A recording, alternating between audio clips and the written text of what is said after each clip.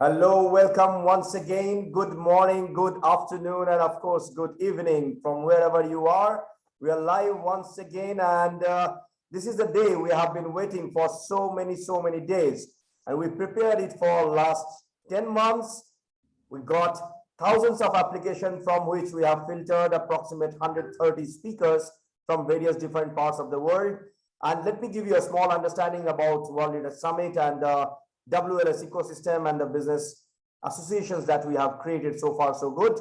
So WLS is actually our ecosystem which is happening for last couple of years, wherein we have got 35,000 business people who have actually subscribed into our portal. And guess what we have done so far? We have created a business ecosystem wherein people can do cross-border business, trading, share their ideas, share their business, share their products, their services. Not only that, several number of people have actually tried to raise funds, and guess what? A couple of them actually successfully done it. We've got multiple different number of partners, collaborators, and accelerators, and we didn't stop over there. We started a program called Ambassador Program. Within that Ambassador Program, we got so many people. We have got at the moment 90 plus countries network. And within that network, we have got around 62 ambassadors who are working closely with us, who are bringing values and giving value to other people and other network. And the object is pretty simple. We are there to help. And we listened. We listened, all of you. We listened, all the good people who wanted to have a collaboration with us, who wanted to have our option to work with us. And that option became multiple different several platforms.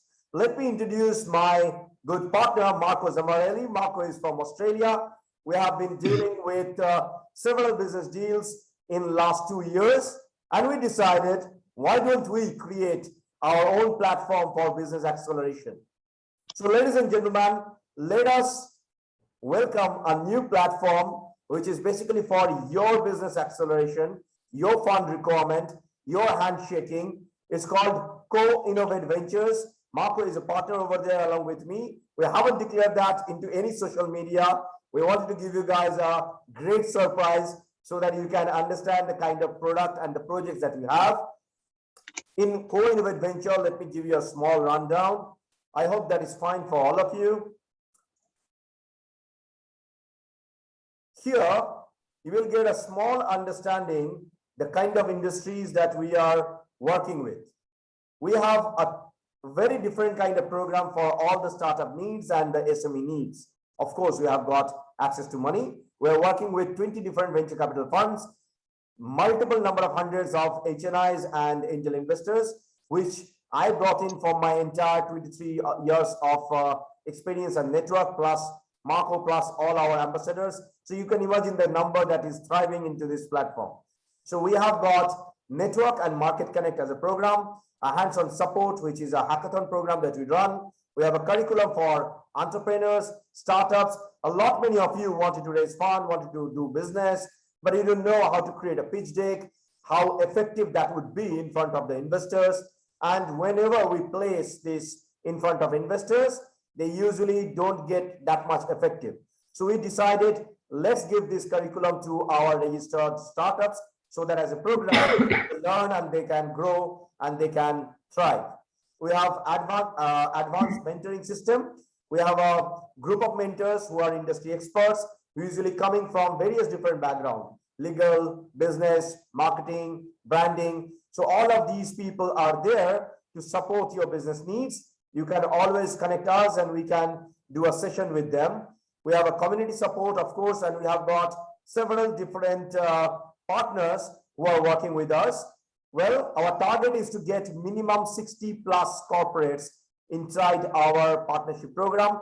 This is completely new, but at the moment we have got all these companies who are there to support each other, be that a cloud network platform, be that a business support platform, be that a digital platform, be that a legal firm, be that a gaming company, or probably a movie production company.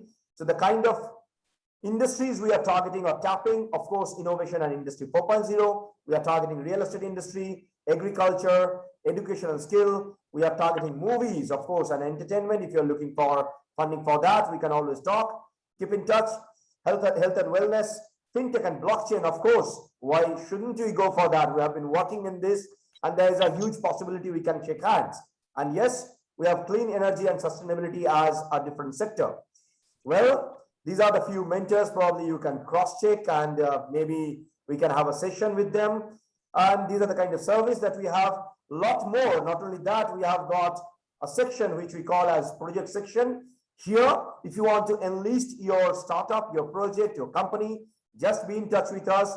We'll be happy to enlist you, and then probably we can grab a couple of people inside this platform so that investors can get in touch with us, and we can share the same information, and we can raise fund for you. A couple of them are already being funded. Let me give you that. There are a lot more, like, of course, that sometimes I look like that. Marco looks like the same. You can cross-verify us. So let's not share only co-winner adventure. This is the right time. Exactly 7 o'clock a.m. in the morning in India. And this is the time I should welcome our first speaker, Elma. Welcome to Leader Summit, Elma. Hello. Well, thank you for giving me this opportunity to pitch on this beautiful event. Very early, I became aware of the nature of reality as divine created fabric, where everything is connected. I learned how to recognize the dots of that fabric through the time, space, and dimensions. The name serenity was not chosen by chance. The meaning of the word is very much presenting the final vision of this endeavor, which I trust most of you in this honorable audience share in your hearts. Serenity is opposite of chaos, which is our ecosystem is unfortunately approaching.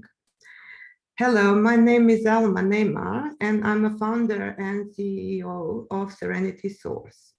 And I managed to connect the dots and by envisioning a sustainable world where intelligent solution and affordable renewable energy is a part of everyday life. With its core of renewable energy production and retail, Serenity Source business is disruptive to the current mindset of energy consumption. This is highly disruptive way that people can use to fix carbon emission and make a profit. We will help harness excess energies which is produced by renewable energy sources like sun, wind, hydropower, and we will redirect it to our customers. Serenity will leverage blockchain, ledger system, and smart contract technology to automate energy transactions and minimize administrative costs. Energy as asset will be tokenized, and information about every kilowatt hour produced along with its origin and nature will be stored on a public ledger through the creation of an ergon carbon tokens as digital asset on the blockchain, providing control and transparency back to the end users. Ergon as a utility token will be used for all payments and internal trades on Serenity platform. Ergon token will be mined whenever renewable energy kilowatt hour is exported to the grid and burned when kilowatt hour energy is imported from the grid. Lowering of carbon emission will be rewarded by carbon tokens. Ergon Genesis intensifies solar installation by allowing users to make money from installing more solar panels and promoting sustainable residential construction towards smart energy net zero dwellings within construction industries. Energy price currently fluctuates depending on the time of the day, as energy usage is higher during peak demand and lower during times of low demand. However, by automating energy transaction and balance demand and production, a very profound event occurs.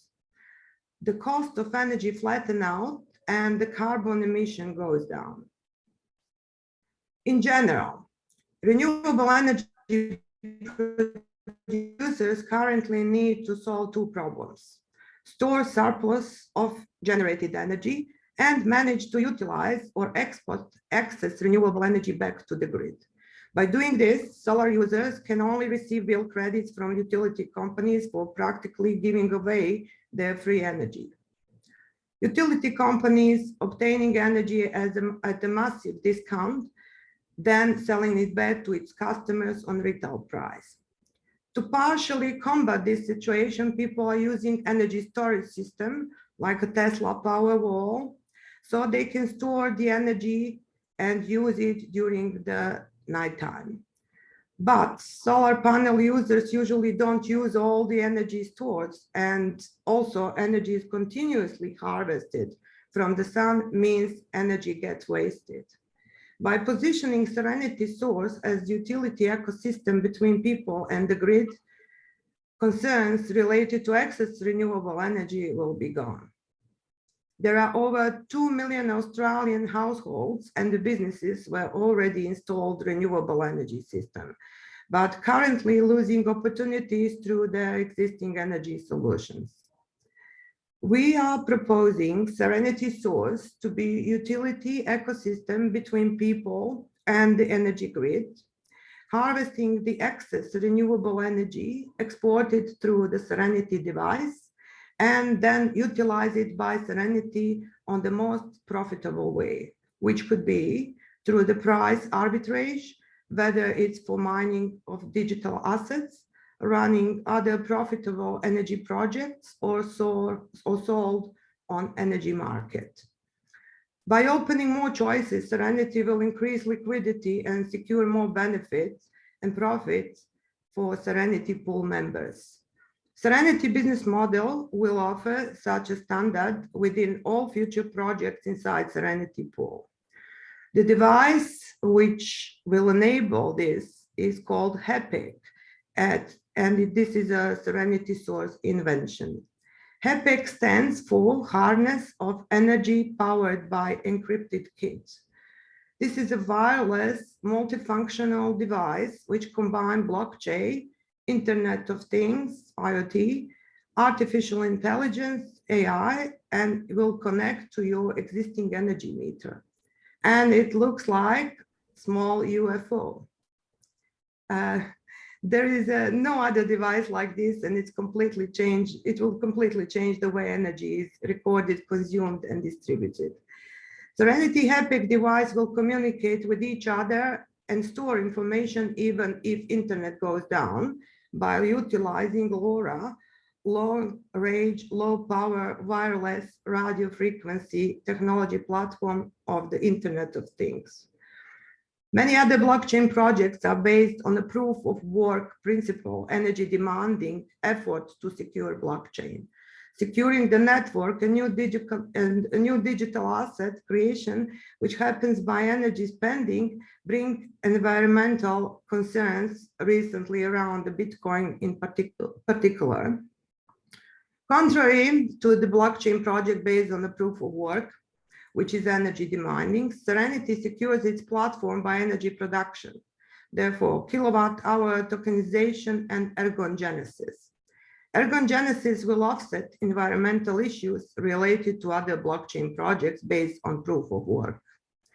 When you partner with Serenity Source, you will get access to a platform which will help over 2 million households and businesses throughout Australia who are already producing energy but missing all of the benefits. As an early bird stage investor and partner, you will tap in on a fair advantage of obtaining very generous return on investment. We will be using the power of crowd of our customer base and helping existing energy consumers and generators who want to earn more and earn passive income while doing something good for the planet. Invest in Serenity Source and be part of energy revolution. Reach us on info@serenitysource.com.au for more information and take advantage of this unique opportunity today. Thank you. Oh my God, you had a 20-minute speaking slot, and this is the fastest speech I actually heard. Yeah, well, this is a summary. Now I can show the pitch deck, share the screen. Is that all right? Perfectly fine. All speakers got that permission. Yes. I can distribute this pitch deck, which is going into the more details. This is like a summary, I think 10 minutes or something. So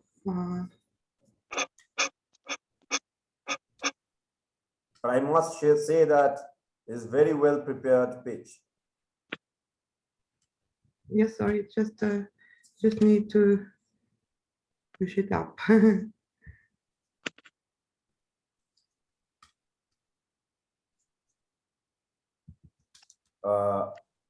It's frozen. How? Sorry.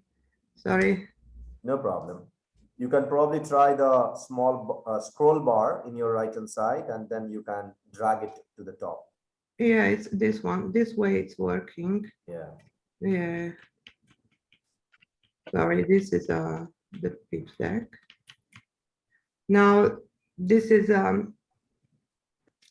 pitch deck. So the company is aiming, as I said, to redefine the way how we deal with energy. The focus is renewable energy sector combined with the power blockchain. We are very ambitious. We want to revolutionize the energy sector in general, and we are not stopping in Australia. We are talking affiliation with the other countries, because the blockchain platform and all other business model, what is in the business model, will enabling us to do that. So we are looking to raise capital in 2 stages. First stage will be $2 million American, and second stage is $10 million American. Now, stage 1, investors will get a return on investment 923%. Stage 2 investor return on investment is 241%. Now, well, as I said, humanities and collision course, we all know we are approaching difficult times in respect to the energy. Now, significant part of produced renewable energy is lost, which is really probably bothering everybody who invested in renewable energy systems, especially in Australia. The government initially promised something and it didn't actually fulfill.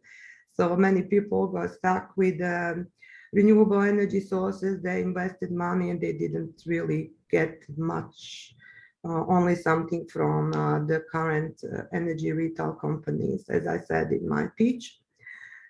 So now what's happening, we have a blockchain which is completely new in its invention, like IoT, like artificial intelligence, and it's really giving huge opportunities to transform, especially in a matter of energy area, transform how people use and how they engage energy and bring control and transparency to end users. It's offering solution for people which is being neglected by traditional system, yes. Energy as an asset, as any other asset, will be tokenized, and information about every kilowatt hour produced along with its origin and nature will be stored on a public ledger. Energy produced locally can be traded globally and consumed locally. This is coming to the point what I'm saying about affiliation with the other countries, with minimized impact to the rest of existing electrical grid, avoiding high voltage, low voltage damages situation, and lowering transmission loss, which occurs over longer distance.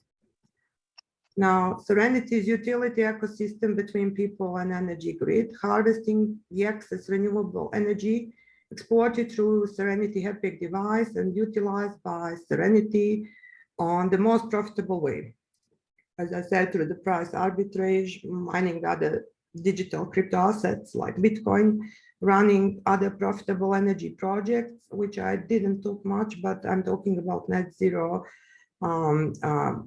developments in housing, in construction industry. And there is another ideas as well, which is coming on board recently. Ergon as a token will offset environmental issues related to other blockchain projects. Now, when you think if this project goes up and running, really in the scale which we want to do, it will really give a significant impact about all of these issues, like those proof of work blockchain projects or crypto is actually producing at the moment, and they are trying hard to minimize it. Serenity Epic will communicate with each other. This is a very cool thing. There is a project also on the blockchain. It's named NEO, and they are utilizing LoRa, low range, low power wireless radio frequency technology platform of Internet of Things. The thing is, everybody's asking, what if internet goes down? What is going to happen? I mean, all these projects will be out of space. But yeah, we've been thinking about that. And what we're aiming to do is actually make a partnership with NEO, which is actually now having its own token. It's a blockchain project as well. And they're utilizing this LoRa, which is very smart. It's not perfect way, but it's smart help initially if something goes wrong in respect to internet. So now we can talk about net zero houses as well, but this is a little bit schematic how we plan to do, like in one single dwelling. As you can see, there is a HEPIC installation next to the PowerPoint entry of the house. Now we have also different renewable energy sources like a wind turbine, solar panels, approximately. We have existing smart meter, which is communication gateway between smart grid and the home. Option is also a geothermal heat pumps, but as a renewable energy source, but I understand in Australia it's a bit difficult in respect to the approvals to do this, but maybe in some area we will be able to do it. Now, energy storage needs to be battery, full backup, power, and peak loads. Water filtration, which is again, we are gaining more carbon credits through all this setup. And yeah, we have Energy Star appliances as well, which we can partner with the companies who are providing that, which is appliances, which is really going into the sustainable energy savings way of development their products. So that's one. Then it's a little bit about blockchain ledger systems and smart contract technology, which is automating the world. And this is the way how we can deal with energy transactions. Energy is the asset, as we said, or it can be tokenized. Every kilowatt hour will be recorded, mined through this device, and then it will be stored on a blockchain ledger, public blockchain ledger. Ergon is a utility token. I already spoke about this. It's used for the payments and internal trade on Serenity platform. It will be created whenever renewable energy is exported to grid, which is not our most preferable way. What we would love to see is create the developments of the net zero houses off the grid. So we can show absolute situation where we can utilize the blockchain and all this artificial intelligence and Internet of Things, and also the power of this there is another invention, which is the rapid building system. Rapid building system is pre-manufactured system of construction up to 3 stories dwellings, and it's enabling us to get actually to tap into the passive house area. which with the installation of renewables system on this particular rapid building system development, we are getting into the net zero energy dwellings and developments. So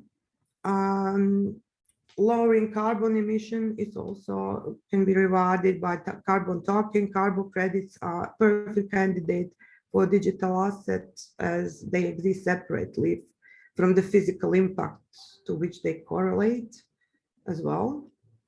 Now, blockchain smart home, this is the area which we are looking to partner with some providers in respect to the smart home appliances and systems. It's the decentralized, again, technology when applied to energy sector. It will enable people to trade energy on Serenity, decentralized trading platform, which we are actually building right now. It's basically the DeFi platform, but you will be able to trade, to farm, to lend and borrow all of these cryptos, which is usually happening on DeFi platform, but it will be portion for the energy and also the portion for this net zero developments. What we want to do is actually digitalize. Other companies done it, but different way. Digitalize a square meter of the net zero house and give it a bit, maybe it could be NFT. We didn't really make up our mind, but it could be token itself. So we increase liquidity this way because we can offer it to the number of little investors to obtain the portion of the house to the token, to the crypto of which is related as to this particular development. And yeah, that's the idea. That's the part of the project. We are working on that right now. Now, inside home, as you know, application of blockchain will accelerate the introduction of Internet of Things, connect smart devices. Therefore, we will measure their energy consumption and distribution. Interconnectivity has been roadblock to the smart technology category for the decade, but blockchain could be the solution for this. This is a major step of moving from individual smart device to fully connected intelligence home. That's what we are talking about. This is not just net zero, this will be intelligent home. So that's the construction part, as you mentioned, Harriet. So blockchain and energy sector can use to electricity tracking for the two purposes: reward for generating renewable energy and carbon credit certification. It could enable collective investment and fractional ownership, ensuring fair and transparent sharing of the revenue. Ability to allow peer-to-peer energy transactions could significantly disrupt the energy sector, particularly by encouraging decentralization. The growth of renewable energy installation can create stress on electricity grid. That's what we know. But by allowing peer-to-peer energy trading and intensifies local consumption at the time of production, blockchain could stabilize the grid, aiding to decentralization. Blockchain is playing key role in speeding up transitions to renewable energy and redistribution of surplus energy generated by small-scale renewables. Now we have some renewable statistics, which says like a portion of large-scale solar is 1.8. This is coming from the source. I cannot see it. It's in the corner of this presentation. But this is a recent from 2019 because of 2020 and this year was unfortunately pretty much frozen in respect all activities because of COVID-19 situation. Now, market research, what we done in general, it's all, again, this is focused on 2017 and further, pretty much 2019, 18 and 19 is similar. You can have a look at that. And also now business model. This is energy retail service on a blockchain. Renewable energy production is our main target. Carbon credit monetization, because people are getting some sorts of offsets from the energy companies in respect to the production of carbon credit, but this is nothing. What we can do as a pool, as a retailer, we can collect those carbon credits and go to the carbon credit markets or approach large polluter who they are asking and they're looking for the carbon credits to actually minimize their issues, what they are doing by pollution. Now, we're developing Serenity DeFi platform, as I said recently. This will be classical DeFi platform, what you can see, plus we will have this energy and housing part on that platform, and everything will be tokenized, and our members will be able to exchange the digital assets on that platform. Then also the projects I was talking about is residential property sales and rent. Then green crypto mining, which can be into the, we can use within that particular development. I'm talking about net zero intelligent home development. And we can allocate the area in the middle of development, and we can position the miners, Bitcoin miners maybe. We will see how we go, but also it's up to the members to make such a decision, because all of our members will be part of this green crypto mining, how we call it. The HEPIC device, it will be really cool thing. It will be non-touchable, measured. It will be able to measure, but not really physically connected. We will engage particular effect, which they call it Hall effect, where you can measure the electricity current by measuring electromagnetic field around the wires, and close to this area, needs to be positioned close to the area, but yeah, that's the idea. So we are talking also about affiliate licensing. Serenity DeFi platform will enable users to instantly generate passive income by loaning out their tokenized asset and generating interest from the loans. Yield farming has the potential for every large returns, but with larger risk. This will allow users to leverage and the lending aspect of DeFi to put their asset to work, generating the best possible returns. Now, what we're talking in a niche market, this is the latest technology, IoT, artificial intelligence, blockchain, renewable energy projects, fractional ownership. This is the stuff what I'm talking about, ownership of the house, like square meter of the house. You can own it, I don't know, for $1,000. You have your token. It will be recorded in a trust in real life through the trust system, and then you can easily exchange on a platform. If you don't want to have it anymore, you can sell it and increase price. So this is like a typical trade. So that's a fractional ownership. So, and we are talking about this future global expansion. I don't know if I will have more time to talk about it, but in general, if interesting, I can be contacted. Now, token economics, Serenity Energy Token is utility token as well.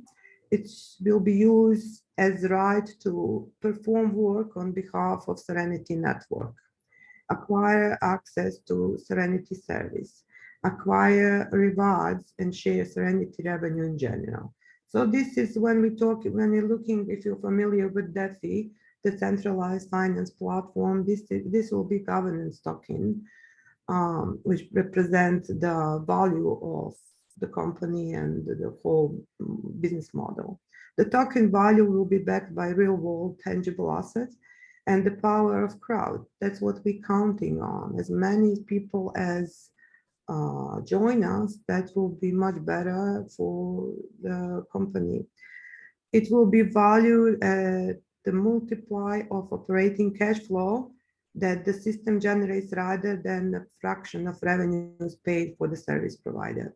Steady growth of the membership and the utility nature of the token will help stronger and constant demand and decrease the risk, decrease the discount rate, and ultimately increasing the token value. Contrary policy through token redemption and burn will increase the value of the token. We have fixed number of Serenity tokens, which is 500 million tokens. It has been issued and at the token generation event. Now there is a proportion what we plan to do with this token. 40% will be sold during the token sales. This is like a usual stuff in respect to the tokens. Now the DeFi platform, which I'm talking about earlier, yeah, that's it. Now operation flow, electricity generation, customer acquisition, customer support, financial management. That will be basically these 4 departments in respect to within a Serenity as a company, how to will operate. Now we have roadmap, very much simplified, but in general. Yeah, Elma, I guess we are overshooting time. This is like. Oh, okay. Then I can share this particular document with you. Yeah, of course. We can then share in the network. And text so my the reason team. I'm asking you to go for the Q&A session because this was set for 5 minutes and we have got. Right, that's all right. Yeah, sorry. Well. Yeah, no problem. Yes. Okay, so Dr. Shubroto is asking, he is from Calcutta, one of our ambassadors into World Leader Summit.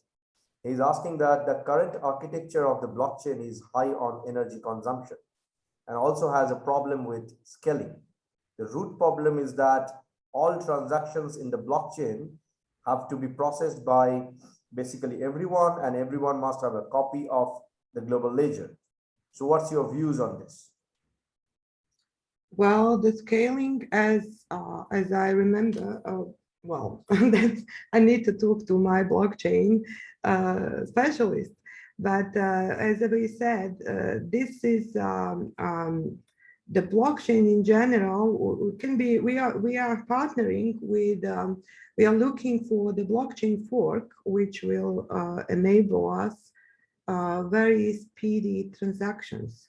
So there is our partner, Russian partner. We have it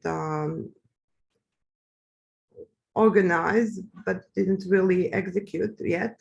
They're providing that solution in respect to the congestion of the blockchain. Now, as you know, because majority of the projects in general, blockchain projects are running on the Ethereum network. Now we have competition of Ethereum network, which is the Binance network fork blockchain, which transaction is much cheaper. And now we have also Buterin and Ethereum network. They are doing this second layer, which they are gradually implementing. So it will be much cheaper. Transaction means gas will be lower and everything will be much quicker, as I know. But I'm not specialist in this area. I can answer the question if you can send me by email in more details by communicating with my engineers. So. Super. So I guess that this is the time that we should call our next speaker, but in any way, I'll try to give you this answer. Frankly speaking, a lot of people are talking about consumption of energy into blockchain. Well, blockchain is a new technology, and that's the reason probably people are asking so many questions. I would love to ask them a very simplified question in a different way. How about all the existing banks who are actually turning on their computers and utilizing the energy? It's the same. So when banks Yes, started their operation, it but as actually I highlight, sorry to interrupt, but as I highlight the how we will doing our business model and how our blockchain, we can at the end of the day, we can make our own fork of the blockchain from the Ethereum blockchain. So it's just another pathway how this can be done. But in general, we are not going into the consumption of energy. Our token and our ergon token is produced when energy is created. It's genocide. So genesis of ergon is creation, and it's when energy is created from the solar renewable sources. That's what I was talking about in my first part. So it's not something which is, as I said, the ergon token will be it will do the offset in general of environmental issues related to other blockchain projects. But all these blockchain projects you're talking about they're based on proof of work. That's the difference. So they are using amount of energy they're using energy. What we're doing, we are producing energy, and that's how we create mine our token, which is opposite. super, super. Elma. Hi, Elma. It's Mark. Yes, Mark, hello. Good. Just a couple areas. When you spoke about the types of energy, alternative energy, you mentioned solar and wind. Is there any other alternative energy that you guys are looking at in the future? Yeah, absolutely. There is a different area you can do also, as I mentioned, this hydropower, but it depends on location. Also, there is geopower, but I understand in Australia it's a bit difficult in respect to the limitations of the councils, and if you can do it, if you can dig deeper in the soil. So that's another option. We are looking at different as well. There is a hydrogen power, which I actually came across recently. It's interesting project itself. So we will start talking about that one as well. So could be different power. What, Mark, you have on mind? No, I was just looking at your applications and your technologies. You spoke extensively with blockchain and artificial intelligence, but the two that you mentioned, wind and solar, are currently alternative energies that are utilized right across the globe. And as you know, there's different technologies coming to the table. You mentioned hydro. There's other types of technologies that are looking at to enter various parts of the globe. So I just wanted to see where you guys were thinking, if you could add other technology. Absolutely, we can add it. We are not limited. It could be any renewable energy source. So we are looking, we've been looking, excellent project they done in Turkey, this company with the little turbines, and they positioned them in between the lines on the freeway. So the wind of the cars, which is passing by, it's moving those turbines. It's very cute, and I think it's a smart project. Just my next question, Elma, just my next question. So I'll just be quick, Ajit. Now you mentioned the home and the area. You looked at every individual house and coming together into sort of collective space. Does that mean that you're looking at obviously implementing your technologies and serenity in the cities? Would it be better in the regional areas? What are you guys thinking? Well, it can be applied to existing buildings, existing dwellings in the cities as well. Now we are negotiating with one developer group, which is tapping into the market. The government gave initiative for self-managed super funds recently. They're planning to build about 2,000 dwellings but it will be probably like what I'm saying, eco villages area. Now I discussed with them and presenting the project, they got interested, but because of COVID, we got frozen in all discussions recently. I hope it will continue. The idea is to create off-grid developments like 40, 50 houses, and these houses can be also tokenized as tokenized asset, the square meterage of houses, which is fractional ownership, which I'm talking about. Plus they have these energy sources, renewable energy sources, and they will have our HEPIC, which will measure everything which is happening in respect to the energy. So we are talking about that one. As I said, I have potential with these 2,000 houses, which will be great. But obviously we need to do first pilot projects and continue in discussions. Thanks, Elma. Thank you very much. Thank you, Elma. Thanks, welcome, Marco, for all the question, and thank you, Subroto. Let me welcome our next speaker, Preeti. If you can just turn on your audio and your video, it will be great. Super. Thank you so much. Thank you, Elma. See you soon. Okay, probably let me repeat once again. So we have a platform which is a basically business collaboration network acceleration model and a funding platform called Co-Innovate Ventures. We started this very recently. We would be more than happy to check your startups or probably new ventures that can collaborate with each other, doing the cross-border handshaking just as a business acceleration model. Looking forward for all your support. So let me welcome our next speaker, Preeti. Preeti is actually from India. She runs an amazing company called LinkedIn Local. She's a hustler. She's actually a network builder and works very, very closely with startup ecosystem. Preeti, the stage is yours. Welcome to Leader Summit 2021. Thank you so much, and a namaste to everyone from India, and hello to the rest of the world.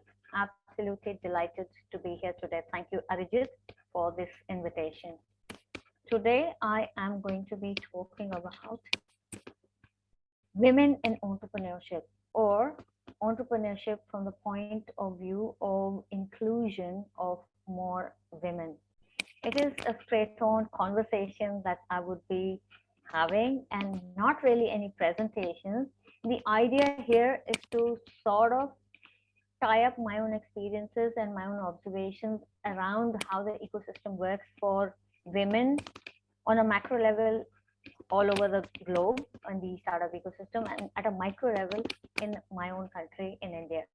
The first things first, I would like to start with a statement that I 200% believe in, that being entrepreneurship has no gender. That being said, all the data that comes out of a lot of studies is contrary to this, but I would still hold to this statement and I will come back to it in just a little moment. Excuse me.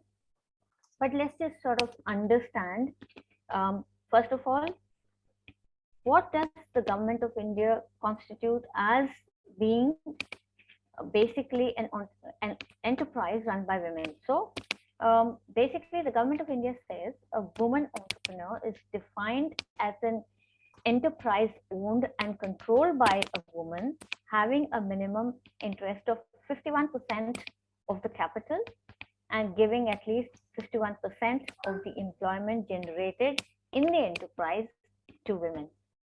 So that is what the government of India has to say. By and large, the definition would be almost similar in the rest of the world as well.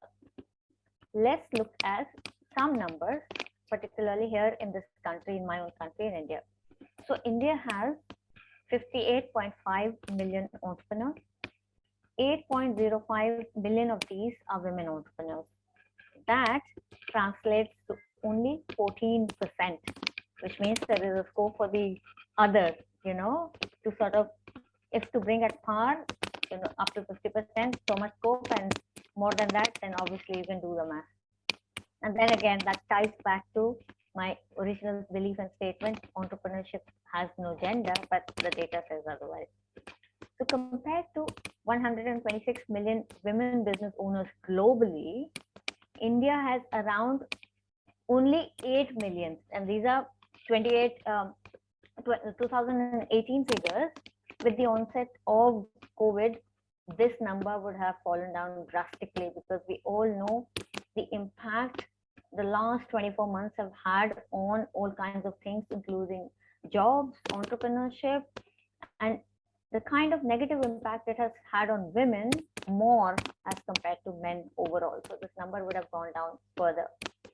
A recent survey conducted by technology major Dell and consultancy firm IFS Markets ranked only two cities, Bangalore and Delhi, as the 40th and 49th position in top 50 most favorable global places for females to work, which means, again, there's a huge scope around how and why more women need to be sort of included in this entire conversation. Now, let's look at why do we need women entrepreneurs in the first place? I mean, it's a no-brainer, you know, how we all go about. There is no diversity without inclusion. And obviously, with the inclusion of more women, you include 50% of the voice of your consumers, vendors, partners, and all the rest of it. And imagine with that kind of diversity in thoughts, clarity in thoughts, the kind of impact that you can create, whether you are an entity which is into the startup or if you're a corporate entity. Another thing that women bring to the table are clarity of thoughts and a firm drive to do things. Women, as we all know, are great at multitasking. 58% of their strength is this very skill, multitasking, which means, and traditionally also we have seen in all kinds of environments, not just on the home front, but if women are working into the corporate field, or if they are into the startup ecosystem, they not only manage their own enterprises and jobs, but at the end of the day, also the home, which means the children, a major part of most of the household chores, at least still in the Asian part of the world, still falls on women. Things could be slightly different in other parts of the world, but I don't think by and large to a large extent, you know. So that is something else that women bring to the table. Also, women are masters in the art of communication skills. They are great negotiators when it comes to sort of breaking and making deals, you know. When surveyed, 67% of women said that they are great communicators, and time again, quite a few examples in the corporate and the startup ecosystem world have proved when great deals have been brokered by women. So this data is sort of self-explanatory. Also, women bring a lot of creativity to the business. Now, with the out-of-the-box thinking, not just linear, but sort of, you know, like pendants, like a hub and spoke model. So the central idea remains the same, but they sort of go all over the place in terms of looking at options, looking at things that can be said differently and done differently. And that is why a lot of creativity is brought onto the table as well. Along with that, the softer skills that women do bring to the table in any business or a corporate environment is intuition and sensitivity as well. I am not discounting the other genders towards this, but I would say genetically and psychologically and everything else, there is data to prove that women bring much more of intuition and sensitivity to the table. Another thing, and I think this is extremely important, especially in the startup ecosystem sort of space, usually it is seen that women are lesser defaulters when it comes to loans and capital, etc. I think that's something which, again, in the last 24 months is an area of concern, and that is where also women sort of pitch in and sort of help in maintaining the balance right there. And last but not the least, I think women are very high on stakeholder management. Now, that can also be seen in our homes as well. You know, when they negotiate with the children, less of TV and a balance between study and TV, eating better food versus junk food. All of those negotiation skills and stakeholder management comes into play. That gets translated into the entrepreneurship ecosystem as well as corporate journeys as well. Now then, all hunky-dory, and you know, this is how it ought to be. But there are obviously certain obstacles as well when it comes to everything cannot be all rosy without any thorns. I think the largest obstacle that we women face into starting out or doing anything for that matter, especially here in my country, is familial support. In a traditional patriarchal kind of a society still prevalent in India, there are different sets of parameters for boys and girls. And it starts right from the home, wherein right from the kind of food to the kind of education to the kind of opportunities are actually not equal.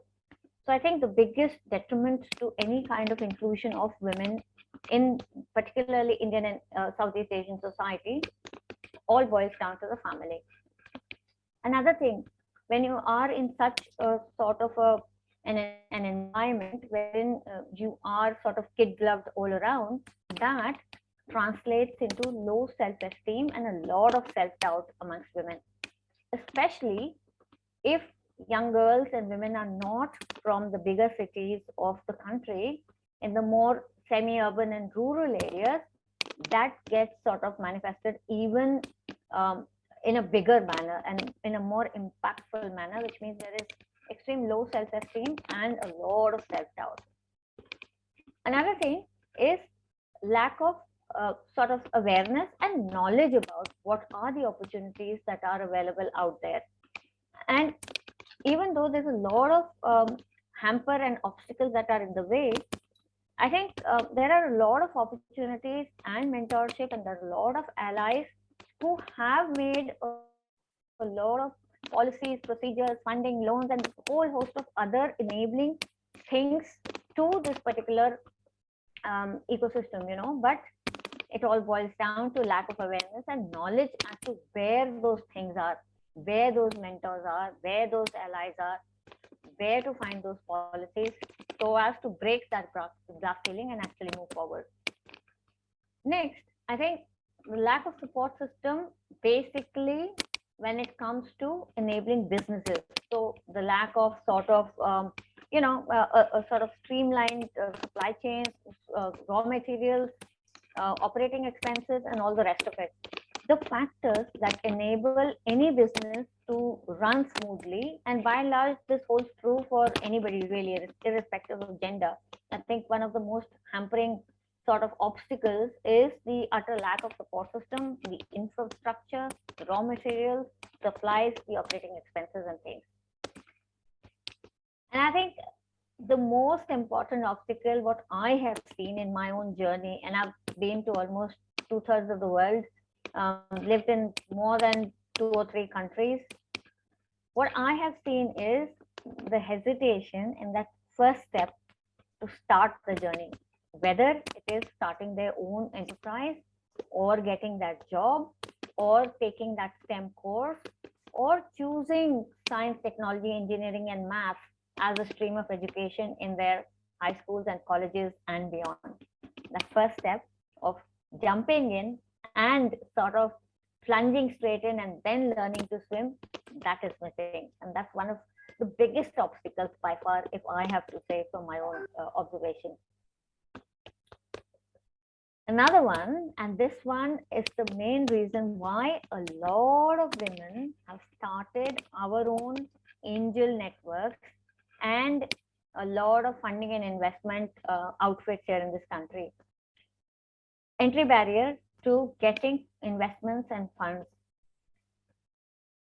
The traditional sort of mindset of founders and not founders, I would say funders is still more patrilineal. So there are definitely more entry barriers for women to get money for running their enterprises.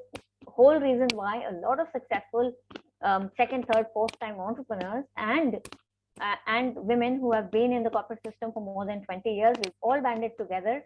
And what we are doing is we are giving out these micro investments to up and coming young girls and women who actually want to do something and start something in their own lives. And on top of this, there are many other conscious and unconscious biases that also put in a lot of speed breakers into that smooth journey for women, by and large, generally. Couple of things that I would like to add from my own experience, like I said, of being from India, that somebody that has lived in Indonesia, so that's again a society wherein a lot of women are into the ecosystem of starting their own journeys. 8 years almost in China. Again, it's a more patriarchal society, but women are almost on an equal footing, not by virtue of having things handed down to them, but by virtue of their grit, their determination, and their fight. I think by and large, women all around the world are the same. I think it all boils down to us to actually make things happen for us, ourselves, and our tribe. But there are a lot of people, a lot of allies out there as well, and there's huge number of sort of steps that have been taken by all these networks and these enablers that are coming to the fore to sort of help and enable the women in whether it's the startup ecosystem or it is in the corporate world. Another thing which I think leads to our own success is taking people with us and walking along, rather than climbing that ladder and just leaving the people behind us. It is better if we actually take people with us, and that is especially what I have been doing in my own life ever since I came back to the country from China. I am from center of India, a small city called Jabalpur in Madhya Pradesh, primarily an agrarian sort of province here in India. But now the startup ecosystem is really looking up. So I said, okay, what I am going to be doing is I am going to be looking at inclusion of more women as funders and founders. I'm going to make sure that women are up to speed in terms of branding themselves, their personal branding, their networking, their relationship building. So I do a lot of pro bono stuff to sort of be able to raise everybody and bring everyone to the same level. I think that is what is required. If we ourselves have been there, done that journey, then it is time for us to sort of give back and make things happen rather for others. I think with that, I will rest my case, and I want to come back to that one belief of myself again. Entrepreneurship has no gender, even though the data says otherwise. But for me, the day will be when, at least in the startup ecosystem, we have 50% founders as males and females both, and not 14% women currently that are in India. Like I said, likely to have fallen more, maybe 11 or 12% at this point in time. Thank you very much, and the floor is open for any observations, questions, comments. More than happy to talk to you. Thank you, Arjit. Thank you. So we have a question from Dr. Subroto. He is one of our ambassadors from the Indian part, mainly in the education domain. What is the difference in women entrepreneurship ecosystem in developing and developed countries? Does the development stage of a country influence women to start up? Very good question. Thank you, Dr. Subroto, for that. I think, like I briefly touched upon earlier, I think the only difference I would see is the awareness level sort of goes high in developed nations versus the low level of awareness and equal opportunities when it comes to developing nations. I think before we start saying and doing things, if we make that one small change in ourselves, and if we as people of means and of privilege, whether we are men, women, whatever, whoever we are or whatever we identify ourselves as, if we say to ourselves that I'm going to make a difference to one person today and bring them at par, I think that is what is needed here. It's a whole attitudinal and mindset shift. I'm not saying that it is absolutely fantastic for women in the developed countries as well. We have seen the pandemic has brought all of us to our knees. We have seen stories coming out from the US, from Australia, Europe, and these are all developed nations. But it's not all sort of, hunky-dory and rosy for women out there as well. But like I said, the defining factor, the differentiator is awareness and the opportunities that are made available to women in developed countries versus what is available to the women in developing countries. And one thing, Dr. Subroto, I think rather than waiting for the change to happen, if we ourselves be the change, that is when something beautiful can start. Thank you for that question. Totally agree. Thank you, Preeti, for all the amazing thoughts here. And of course, talking about women entrepreneurs and talking about the equal opportunity. To be very honest, we have a council in our ecosystem.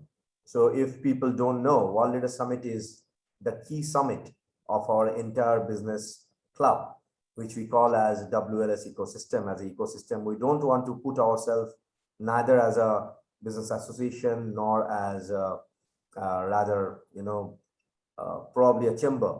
We want to call ourselves as an ecosystem because we enable, we catalyst. And here we have a specific community, a specific committee, rather, I would say, which is on women entrepreneurship and women empowerment. So we'll be more than happy to have anyone who is willing to add value, give value, and get value into the ecosystem. With this note, probably I'll open the floor for Q&A if someone have got question, but please keep it short within 5 minutes. We are already running 10 minutes late, and Preeti ma'am is like right on time as always. I know her for quite a number of time. So she is punctual. So if you have any question, please feel free to ask, else I will open the floor to the next speaker. Yeah. Preeti. Thanks, Ajit. Preeti, you mentioned that you traveled to China. So what's your view with various areas of the world? We heard a great question before, but have you got a target for your ecosystem? Are you targeting a particular country? Are you looking at working in a particular region? Where is your ecosystem going to start? And where do you think you could obviously, work towards, throughout the years that you run your ecosystem? And first of all, congratulations. Thank you, Marco. I think the place that I would want to be now at is my own country, India, because that is absolutely heaving with a lot of opportunities, and that translates into a lot of stuff that can be done to make things, make it a place which is great for everyone. So you touched upon me being in China earlier. I think the two societies, India and China, are pretty similar in terms of thoughts and in terms of the history, where we come from, the ethos, the culture, and all the rest of it. The difference which I see in the women from the two sort of countries is basically Chinese women are actually not shy to get their hands dirty. They jump into things and get things done. They make their mistakes, they pivot, and then they move on. Whereas here in my own country, I think because of the environment that is at home and at school for women and young girls, I would say by and large, and I wouldn't sort of bracket it to just women and girls, I would say by and large, risk is something which we are really not that keen on. We are quite risk averse. And from there stems, I think, all the sort of pathways and places that we want to go to. But coming back to what you have said, I think I'm really excited. My geographical domain of work right now is here in India, in the MENA region, so Middle East, North Africa, Southeast of Asia towards Australia. Also because India and Australia share a beautiful relationship. The trades are open. There's absolutely a lot of cross-border business that happens between the two. So I'm really excited to be in this space, in this time, in this moment, here, right now. Thank you. Thanks, Preeti. One last question from Subroto again. Is women entrepreneurship an issue in developed economies? Say again, please. Is women entrepreneurship an issue in developed economies? Oh, I would not know why Dr. Subroto would say that. I think the more diversity, the better it is for innovation, the better it is for the general economic sort of environment of a particular country. The GDP sort of starts seeing a lot of difference and change. So I wouldn't say it's an issue. I think it is something which is evolving, and as members of a particular economic ecosystem, I think all of us contribution is only going to take it to the next level. So I do not see it as an obstacle. I see it as an opportunity, and especially here, if you talk about our own country, which is India, I think an opportunity to reach that a few trillions economy by 2025 or 2030. So not an issue, always an opportunity. Thank you, Dr. Subrata. Thank you, Preeti, for the great insights and the beautiful speech. Well, with this note, let me welcome Sumit. Sumit Agarwal is another ambassador for World Leader Summit, but this is not his only description. Sumit runs an amazing PR and media communication company called PR Signal. He has been featured in Forbes India and multiple publications. And Sumit is a very near and dear brother to me. That's probably the more convenient way of welcoming him into World Leader Summit. Sumit, welcome to World Leader Summit 2021 once again. Thank you, Arjita. It's a pleasure to be a speaker again. Pleasure. Floor is yours, Sumit. So we are all waiting for you. Today, I'm here to talk about diversity in media. But before I begin talking on my topic, I would like to tell you, those of you who know me already know that I was born with cerebral palsy. I'm not supposed to be alive today. I was born in 7 months, and the doctor said either me or my mom will survive. Fortunately, both of us survived, but I was impacted with developmental brain damage. What this basically means is that I cannot use my brain or body like the rest of you. But here, today, I am managing to speak to you right now because of my grit and perseverance. Today, we live in a world which is diverse, which has no boundaries, which is run by technology, and which has collaboration projects from leaders all across the world, joining hands for a particular cause. But if we look at certain sections of the communities in the world, certain sections like people with disabilities, we are still lagging behind and they are still underrepresented. According to some studies done by the United Nations, people with disabilities occupy 15% of the world population, which is roughly equal to 1 billion persons with disabilities. But even in the 21st century, even today, if we look at developed countries as well as developing countries, people with disabilities are underrepresented. They are not given adequate opportunities, be it in any sector, technology, entertainment, media, agriculture, IT.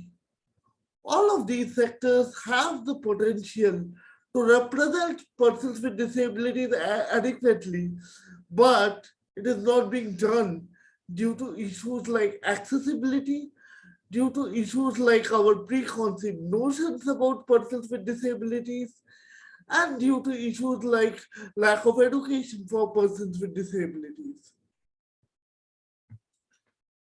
All throughout my life, I have questioned myself that why me? Why did I need to be a person with a disability? But in a country as diverse as India, where I'm from, I've seen cultures coexist and live in peaceful harmony. In India, there are 29 different states with very different cultures, with their own set of values. But when it comes to persons with disabilities, we have our preconceived notions that they will be able to do this, they won't be able to do this. Let them do this. Let us have special schools for them. Let us have certain set of job reservations for them because they won't be able to do anything else rather than, these set of jobs. But I have certain doubts about that. Is it not our fundamental right to choose our own job? Is it not our fundamental right to get educated?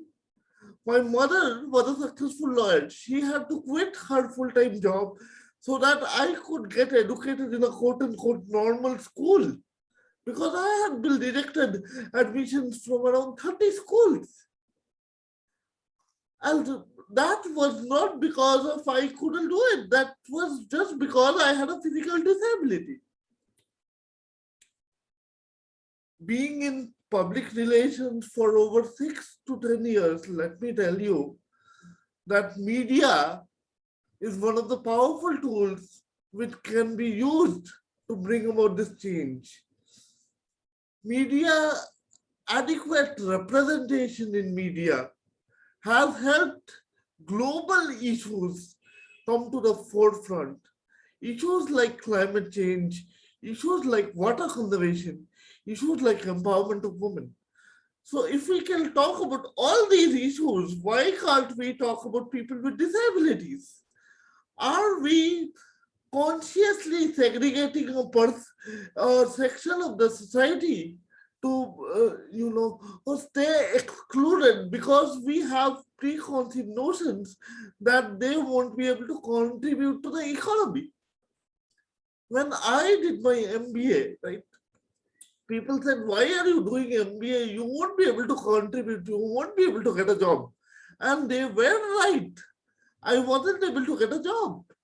And then I decided to start my own PR company because I had a notion that through media, through awareness, I can bring about a change. And that is what I'm doing today. Media has been adequately representing other issues. But when it comes to persons with disabilities, there's a history of representing persons with disabilities as victims. If we are not displayed as victims of fate, like we are the people who are suffering constantly, if we are not displayed as victims, we are displayed as heroes, inspiration for other people, even for doing normal tasks which we are able to accomplish. And people in the media tend to choose our challenges for us. There is a movie called Forrest Gump, right?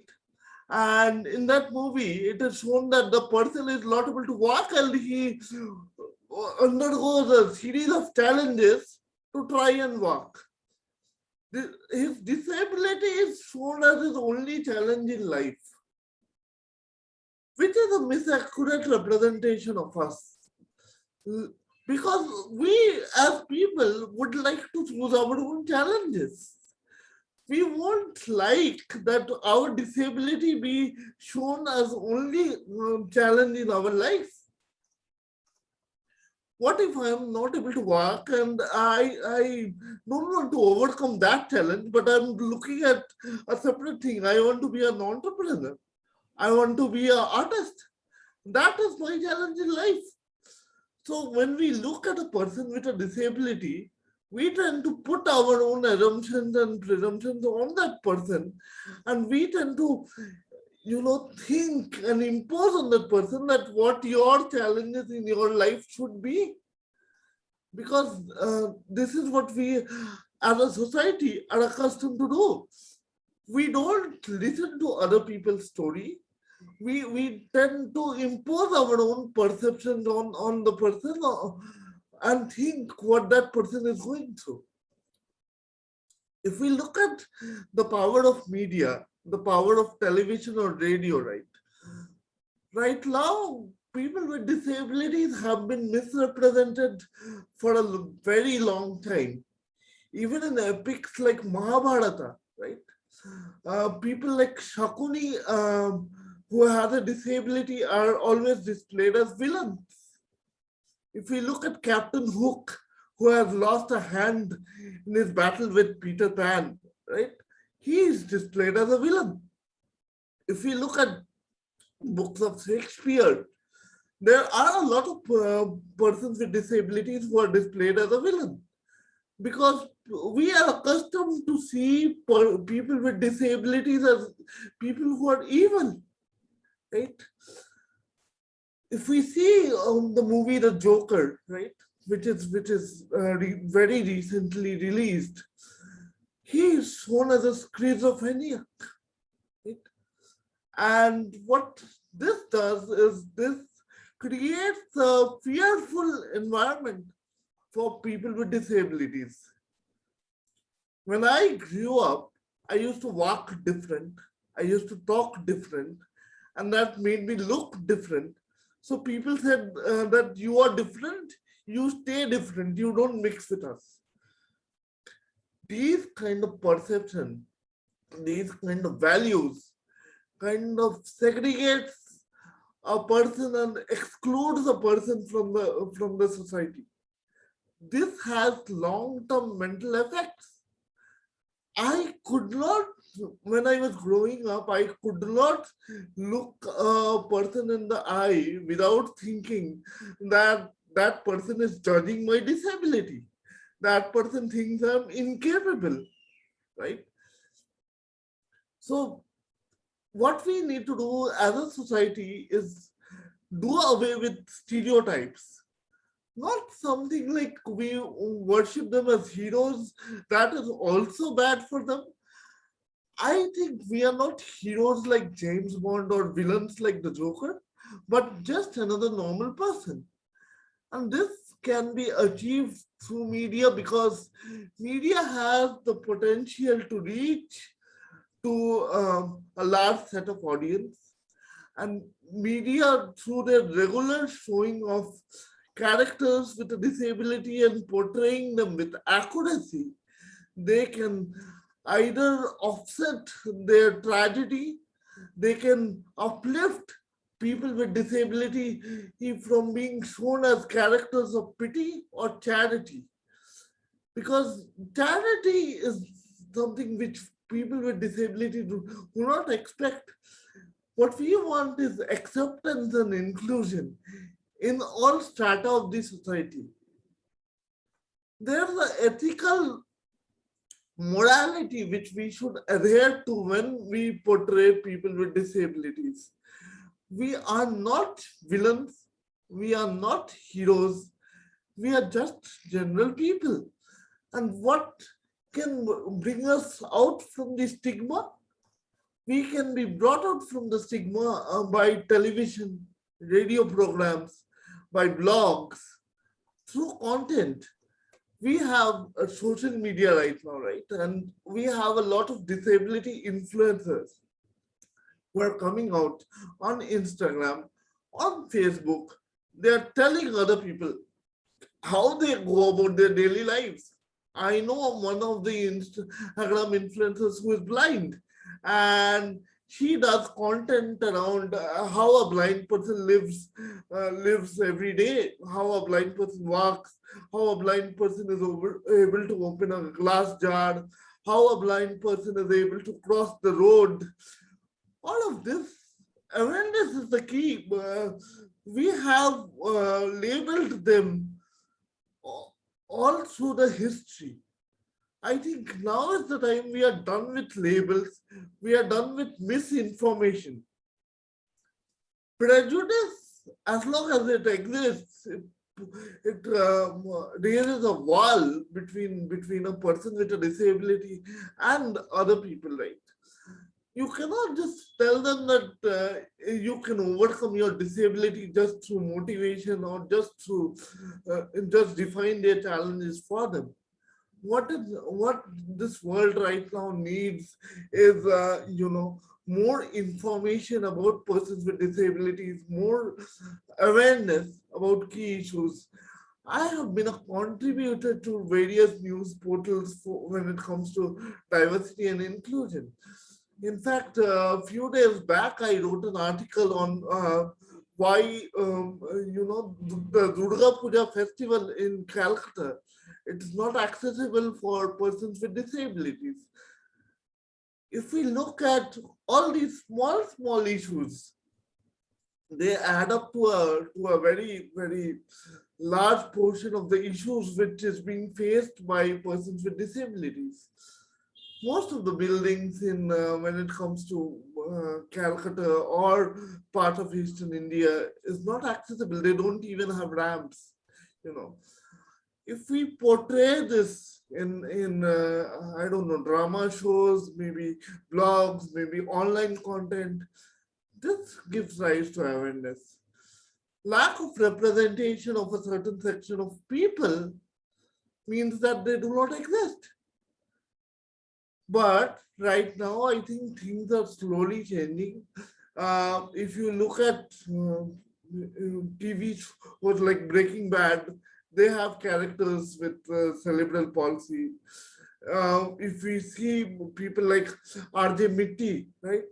He is a very popular RJ with cerebral palsy, right? So people from all sections of the society, when they come together for a particular cause and bring their experiences with them, this can add up to a resource which can be used to guide other people with disabilities. There, according to the 2016 Rights of Persons with Disabilities Act by the Government of India, there are 21 types of disabilities, right? Even acid attack victims and persons with dwarfism are included. And everyone in these 21 types of disabilities, they have different requirements which they need to be able to live their life to the fullest. We are not just talking about basic rights. Now people are done with basic rights. Basic rights people were concerned about during the industrial revolution, right? Now is the age of information where people is more concerned about their quality of life. If you look at TV shows like Special in Netflix, right, where it deals with day-to-day activities of a person with cerebral palsy, these shows enlighten us on the kind of stereotypes that a person with a disability undergoes every day on their day-to-day lives. Like, for example, whenever I used to travel somewhere, right, people used to tell me, even during Durga Puja, one of the police officers a few years back, they told me that if you're not able to walk, why did you come out? Right? And I was just shocked. Like, what are you trying to tell me? If I am not able to walk, I should just stay at home and quarantine myself. These small issues are able to, when they come to the forefront, are able to enlighten lives and make other people aware of whatever I go through. Let me share a few personal stories, right? Whenever I went to a temple to visit, people told me that, you are coming to God to ask forgiveness for your sins, to ask forgiveness for whatever has led to this. And I used to just stare at them and tell them that I am not coming here to ask forgiveness for the sins of my past life. How are you so sure that this disability is because of the sins of my past life? These things, when portrayed across media, brings more diversity. Diversity is not only about women empowerment, diversity is not only about Black Lives Matter, but diversity is also about persons with disabilities.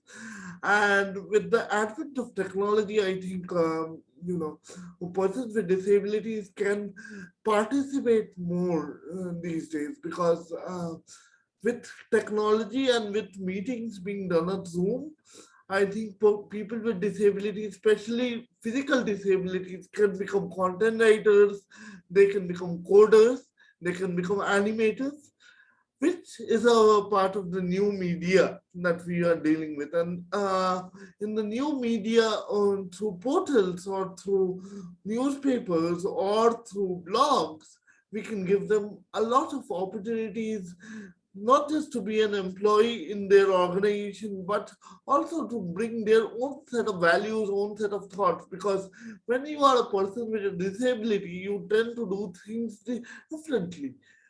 We are innovators. People with disabilities are innovators who tend to overcome challenges in a different way because their body has certain limitations. And if we are able to adequately portray these things through television, these things through educational content in the media, I think we will be able to have a truly inclusive world. Now, what do I talk about when I talk about true inclusion? True inclusion deals with making people learn young, right? For example, if we see the movie called Finding Dory, the fish has a kind of a disability where they forget what they are doing. So children are able to raise questions like what is wrong with the fish and what they are doing. Most of the time when I have gone to give speeches in different schools and colleges, basically there are a lot of teachers who have told, please do not ask questions about their disability, you will just make him feel uncomfortable. But my perception is, unless we are asking questions to be inclusive, how can we be truly inclusive? Inclusion is in all forms. It's in cinema, it's in TV shows, it's in different content. When we talk about cinema, inclusion in cinema, the inclusion doesn't stop with only Black Lives Matter and Black Panther.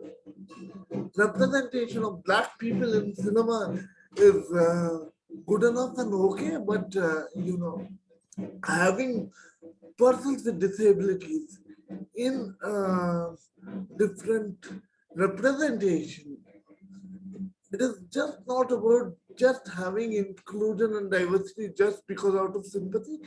It is just because of we are losing out trillions of dollars every year just because a person with a disability is not able to contribute to the GDP of their respective countries. When we talk about inclusion, we also talk about the growth of the economy as well. Because when a person with a disability is being given the chance to contribute, it contributes to his dignity, it also contributes to his confidence. At the last, I want to say that when we talk about people with disabilities, we always talk with a charity or an empathy mindset. It's high time we change that. It's high time we don't see diversity and inclusion as just a checklist on the organization's agenda. People with disabilities can do great things. If we look at Helen Keller, if we look at Einstein, if we look at Stephen Hawking, if their contributions are taken out of the world, we will set the world back by 1,000 years, right? So I think it's high time people with disabilities are given enough opportunities in technology, in animation, in media, in blogs, in form of writing content, to bring to their table their values and their perceptions and the voice for their opinions, because this will result in a truly inclusive world with a growing economy. Thank you, World Leader Summit. Thank you, Orijita. Thank you so much, Sumit. It was beautiful, really amazing. But to be very honest, before we go for Q&A, let me tell you something, or to the world rather.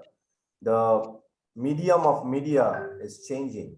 It's not stick to nowadays in newspaper or in only a TV news. So if you really want to repeat yourself or probably be very, very active, social media plays a really vital role, including all other channels like blogs and digital media. That's the future that's coming up. And when I'm talking about people like Sumit, I think we know each other. I forgot for how many years, really speaking, we know each other and we treat ourselves as brothers. It's not about disability, it's about different abilities. And trust me on this, people like Sumit, they have got more brains and more activities that we can ever think of. We have our body, which is probably working in a different direction, different way. But when you have some part in your body which is more active than other part, it gives more abilities rather disabilities. Coming back to the question, well, there is a question from one of our audience, Albert. Thank you for the question. Sumit, thank you for your great, passionate presentation. Do you think that the developing world is more difficult to accept physical diversity than in the developed world? If yes, then why? Definitely, because when we talk about US, when we talk about economies like US and UK, the policies were implemented at a similar years. US implemented persons with disabilities in 1992, and India implemented the act in 1995, right?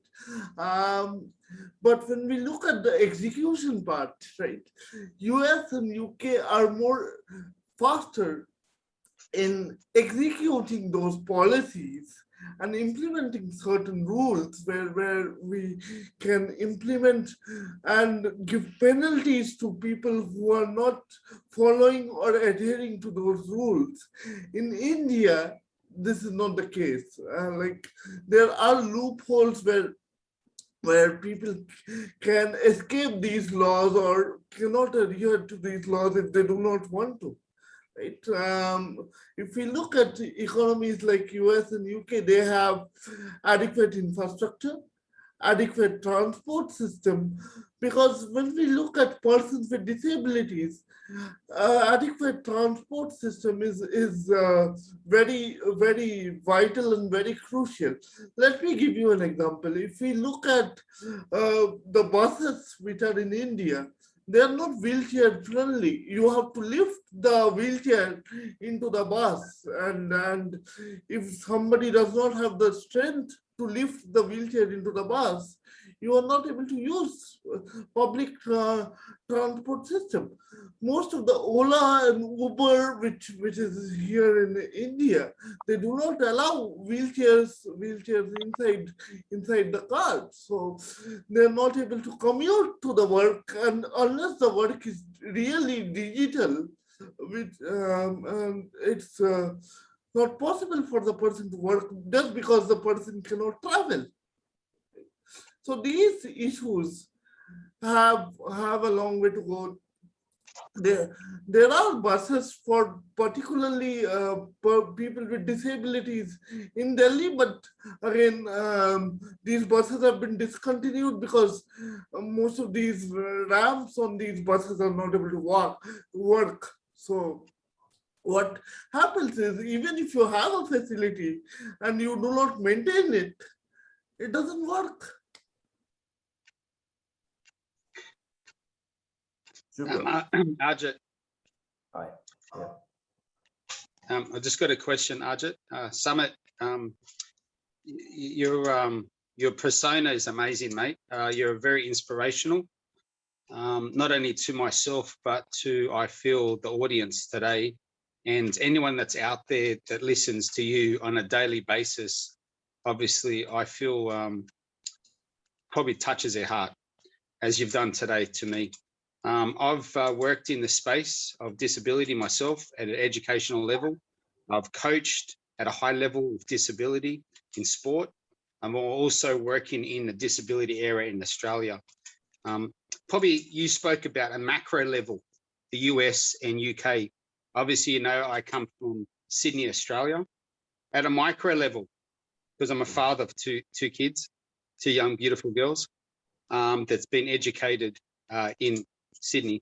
So at a macro level, what's the types of behaviors do you think fathers and mothers out there, guardians, in different types of relationships we have across the world, what types of values or mannerisms and behaviors should we exhibit to future generations? When I talk about particularly persons with disability, right, caregivers are a very neglected community, right? Because when we talk about persons with disabilities and their families, particularly their families, I'm not speaking in general, but specific to the families of persons with disabilities, the caregivers undergo a lot of stress because they have to, additionally, apart from doing their job, they have to take care of a child or a son or a daughter with a disability, which takes a lot of toll on their minds, because taking care of a person with a disability is in itself like a full-time job.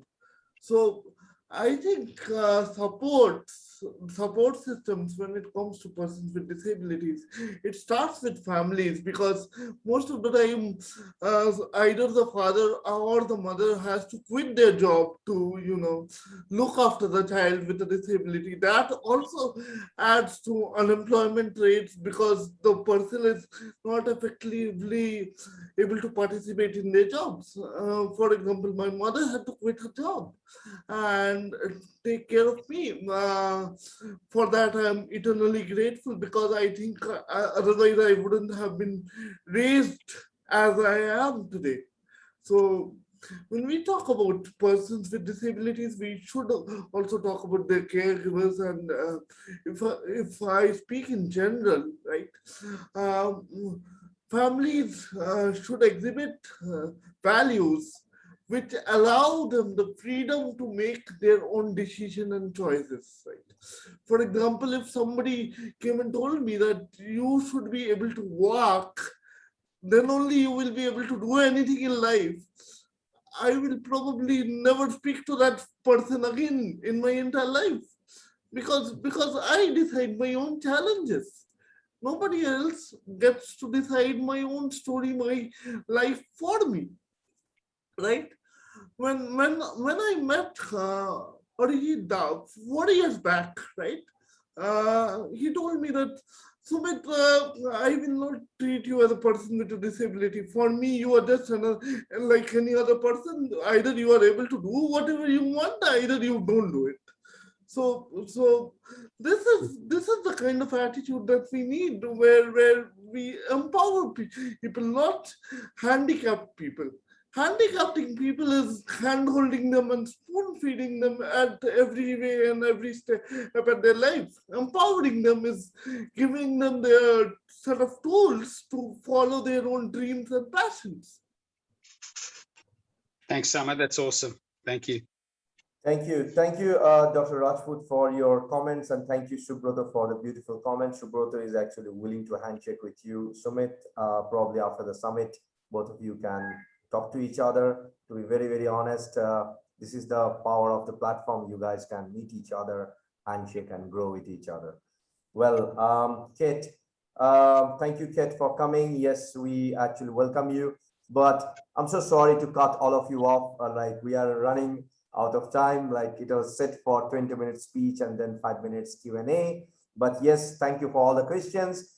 Let me welcome our next speaker. He's from Australia. And of course, his name is Dixon. Dev is director at Alliance Z, and he's a speaker in the World Leader Summit, have been supporting us and for the good cause. He collaborated with us into Co-Innovate Venture as one of the partner for growing the business ecosystem as an acceleration model. Welcome to World Leader Summit, Dev. Oh, thank you so much. It's a pleasure to be here, and thank you for inviting me. It's an absolute pleasure to come onto your platform here. Yeah, well, I guess I'll just drop. I'm going to talk to you guys today about a little bit about the harmonies of business. As you guys sit here today, I'm betting that all of you have a song in your head or had a song in your head at some point in time. Some of you reciting the lyrics and saying, "Oh, this is great, I'm loving it," and you're going on about the lyrics. Others are groaning, "Oh, I can't believe I can't get this song out of my head."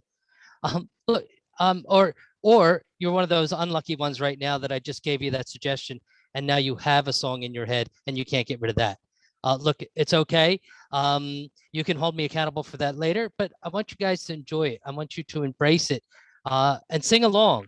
But those of you that you know who you are, just keep your inside voice on those songs for a little bit. But I am Dave. My name's Dave Dixon. My company is Alliances, and I'm all about aligning businesses, connect, and joint ventures, and to grow through aligned partnerships. And for the next few minutes, I'd like to take you on a little journey, a little musical interlude, if you might, where those harmonious tones you're hearing are a prelude to the building blocks of business. And we're not talking about the business of music. Some of you may know I actually have a music business degree, so I know what that's all about. But and it's also not about those songs that the salesperson would do, which is going to play to hype themselves up to get into a sale.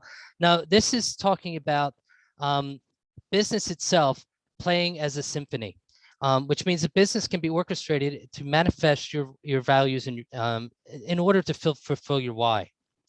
So let's consider music and songs are designed to invoke an emotion, and we assign it a state of mind. When we hear a song in a particular instance, we are invoked into that emotion with that song, and we have that lays in a place in our bodies from whatever we hear that song again. So it brings up that emotion, whether it be sorrow or joy, even tragedy to triumph. But music is written in a way to make you feel something.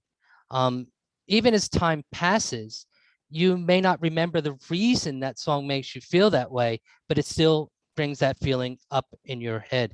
And it does it every time you hear it. Excuse me one sec while I take a drink of water, okay?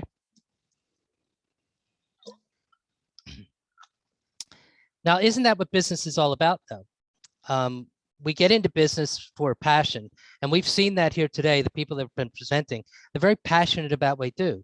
So, and that passion is to connect with clients, and to create the feeling, to evoke the emotion, so they use our business, and eventually solidify that as a brand. So your business becomes, that emotion is the brand, or you put the brand behind the business, behind the emotion. However you want it. Talk to your brand person about that one. I'm sorry. But if you think about it, do you really purchase your favorite item? So think about going shopping. You're going to go purchase your favorite item. Are you purchasing it because it's the best one on the market? Probably not. Probably purchasing that because there's an emotion behind it. Now, it may be best for you, but it may not be the best on the market. But it's created something in you to make you want that time and again. So if you keep thinking about along those lines, you purchase that because it's created that emotional backing inside you. And just like the tones created to connect you with your favorite song, or that song that you hear playing in your head right now, every part of business is interconnected. So everything connects within itself, from marketing to sales, the structure to cash flow, and even your financial projections are all interconnected and all play a part in the growing of the business. Any one without the other could mean tragedy for your business. And it's the same if you look at the song.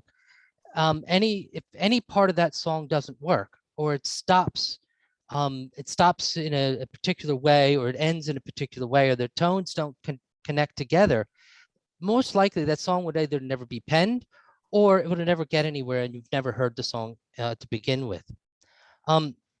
It's because these individual tones create a larger part of a collection that creates the feeling. If these notes, I've said, sorry, and if they don't function together, they don't work. It's the same with your business. If you can't get everything to function together in your business, it won't succeed, or it won't continue on, or it won't continue the way you want it to.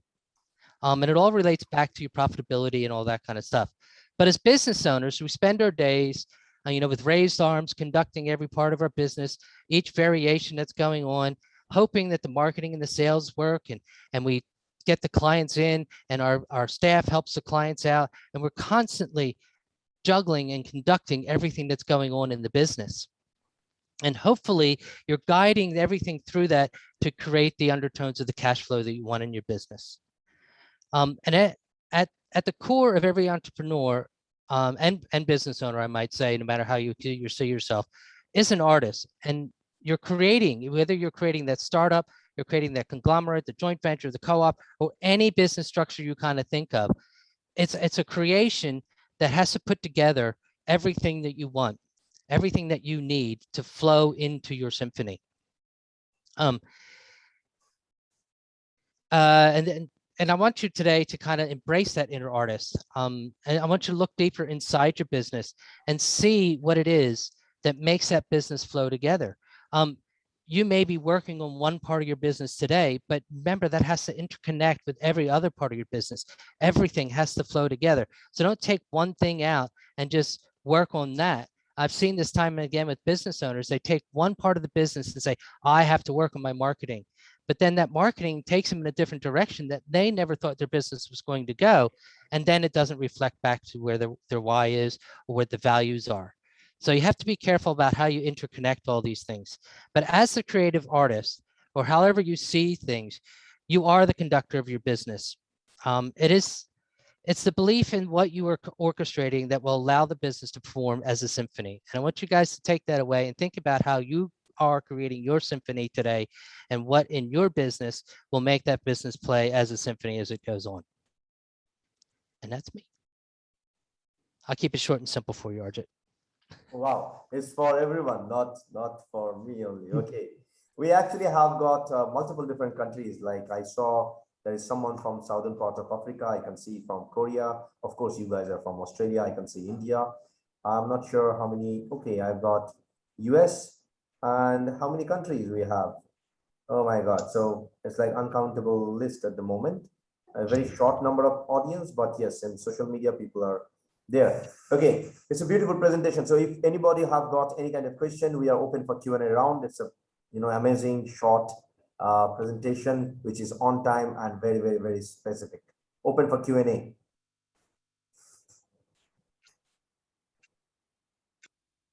Yeah, Marco, please. Yeah, hi, Dave. Yeah, great job, mate.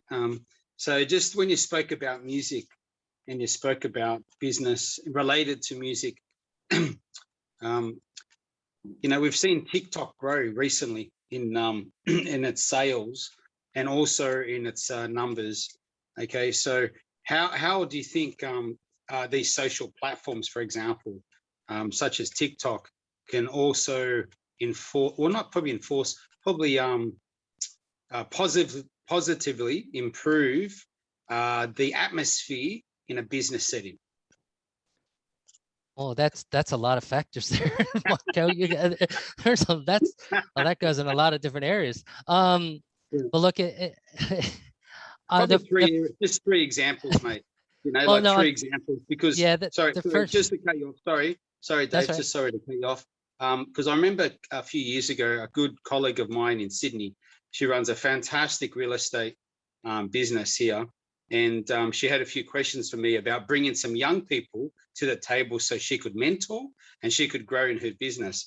Her main issue was the use of mobile phones. Well, if you don't have mobile phones, how can you obviously be a good salesman into real estate? So I said to her, well, you can channel their good energy into you mentoring exactly on a daily basis. So as we know, we all love social media. Everyone dances and sings with TikTok, but so these current and growth social medias, how do you think it can play into our business right across from entrepreneurs to small business to corporates, etc.? Because we're all embracing social media, as Ajit said. Yeah, look, I agree with you, and it definitely is part of business these days. And if you don't have it as part of your business, you're probably going to be failing or going backwards in some form or fashion. The only thing I say about social media is make sure it applies to the values that you're embracing in your business, and make sure it aligns with that. No matter how you're using it or what you're doing with it, it has to align with what your business is doing. You don't want your staff to be going out and showing your business in a different light than what you need it to. And they will if you let them. So the best way I'm seeing with social media these days is making sure what you're doing in social media aligns with your values. And then the staff that you're working with also works within that value set. And if they work within the value set of your business, those values will flow over even into the social media platform, no matter how you're looking at it. It's just, again, it's making sure everything's interconnected and how you fit together your staff and your business, and how everything is supposed to be molded in the same fashion that you need it to be. And don't let the outside forces take over with what you're trying to do now. I don't know if that answers your question, Marco, but it's how I see things, man. It does, yeah. I was just mentioning TikTok because everyone loves what you're saying, music, the dancing. So maybe during their break, they could obviously express, do a bit of movement. Yeah, absolutely. It's all about, us leaders right across the world and our businesses embracing, like you said, social media in an appropriate time. Correct. Yeah. Thank you. Oh, pleasure.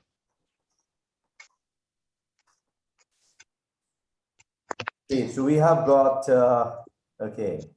Yes, Joe. we have got 3 comments, basically. I'm not sure if we put this as a question or not. Well, Anna is making a statement. I love the connection of business is like a symphony. Great. So that's a comment. Awesome. Thanks. And Dr. Subrata is saying that does customized music ambience enhance business prospects? Sorry, I missed what you said there. Does customized music ambience enhance the business prospect? Yes, it can. I warn you on those kind of things, though. You make sure you have the right music you're looking for. Because I've seen music played. I mean, if you go into any restaurant, just any restaurant, it's going to be playing music. The reason they're playing the music there is to make you feel more comfortable to buy more. And it's as simple as that. So the customized music, yes, can enhance the music and the ambience of the business. Just make sure you're using the right music. There are tones and items in music that can distract your customers away from what you want them to do. So just make sure you have the right music going through. Now, I'm not a music expert, so don't get me wrong on that. But it is something you can talk to. There are tons and tons of people out there that can help you find those kind of things. Super.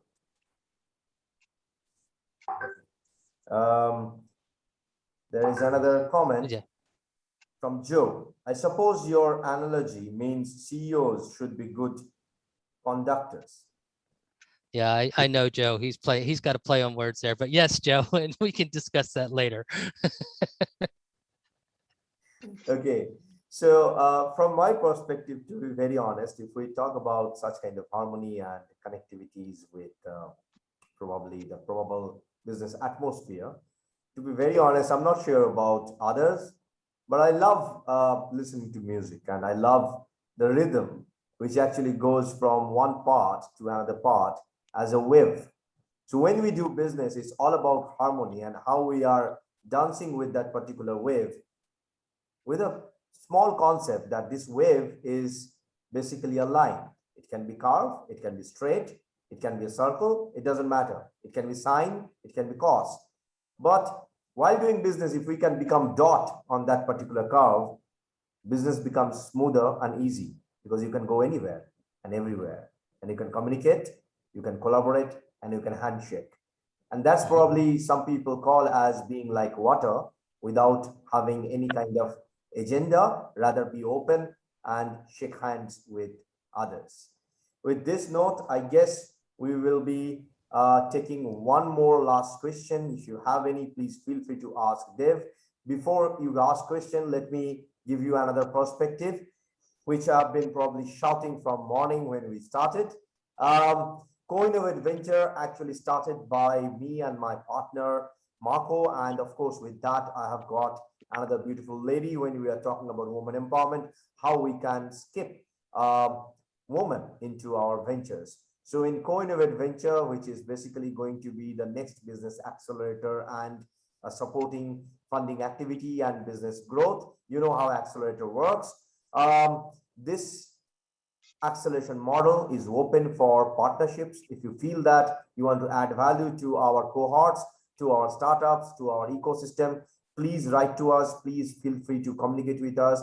The system is fully automated. You can go to www.coinnovateventures.com. There is a page called pitch deck. You can upload your pitch deck. You can give your details.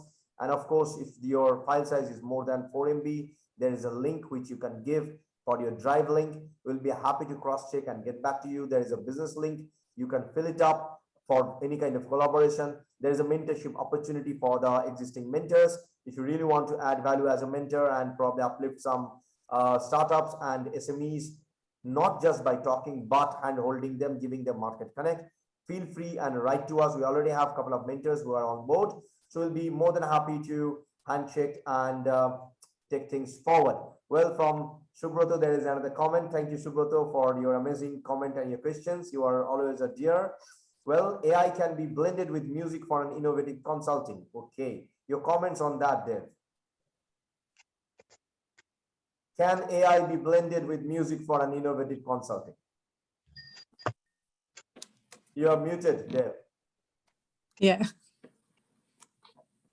It would help if I unmute myself. Honestly, I don't know enough about AI to really comment on that, but I'm betting it probably can. I'm sure, yes, it can. Okay, so with this note, I think we are right on time, and I'll be welcoming our next speaker. His name is Srenik Shah, and after that, we'll go with MJ, my beautiful sister from Malaysia and a part of Co-Innovate Ventures. Srenik, welcome to World Leader Summit. Could you please unmute yourself? And Dave, I need your face to have a beautiful smile because I've been taking pictures. Thank you so much. And we are doing live to it. I'm not sure how many of you are following World Leader Summit. If you're not, please follow our Twitter handle in Twitter. We have been sharing all the informations in live feed. So welcome, Srenik, to World Leader Summit. And of course, this is the first day. And yes, Srenik is actually from India, and he is a great public speaker. Not only that, he'll probably introduce himself because he escaped cancer. And he not only escaped cancer, he actually dodged it, killed it, and said, go off, I'm going to win, and I'm going to raise, I'm going to do massive work into this mortal world. Welcome to World Leader Summit, Srenik. Srenik, you're muted. Somehow your voice is not coming.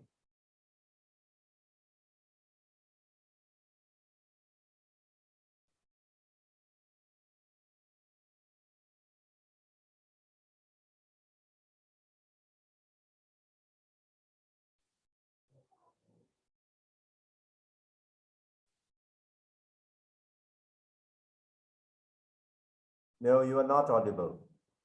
We can't hear you. We can't hear you.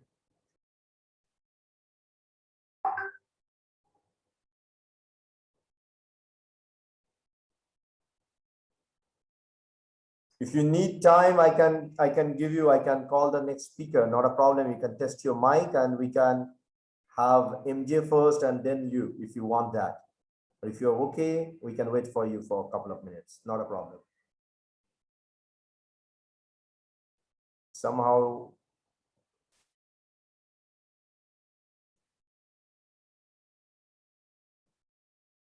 Actually, COVID gave us an opportunity to meet each other using Zoom, using digital platforms. But whatever we do, technology is giving us lot of different interesting factor. And sometimes we get freezing screen as well. Not a problem on that. Okay, so we'll not delay the summit. MJ, are you there? Gazarila, are you there? Yes, I'm here. Super, thank you. So pardon me, let me welcome first Gaz, and then probably we'll go with Srini.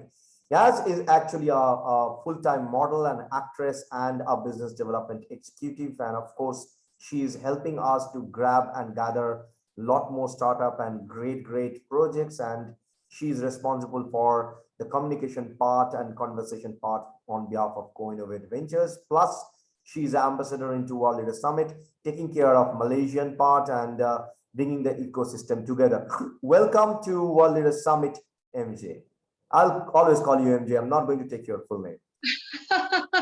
I love this name. Thank you so much for giving me the microphone and honor to be another speaker in World Leader Summit, my brother Arjit. Greetings, everyone. In the name of God, who already created women to be the eighth wonder of the world. Today I'm here and I will be talking about women empowerment.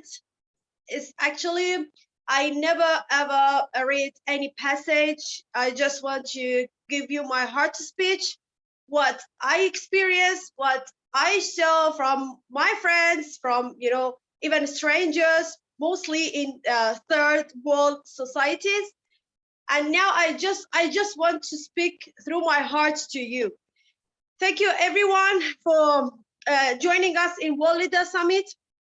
And it's a pleasure to meet all of you. So first of all, I want to give you just a very brief of myself. As Arjit already mentioned, yes, I'm a passionate model and actress. And I've started working as a model since May 2019.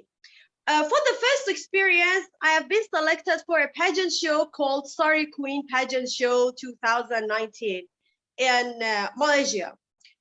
For this kind of pageant shows, the judges are there, they will ask you questions. And the question they asked me as the top 5 finalists, they asked me, describe women.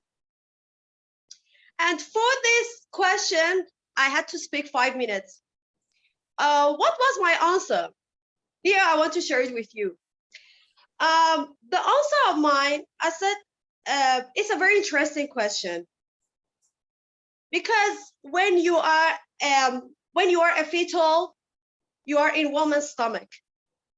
When you are an infant, when you are a newborn baby, you are in a woman hug.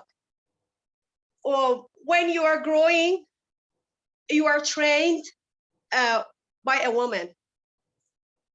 When you are a teenager, you will fall in love with a girl. When you are an adult, a girl will be there in your heart. Again, you will fall in love with a girl and she is your wife. And when you are an old, your spouse is gonna be no one but the wife you already had, and she's the only one who will stay with you. In conclusion, we women, we are giving life. And that's why I already called ourselves the eighth wonder of the world. But unfortunately, in some third world countries, they tried their best just to drag us down, to bring us down, to make us believe we are no one but some slaves. We are no one but a tool for sexual desire of a man, or maybe more than a man. We are no one, we can't do anything just because we are women. Still in some third world countries, they couldn't accept us as a woman. We are the one who is giving life to the world. We are the one who you give us just a very small thing I do not want to mention. We will give you double. in every situation, that does not matter where we are from. This is our nature. And sometimes I feel like if women were not there around into the world, how the world would be? Nothing, meaningless. We women in some societies, they already made us believe that if we want to be successful, we have to get married to a guy. We have to be dependent to a guy. Otherwise, we are no one. We are nothing. But there are a lot of good examples of very successful women in the world, that they have been everyone without any man's help.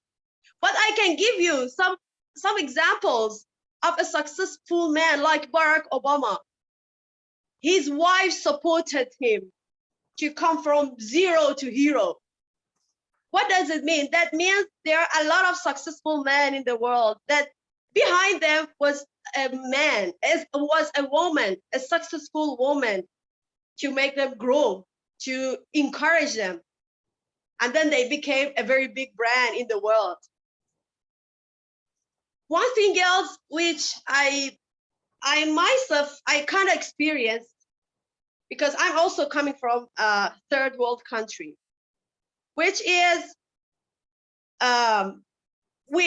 unemployed women.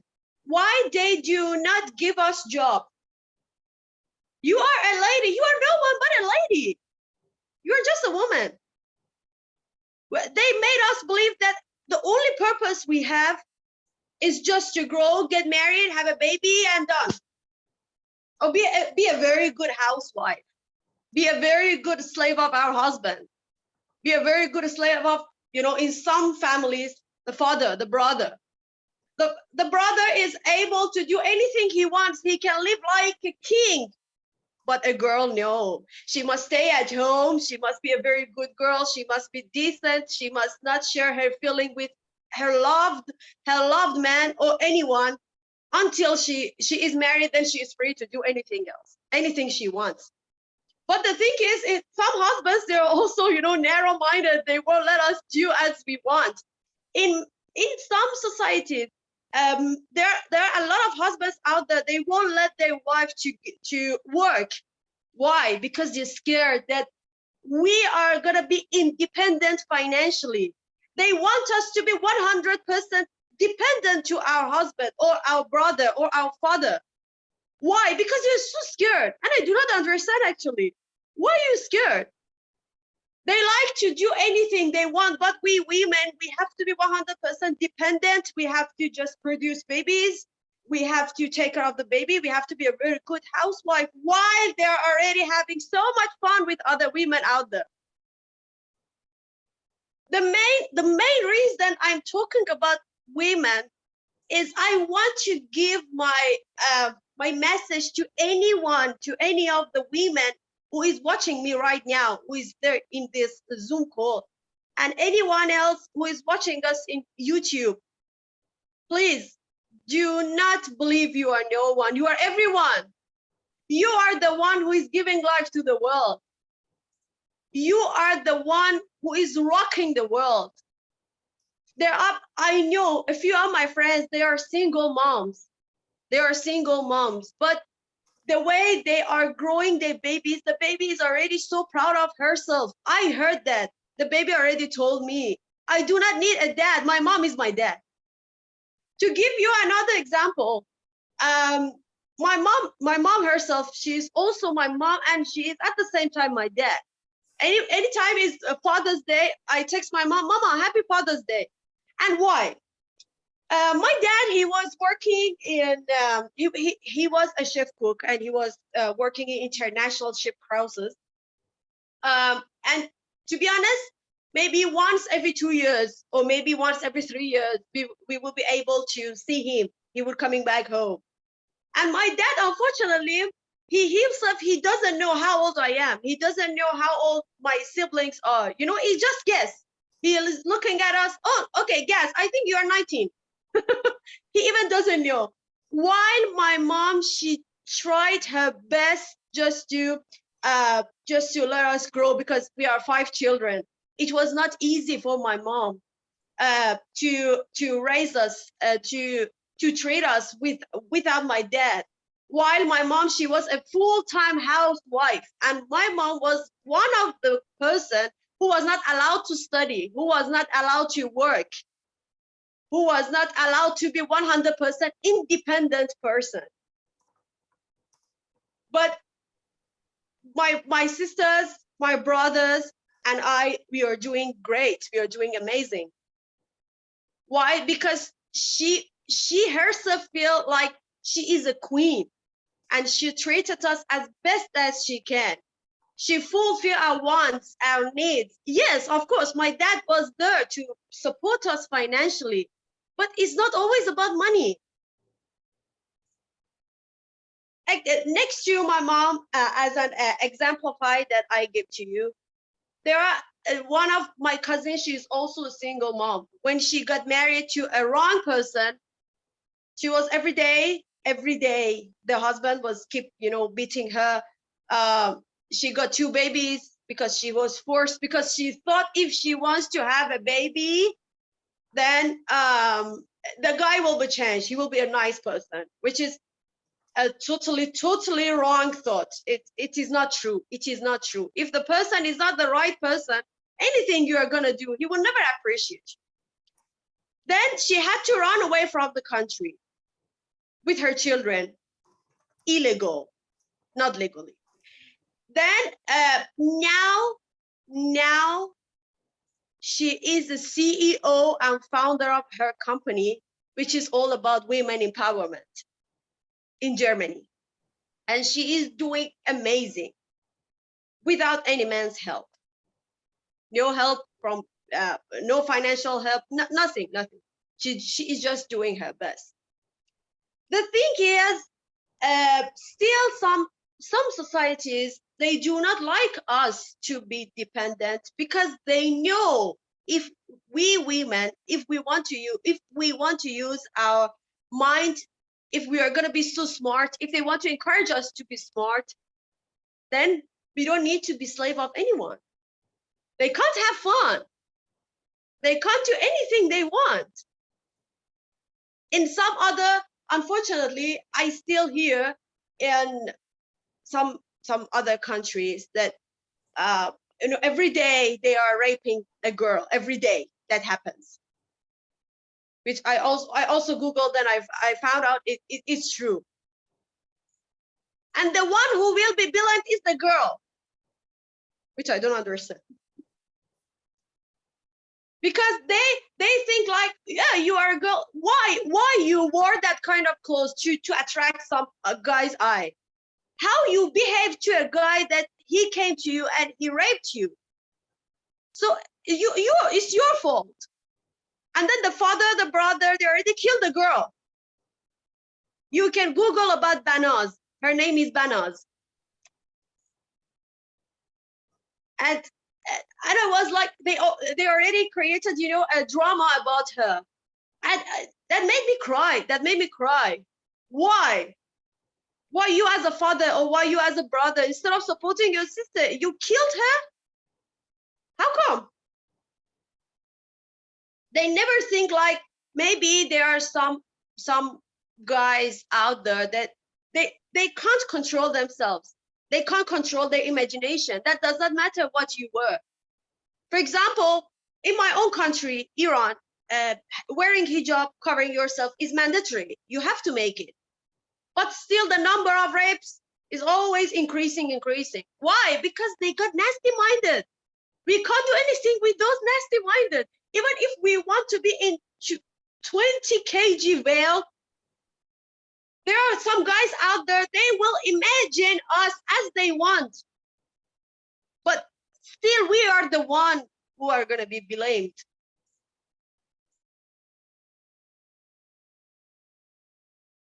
I'm still wondering why they do not want to treat well with baby girls, why they don't want to treat well with teenagers, with adults, why there is no respect for women.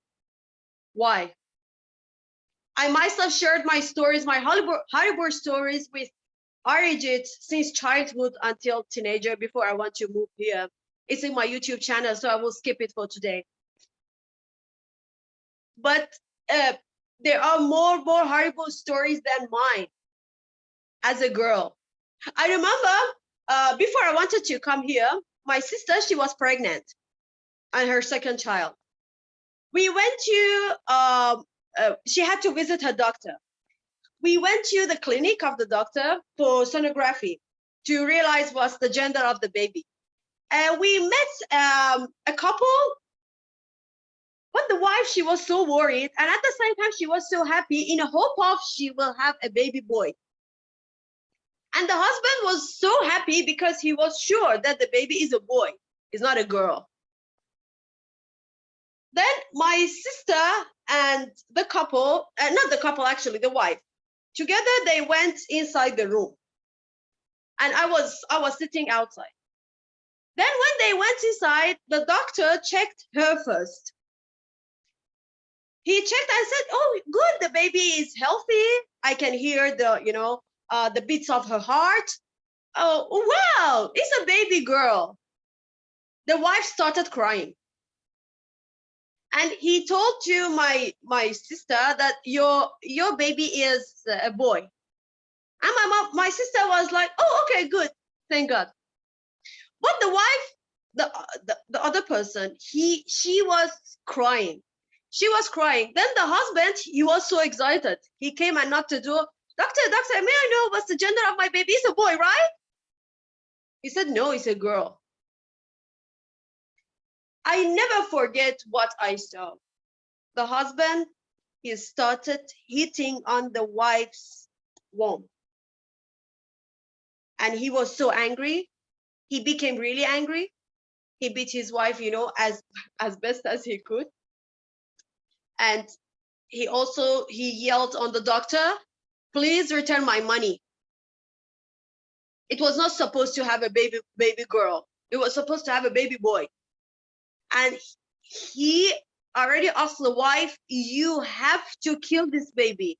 I don't want baby girl. We must have baby boy. It's just one example. In some other countries, they will let some other parts of my country, they will let the wife to deliver the baby. And while the baby is alive, they will put it in a grave. Easily. Why? Just because the baby is a girl. And I do not understand. To those kind of narrow-minded person, you just got a father? How you came to this world? Who let you grow? Who suffered for you to be a gentleman you are now? Who suffered for your life? Who supported you? Who was always there with you in every step of your life? Then how can you say having a baby girl is embarrassing? How you are ashamed of having a baby girl? Why? If your mother was not around, how could you come to this world? We still see some couples that both are men. They like to have a baby. They will need to have a surrogate. They need a surrogate. They need a lady to bring, to give them a baby. In any way, like ex-mom, like surrogate, like. Then how could you say, how could you do like this, like, yeah, I got a baby girl, so I don't want a baby girl because girls are so embarrassing. Why? How can you yourself have a baby by yourself without a woman? When you say a girl is embarrassing, the first one you are insulting is your own mom, is your own sister. I'm not going to talk about wife. I'm not going to talk about girlfriend. Okay, you are against women, no worries. But all these narrow-minded guys, all of them, they got a mother. If they do not have any loving partner, but they have a mother, everyone. The first one you are insulting is your own mom. Then how you want to spread it to the world? You are just a girl. You are no one. And some other guys, they come to us. That happened to me earlier. Girls are so dumb. They never ask the question, why some girls, they are dumb, as you say. I believe no girls are dumb. All the girls, everyone is beautiful in their own way, and every woman is intelligent. But the thing is, it comes from the mindset and the society they are living. The society makes the main rule for a lady, for a woman, to believe in herself, to be someone she wants, to be free as a man. As you can see in the whole world, men are allowed to do anything they want. They are free. They are not. For example, if I, as a mom, if I have a son, my son can go out and never come back home for 1, 2, 3 days. I'm okay. I rest assured. But if a girl wants to be outside until 10 p.m., then what will happen? Everyone will keep stalking. And the mother, the father, everyone is so worried. Oh my God, where is my daughter? What she's doing? Is she safe or no? Please stop this kind of mindset. Please stop it. We have the equal rights as men have. We have the equal freedom. We can do anything we want. We can live together peacefully. We can be everyone for you. We can complete each other for being into each other's lives. Those kind of narrow mind that won't long lasting. No. Please accept your children as a girl. Please accept your wife as a lady. Do not limit your wife. Why? Because I'm so scared if she wants to be independent and cheat on me. No. We see some women, they are cheating on husbands or their boyfriends, or I don't know, anyone in their life. It comes from your mind. It comes from you. You as a guy, you believe that, okay, she is my wife, she is my girlfriend. You have to spend all your time only with me, not no one else. They're gonna force us to be the one they want. Please accept us, accept our difference in our body figure, in our mindset, in our behavior. We all are here to live peacefully. We all are here to complete each other. We all are here to support each other. We are not here to kill each other. Thank you so much, everyone, for listening to me. Again, thank you so much, my dear Arijit. It was a big pleasure to me to join World Leader Summit in our mega summit with a lot of audience, so that I can have some of my heart speech. And now I feel like so good. It's always a pleasure, MJ.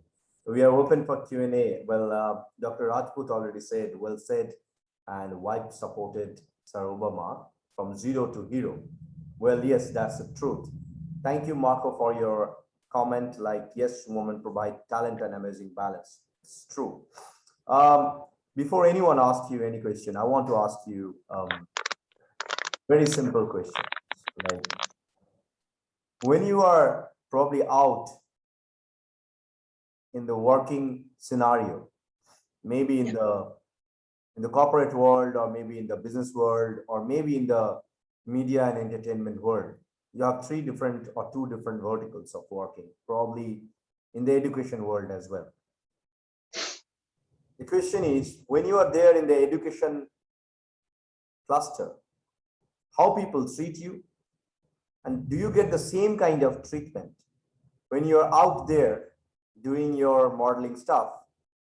At the same time, when you talk to a startup or maybe some communities bringing value systems together, do you get Yes. the same similar kind of feedback and same similar kind of conversation level?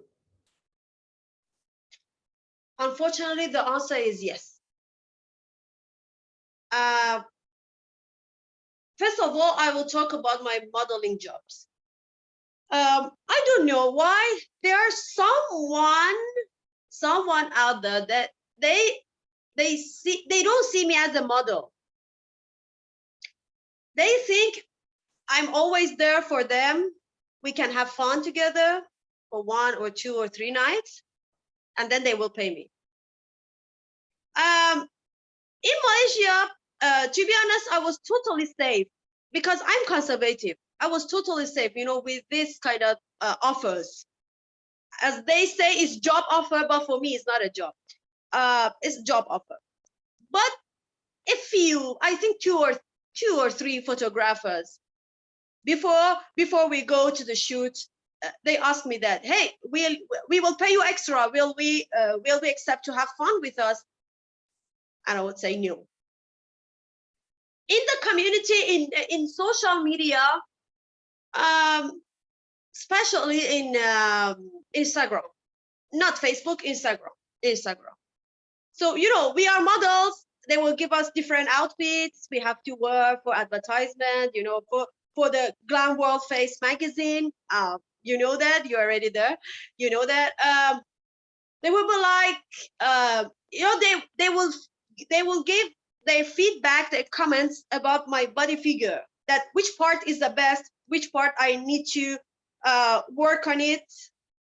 Sometimes they tell me, yeah, you have to do some surgeries, some beauty surgeries on your body, you know, to have bigger breast and hips. And I'm like, who are you? You are telling that to me. You know, because every girl, they're more attractive in this way than what you do. And you know what is my response? I said, who asked your feedback? Who asked your feedback? Why people, they still think like they have to interfere in a lady's life. They have to interfere. They have to come and tell you which part of your body looks good, which part doesn't. Who are you? And unfortunately, again, I say it will refer to the society they are coming from, not from Malaysia, third world countries. Okay, there's a beautiful comment that came from Joe. Joe is from US. So he's saying that raised by my mom and grandmom with 3 older sisters and have 2 wonderful adult daughters and an amazing wife with a PhD. Wow. I'm US, and your words show me how blessed I am. The women in my life are the 8th wonder of the world. He's giving you blessings from God, and he's giving you blessings for your mission, MJ. I really appreciate Joe. I really appreciate your compliments, and I'm so happy for you that you already understood that how blessed you are by the ladies you're surrounded by. Wow, it was so impressive. Thank you. Thank you, MJ, for your beautiful speech and enlightening us about women. If anybody have got question, we are going to have it maybe within the next 3 minutes. If not, please let us know. We will introduce our next speaker. Marco, yeah, please. Yeah, just yeah, hi MJ. I'm in the car picking up my daughter actually, MJ. So it's amazing how what you do. So good. Yeah. You know, so the perspective that you've spoken about today is you know, it comes in 2 ways. The way I feel, it's a disappointment, but it's also not in what you're saying, sorry, but the information that you're portraying. So to hear these stories, obviously, with 3 sisters in my life, 2 daughters, and a beautiful, loving family, you know, it's obviously resonates to hear that these issues happen throughout different parts of the world. Now, just what types of action, I would say more importantly now, could you provide various marketplaces? And you mentioned the third world countries, and our audience obviously knows there's many various countries that come under that banner. So would you want to add value or mentor or somehow, assist in business for young women, and obviously women across different socioeconomic groups, ages, into a particular sector of the world? Or are you thinking that your experiences can offer a lot more than that? Yes, absolutely. Yes, absolutely. But before I want to answer your question, first of all, I need to mention that because, every girl in every society, we got our own father, we got brother, we got boyfriend. Guys, please be more supportive. When you support your sister, when you support your wife, when you support your even mother, even, your loving life, you will grow faster than the lady. Trust me. Trust me. There are a lot of stories out there. There are a lot of realities out there that you can read about it. And let the girl, let your lady, let your sister, let the girl to be free, to achieve her own goals, to achieve her purpose. So I heard some stories of some girls because of lack of opportunity and a wrong belief, they had to be slut. They have to make money by selling themselves. While they could be a very good singer, they could be a very good dancer, they could be a very good business lady, they could be a very good teacher, they could be a very good mentor. Just because you killed their dream, just because you never supported her, she had to choose a wrong way to make money, to be alive, to live actually. For every lady out there, first of all, they need to increase their knowledge about what they are dreaming. Any dreams you have, make sure it will come true. If you're fortunate enough for it. There are a lot of negativities out there, but you ignore all the negativities. Just go and stop thinking about marriage. Marriage is no one's purpose. It's just a beautiful part of everyone's lives. That can happen anytime. First of all, you think about your knowledge. You can be your own boss. You can change the world. That's why we got Miss Universe, we got Miss World, we got Miss Earth, we got Miss International. They got purpose for this kind of pageant shows, big branded pageant shows. And I myself, I started to work as a model, to be one day in some pageant shows, to empower more women, to have a beauty with purpose. If I could make it happen, you also can make it. Fantastic. Ajay, can I ask one more question? Please. Sure. Sorry, that was. And I can see our princess in the background. Yeah. My little daughter's in the background. That's the role of parents and guardians, and obviously all of us that we need to play in different countries. Just probably the next point I'd like to make. You heard a fantastic speaker today speaking about entrepreneur women. Look at me. I'm juggling the World Leader Summit. I've got my beautiful daughter at the back, and there's obviously work that we need to ensure continues to provide food and shelter and everything else that the next generation require as parents and guardians and role models and mentors. So my question is, with entrepreneurship in women, how do you think you find the balance? I know as a male, I find it sometimes very, very taxing and difficult. Mostly time management is an issue. How would you feel mentoring other young women and various ages of women? And when I say young women, I always say anyone is young at heart. Okay, I don't mean young as in age, I mean young at heart. And I've been inspired by myself throughout my whole life with various ladies at university to obviously diverse system of working with the diverse people in sport, in education, in the shipping industry, and I can go in various industries. My question is, how can you obviously inspire entrepreneur women to ensure they have a nice, beautiful relationship with their co-partner, whoever that person is?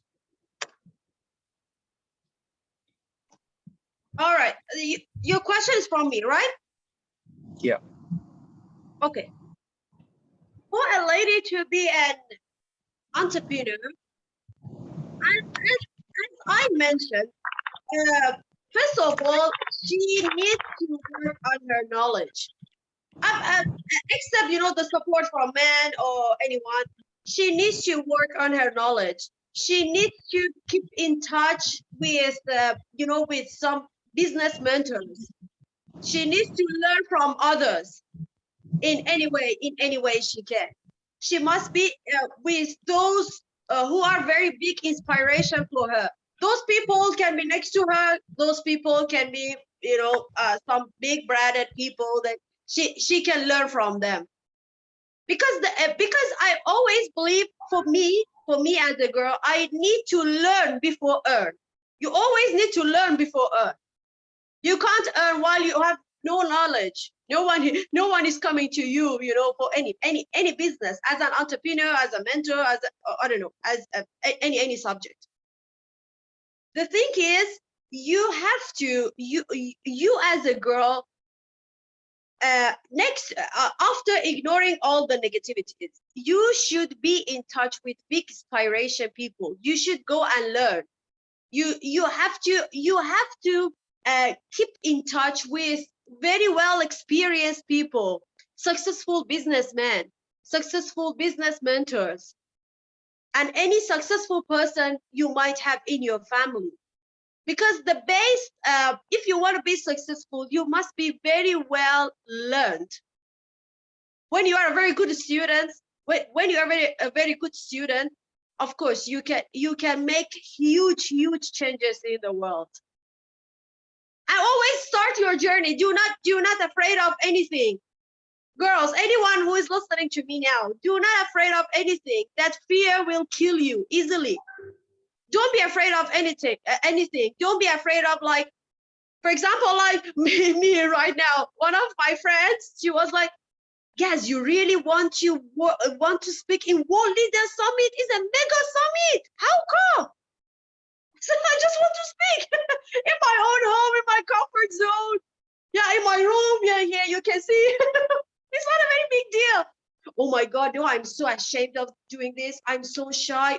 Oh my goodness. I wish you the best of luck. I hope you can make it. I said, I will make it.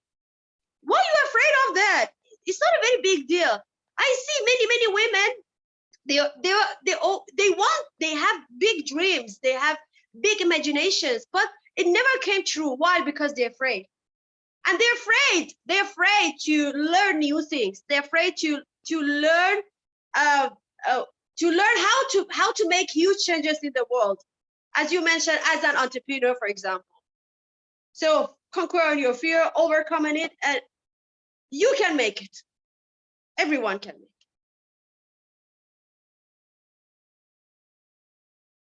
it. True. Rupak Mishra is commenting in our social media, like, now changed position at China and then older meeting at new same time, presented very dual position. I'm not sure if it is a question or a comment, but thank you for the comment, Rupak Kumar Mishra, for connecting in our social media. There is a question from Christina Lee. She is from Asia. I can see that. She wants to connect with you, MJ. Probably she is saying at the moment that she registered into our women's committee and she wants you to connect with her, probably communicate with her, Sure. maybe for some collaboration or enlightenment. That's what I could have translated. Yes, we are there for any kind of conversation, any kind of communication. Of course, Absolutely. we'll be more than happy to communicate and coordinate. And Exactly. to be very honest, it's a beautiful speech. And when you are talking from your heart, it shows. Amazing, amazing, MJ. Thank you. Thank So you. much. Thank you. Oh my goodness. Thank you so much. I'm so glad you like it. We all loved it. With this note, let me welcome our next speaker. I will ask MJ to please stay with us. Our next speaker is Shrenik. Shrenik, I hope that we can now hear you out. Yes. So Shrenik is a very active guy. We already introduced him earlier, and the floor is yours, Shrenik. You can self-introduce yourself, and Leader Summit is all yours.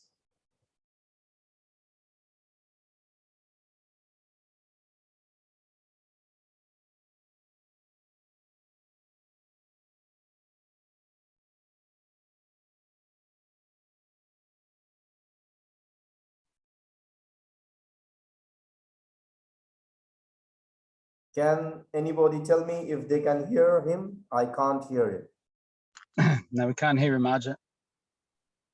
We can't hear you, Srenik. There is a low bandwidth it's showing, and then can you try to speak like 1, 2, 3 or something?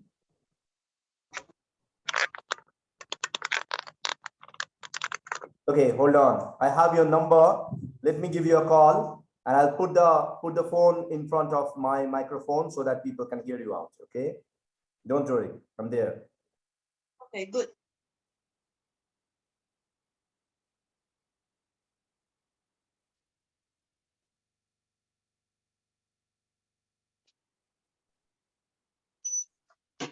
You can give me a call, Srenik, if you wish.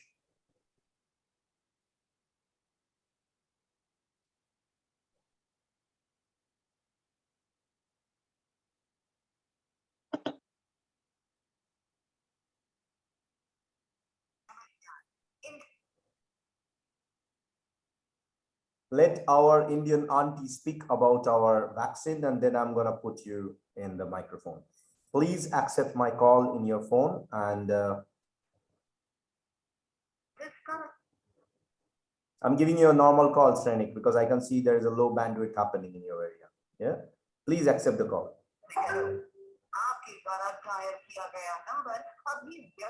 It's showing as your number is busy.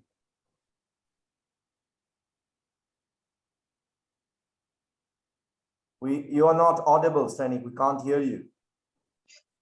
And I'm getting your number is busy. Why don't you give me a call, please? You give me a call. No problem.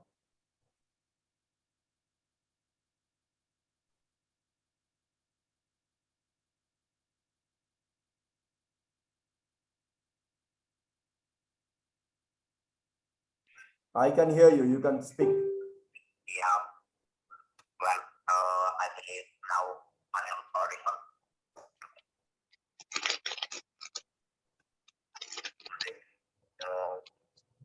I am proud to be Indian, and I would like to welcome you everyone with the greeting. That is a wonderful dialogue from a movie. You are the main character is playing. He modified my body, modified my subconscious to modify and the character on the other side, they modify my and that is the and that is correct, and that's what I am illustrating every day because this question kind of formula one thing where everyone is putting on effort to stand out, and when I am professional cancer survivor inside like this year, and I would say I have inaugurated my 19 after the professional cancer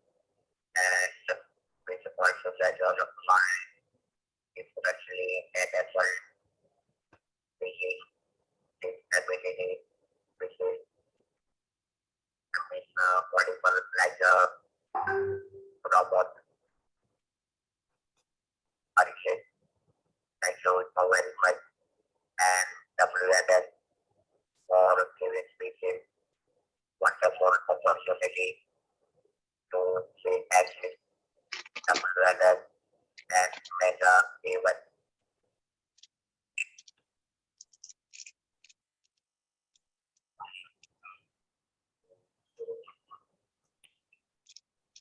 I love 2011. I am new advocacy activity and they say I have 30,000 patients, 10,000 plus medical students, and I would like to show you two different portions.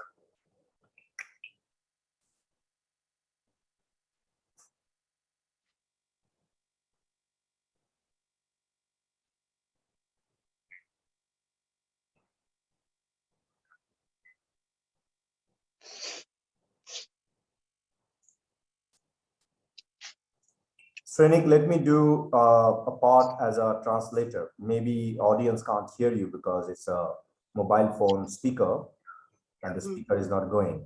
So you speak and I will repeat what you're speaking, okay?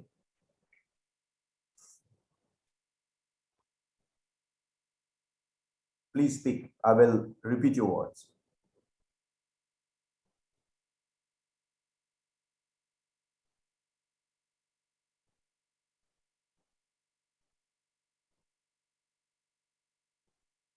You can speak now, I can translate, not a problem. Where you left, I can translate. I mean, translate means I can repeat your words.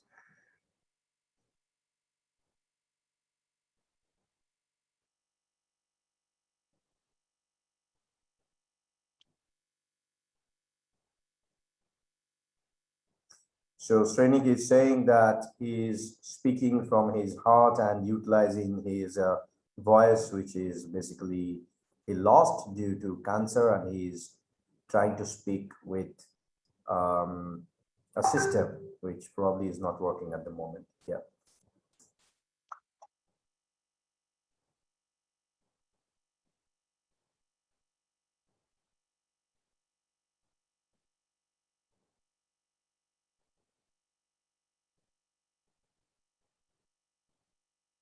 So he is into media and advertisement, and he is doing work with media and advertisement for last couple of years.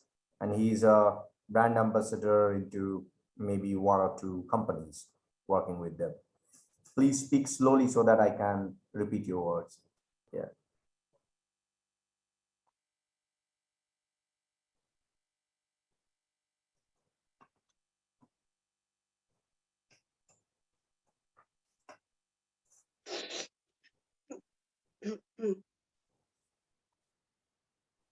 So he has motivated more than 10,000 cancer patients, and he usually try to motivate much more people in the ecosystem by talking with them and trying to motivate them with the cancer information. Yeah.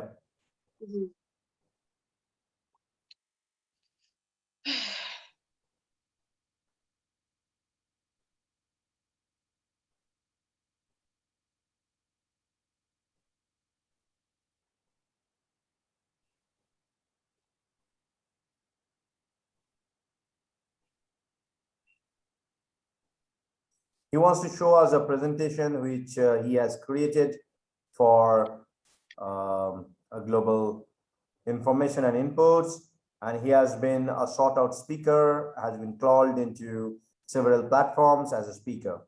Thank you, Srenik. Could you please touch upon your speaking slot? I'm so sorry, I'm sometimes become so to the point because we'll be losing time then. Okay? If you can just speak about your subject, it will be great. We know what you do, appreciate that, but if you just talk on your subject, please.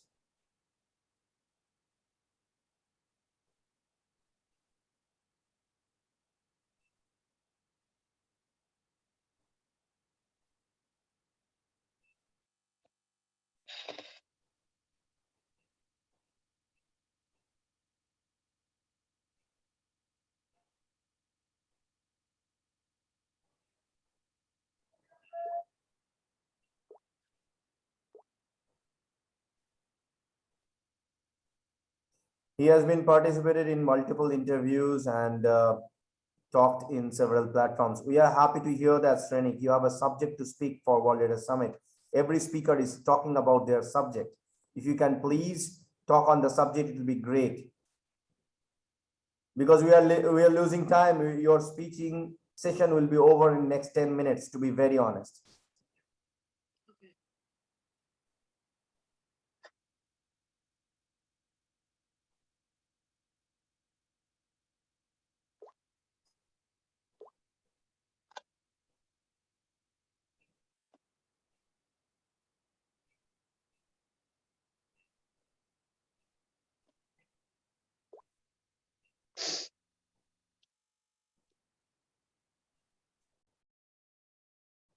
Yeah. So Srenik is saying that you have to have a courage to do something in their life. And if you have courage, you can do anything. As you can see that he lost his voice due to cancer, but he's still standing. I'm just trying to make it beautiful for the audience, not exactly saying what you're saying. And he's trying to encourage a lot more people who are suffering from cancer and say that, you know what, life is not the end. You can do much more things if you have courage to do that. I hope that makes sense, Renik.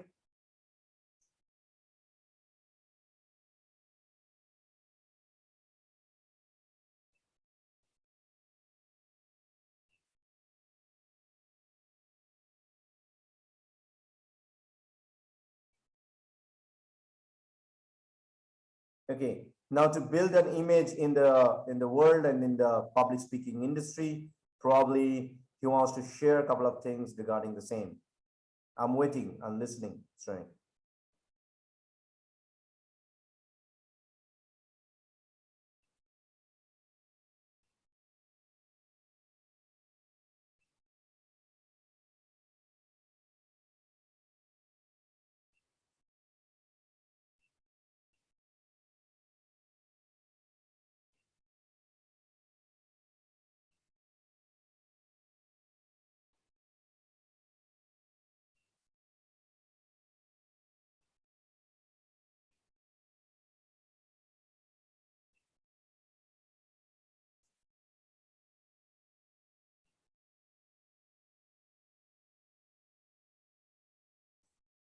I'm a one-man army who is trying to do a couple of good things. I don't need more and more people to, come. I can do things by myself, and I'm there and uh, happy in the world that I'm doing whatever I'm doing.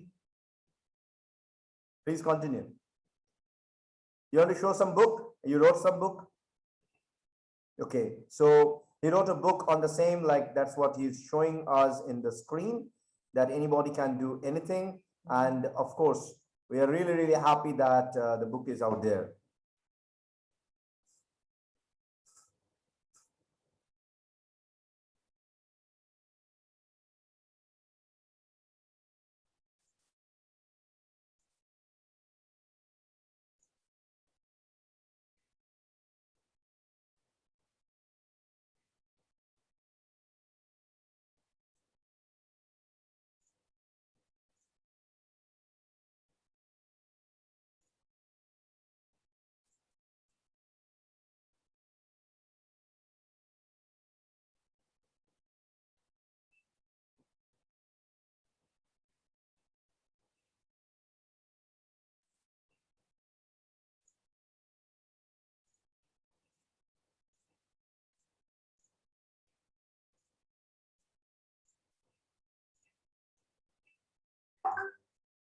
Go slow, Srenik. I can't, yeah.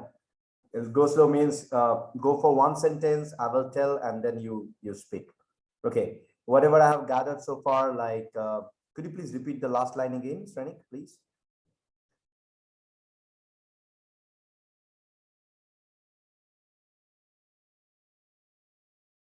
Got it. So Srenik has actually written a couple of inputs regarding vocal cord cancer, and it is available as an ebook, and he is happy to share with anybody if they are looking for such kind of inputs and tips. Please continue.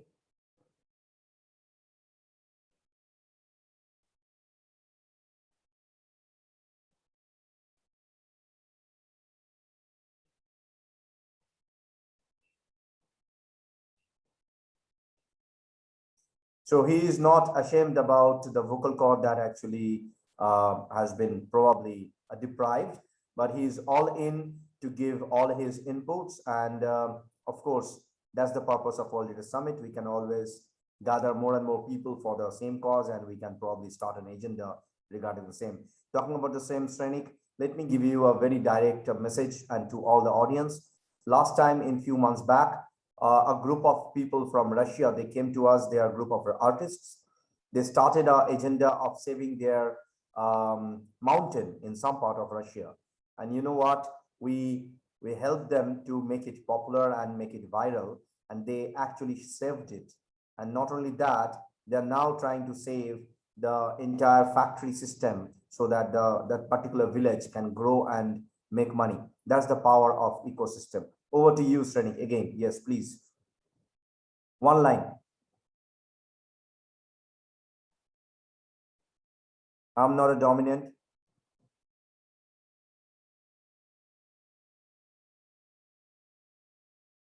I'm not a doctor. I'm not a medical professional person.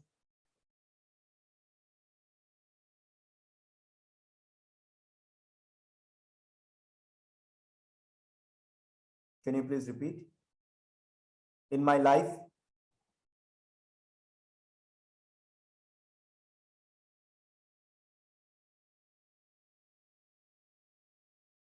can't understand. You can type in chat. I can do that for you.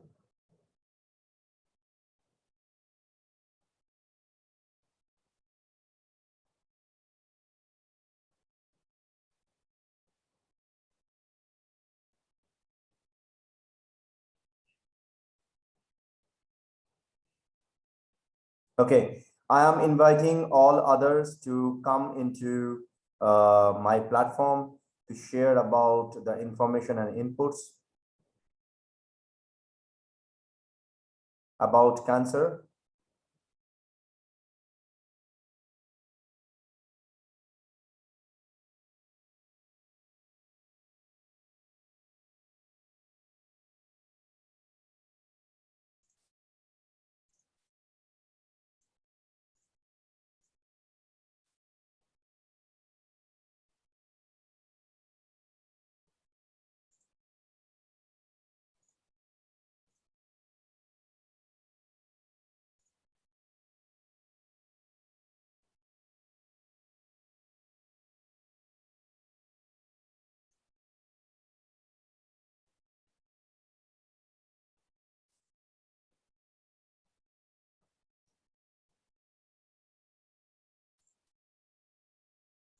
I love to collaborate with people for courage building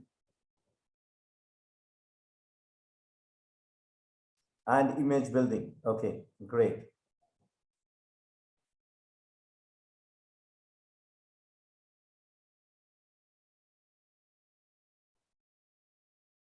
But how exactly you want to do the image building? Like, what is your strategy? Let's have a discussion instead of me translating and yes.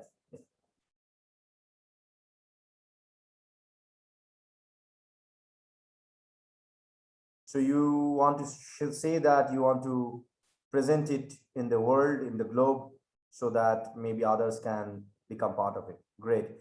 My question is, have you ever started this earlier? Like, you are talking about image building means you must have started a platform earlier wherein you are asking people to join. Have you ever started something?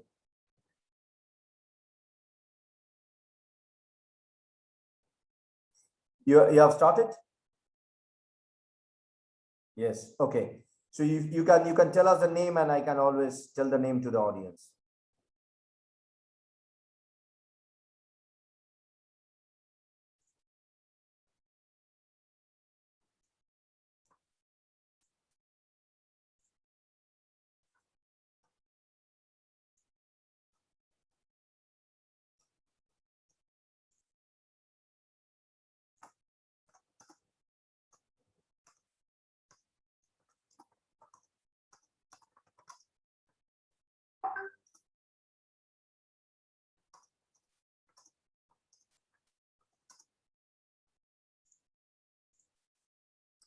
Yeah, so he has got a website called srenikshah2110.com, and he's looking for collaboration to make it as an agenda. Now, let me do it on his behalf. I understand what he is trying to say. For all the audience and all the speakers, of course, we are an ecosystem. Of course, we give a platform to all our speakers to talk about their companies, their propositions, but we usually encourage them to talk about a specific subject, which is a theme-wise subject.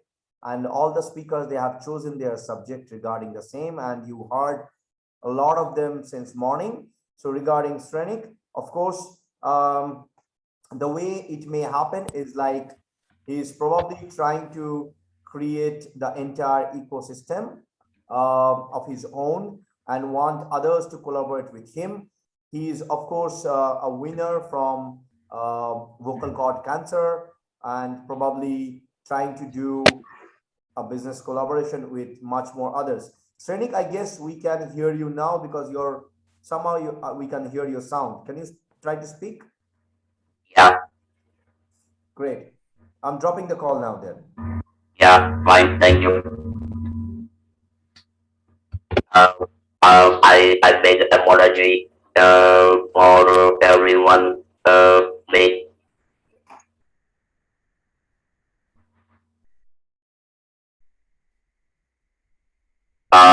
being unable to listen to me. But you know, I'm expert on speaking about image building. I'm expert about bringing back lost smile, about dedication.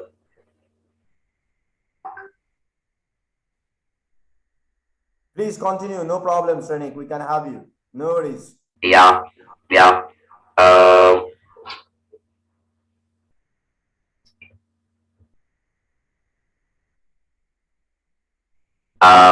Abhijit, just give me 10 seconds.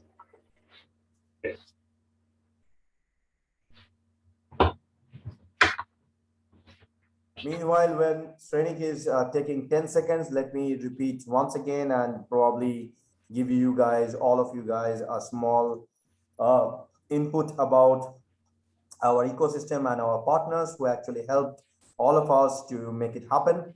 I'm deeply, deeply happy to have your support from animgaming.com, from Deep Tech Knowledge, from 8 Metals, from Avenue Global, from Animation Reviews, Glamworld, Virtual Infocom, WebHub, MyFinB, Virtual Game Developers, Cybersecurity Geeks, I Am Superhero, Yoga Training for You, My Films, Sports Zone In, CXO Designs. Thanks for all those kind of graphical designing you guys have done. Cosplay seller Shemfer, who is actually offering us as a food partner, sending love from the home bakeries, from the mothers who are actually doing their own cooking to the Indian audience. So if anybody is looking for food and they are hungry, they can get in touch with Shemfer. They'll be more than happy to deliver you the food.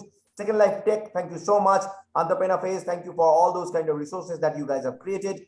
And of course, our partners like WWCA, Texas Generation, Culture Italia, BizTech, Diplomatic World, WASME, SME India, TVM Digital, and All Future. Thank you so much for being with us and supporting us with all your love and blessings. Yes, Rani. Yeah. So after 150 road shows, this is my posture like it's trailing life even after cancer, and I help people to bring back the lost smile. I help people to build image and to be more dedicated and to fulfill their commitments. So these are the various topics, and unfortunately something has gone wrong with my system, and it was some issue. But believe me, say out of more than 120 speakers on this platform, probably I am the only one having a differently speaking audible voice. But then, you know, as I said at the start, you need to have a courage. You need to have a courage to stand out in this world with this specific voice. And that's what I am doing. I have counseled 30,000 patients the world over. Very recently, in the during my advocacy activities, I have been awarded the Patient Leader Hero Award in US from out of 21,000 nominations, and I am the first and only Indian being awarded this recognition of medical colleges, institutes, international conferences, etc. I am being invited as a professional speaker. Last year, today we have I'm attending speaking at Mega Summit. Last year, I was the first and only Indian delivered kickstart presentation for 2,500 global attendees at that time, and that was for 40 minutes. So it's all about kind of value addition and origin. Somehow I missed due to some communication technical problem, but I am humbled. So my joining to ends. I am humbled to say that I am one man army, and you can find me on LinkedIn, on YouTube, on Twitter, Instagram, Facebook, WhatsApp, and so on. And as I said earlier, I'm not a doctor, but I am inviting super specialists to the platform for a knowledge sharing and just to bridge the gap between patients and caregivers, just to live a quality life. So these are some of the steps I'm already doing, and every morning I am into Formula Race one with myself, because I'm simply into innovating my speaking this ability into more and more opportunities. I'm doing my best to give it back to the society in best possible manner. So these are some of the steps I am doing. Too many recognition, too many accomplishment, and earlier, visitors, the attendees might have missed, but in last 18 months, I have delivered more than 150 talk shows and interviews with his voice. You can imagine what exactly the courage means to stand out with a beautiful and intellectual people like you all. True. Beautiful, So beautiful. these are some. See, actually, my journey is kind of a never ending, because I keep on talking every day, and counseling, and one more thing I would like to add, Arjit. I am a spontaneous speaker. I never prepare my talk. I can talk anytime. Yes, I can speak on any topics except politics, because I don't know politics at all, and I always love your okay. One more thing I would like to add. I have four set of V2 engines, four set of V2 engine. One in my head, another in my throat, the third one on me in my heart, and fourth in my gut. That is how I am using V2 engines to deliver the best out of me. And yes, I also would like to add that I am the youngest among all of you. I am 25. I am 25, because it is life 20. So I am 25, married, two sons, two daughters, two daughter-in-laws, and two grandsons, and of course my dear wife. One thing again I would like to express that Without caregivers, the life of any patient is incomplete. And I would like to dedicate this talk to the all caregivers the world over.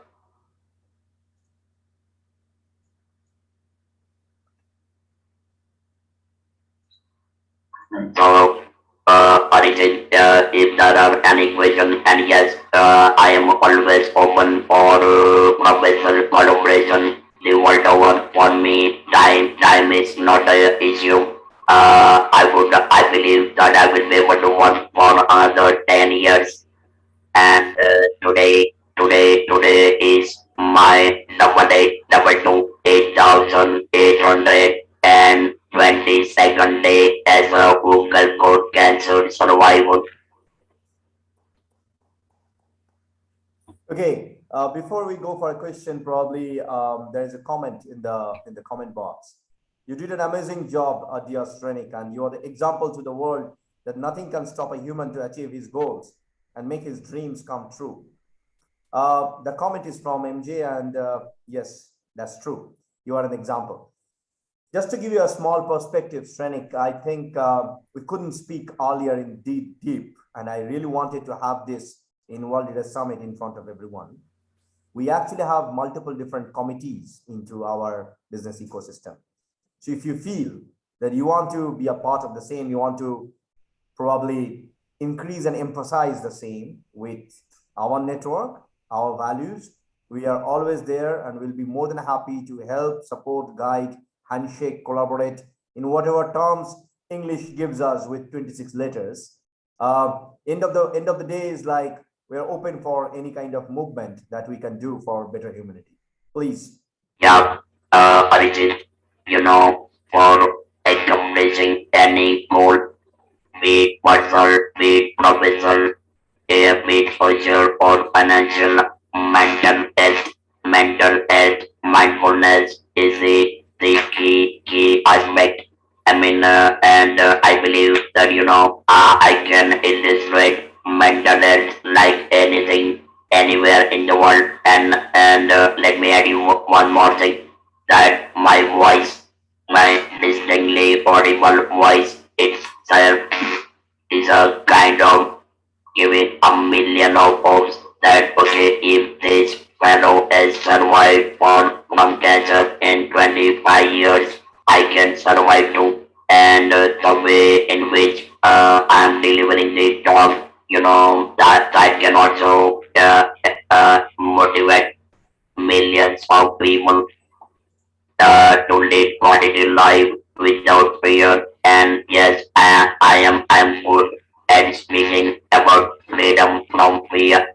Speaking about freedom from fear, that is the best thing I can illustrate simply my own example. Of course. Now, there is a saying, Srenik, probably this is coming from our Sindhu culture. I differ a concept of in religion. I trust that we are all human beings and we have the same blood and same flesh when you rip off this skin. Skin is just a color. I don't care about religion, but probably this is coming from a very old, 10,000 years old, maybe 20,000 years old value addition. If you have a desire to grow and if you want to grow together, that's the way to grow faster. And maybe when you're talking about making growth, motivating others, it's required when you are down. In the sense, a lot of people, a lot of human beings, we feel that probably we don't have the same strength like someone else, right? They look at some leader or maybe a politician, maybe an entrepreneur, maybe a business person, or maybe a very rich guy, and they feel that, okay, can I become like him or her? Probably it's not possible because I'm not that rich. Or sometimes they feel I'm from a third world country, or maybe I'm from village and I can't move. To be very honest, there is no system in the world which can actually hold you back. It's you who is holding yourself back. it's not others. Just put your hand on your heart, okay, and ask yourself, is it others or is it you who is actually holding you back? We saw multiple examples since morning and how people uplifted themselves. Training is, of course, another example. Talking about MJ, she actually shifted from one country to another country. Okay, we are not sharing that in this platform because of so many reasons about her security purpose, but she actually shifted from one country to another country so that she can survive, grow, and have a career. That's life of another woman who decided that I'm not gonna put myself back, I'm gonna grow. And look at him, Strenik. He got a cancer and his vocal cord was totally gone. And he decided, I'm not gonna stop myself. Look at his words. He's saying, I can go impromptu. I don't need a preparation. And I speak whole day. And yes, he speaks whole day. Okay? And he's saying that he's 25 years old because he survived for last 25 years. Look at the energy. Mind blowing. Okay, a question to you, Srenik. When you look at people, you know, common people, ordinary people who usually interact with you, what do you expect from them? Do you expect empathy or do you expect the same similar kind of approach that other human being should have? And if yes, why? If no, why? Arjun, I would like to answer your question through my own example. When in December 1997, first time I started speaking with this electronic device, Arjun, people were running away from me. They were scared because they never heard such kind of voice, and that was turning point. Actually, instead of criticizing or feeling bad, I have accepted the challenge that okay, no matter what, how they feel, that is not important, but I must continue speaking. I must because if I won't speak, I cannot survive. So on the contrary, I am grateful. I express my deepest gratitude to everyone, who run away from me at that time. That made me accepting the challenge. And since when I am accepting challenge every morning because I believe in delivering. I'm committed to deliver. I'm committed to deliver, and I never put on 100%, I put on 120% because I would like to grab 100% results out of what I am doing. So there is no question of expecting any kind of sympathy. On the contrary, the day on which you start giving back to the society, that is the best ever prayer to the God. Irrespective of religion, there is only one God, and let's not forget that we have been given two premier gift by the God. Number one, the birth, and number two, smile. So keep smiling with everything except the situation. And in too many of my lectures, I am saying that cancer or any disease is like a stallion. Either you ride on a stallion, otherwise stallion is going to ride on you. You need to take a call that what you really want to be in the life, and that's what I'm doing every day. And believe me, Arjit, I am grateful to the God for life 20. I am grateful to my cancer surgeon. And number three, I am 360-degree blessed and well with my thousands of unknown patients live worldwide globally. And I believe that this is the biggest award I have. You know what, Srenik, I'll tell you something. There's a comment from Mr. Dr. P.K. Rajput. Let me take that, and then after that, I'll tell you something. Srenik, sir, you are an icon of resilience, courage, never say, never die approach, the real Shahanshah. Shahanshah means the king of the world. Respect you a lot. Thank you so much, Dr. Rajput, for this beautiful comment. He is like that. Srenik, I have another very interesting question for you. When you say that you are not a doctor and you say that you want to help and encourage others to uplift and be in the normal life and go and grow with the community, what I feel, it's completely my personal opinion, but the question for you: doctors, engineers, professionals, IT professionals, finance professionals, we sometimes look at their certificates, their degrees, that are they really doctor or engineer? But my question is, if somebody have got knowledge and wisdom, let's say on Ayurveda, and there is no course on Ayurveda which is giving them probably a highest level of imagination of probably inventing something.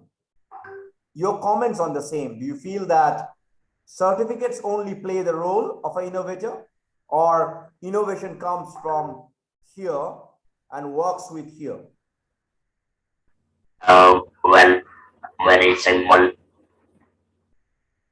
You got an award here, you got an award here, you got a, I got an award here, I got an award here, and in my gut, because say you can place award on the wall, but you cannot place the award in your body. So use your own innovation, use your own expertise, because that can bring you countless number of awards anywhere. And that's what I said, that I have 4 feet wedges, V2 engines like a crocodile, and believe me, I want to expand my horizon like A380 300, A380 300, because I would like to spread my horizon to the all continents, the world over, because without value addition you cannot do anything, and for that you need to have your head,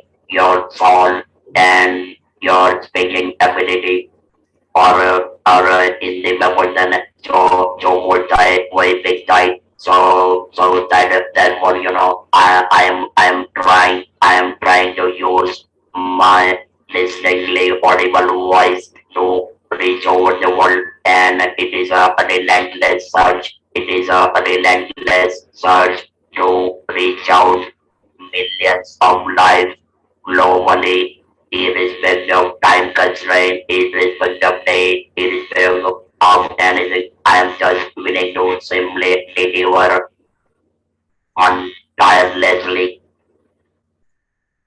I'm sure about it. If anybody got any kind of question, please feel free to ask to Srenik. We'll be happy to answer. And with this note, I'll open this floor for Q&A. I think we've got 2-3 more comments for you. These are all congratulations comments. But yes, we'll be happy to help, happy to connect, and happy to coordinate and collaborate with you. Let me introduce Ravikant Khandelwal with all of you guys. Ravikant is one of our ambassadors, started his journey very recently with us in World Leader Summit as one of our ambassadors.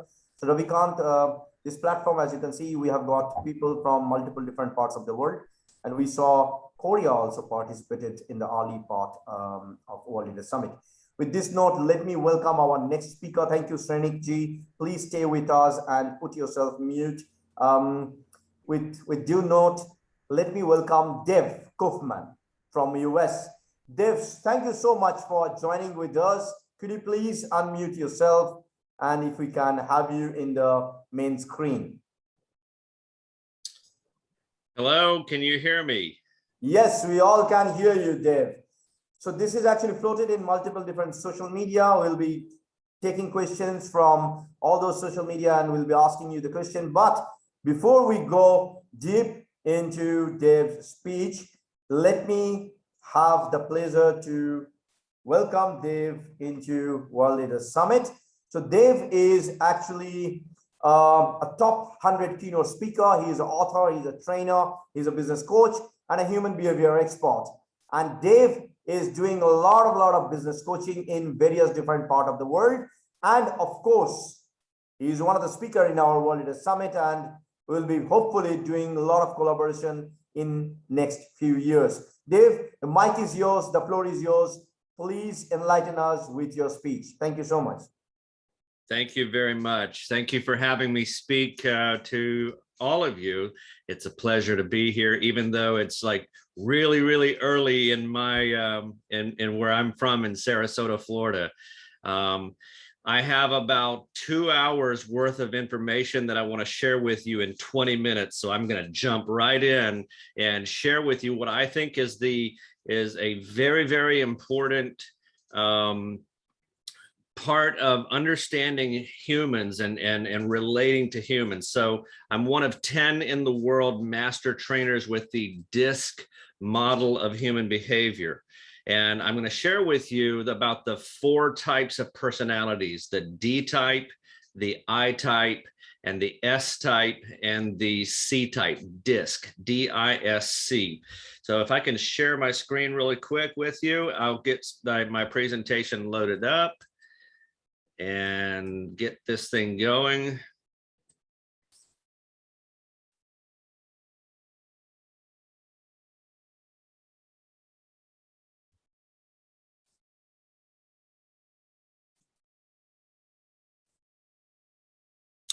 Okay, can you please confirm that you can see my screen? Okay, very good. So the DISC model of human behavior looks like this, what you see on the screen, the little round thing.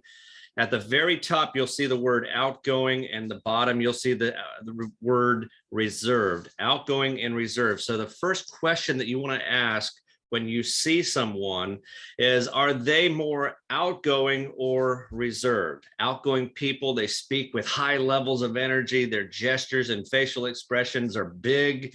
Okay, reserved people tend to speak a little more quietly. Their gestures are smaller. They're a little bit more guarded. And so that's the first question that you can ask is, are they more outgoing or reserved? The second question you can ask to determine what is somebody's first predominant trait would be, are they task-oriented or are they more people-oriented? Task-oriented individuals, they want to complete the task before they think that is more important than spending time with people and feelings and emotions. On the other hand, people-oriented individuals are all about feelings, emotions, fun activities, and they're just much more people-oriented.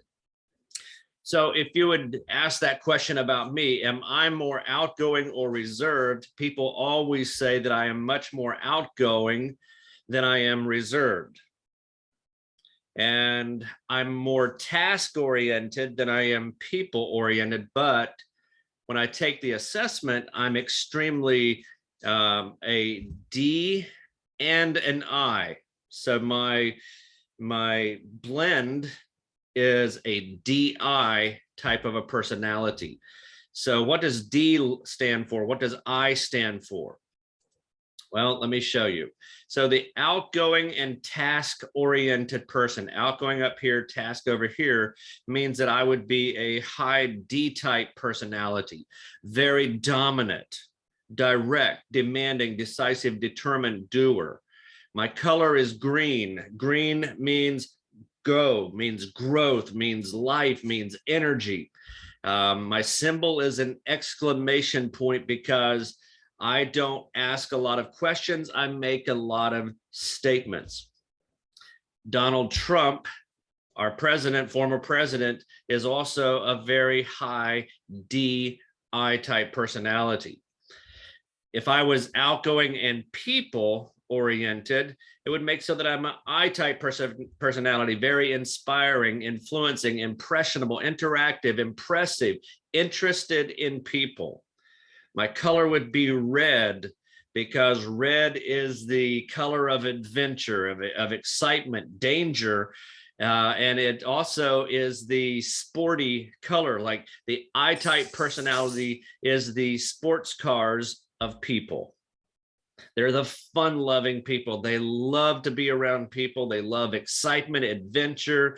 They love to have fun. The reserved and people-oriented individuals are what we call the S-type, very supportive. They're the Mother Teresas of the world. They're the very supportive, stable, steady, sweet, status quo, and shy type of an individual. They love people, to serve people, to help them, to really serve people. They're the nicest people in the world. And then you have the C-type, a reserved but task-oriented person. And I'm sorry, by the way, the S's, their color is blue. Blue is the universal color of calm. It's a neutral color. The S's like to support the decision, not necessarily make the decision. And then you have the C-type personality, reserved and task. Their color is yellow. Yellow means caution, slow down, let me process and think about this. They live up here, not here. They live from their brain. The C-types are very cautious, calculating, competent, conscientious, contemplative, and careful. These are your doctors, your lawyers, your engineers, your people that use their brain. They're more based on logic and reason and fact more than emotions, okay?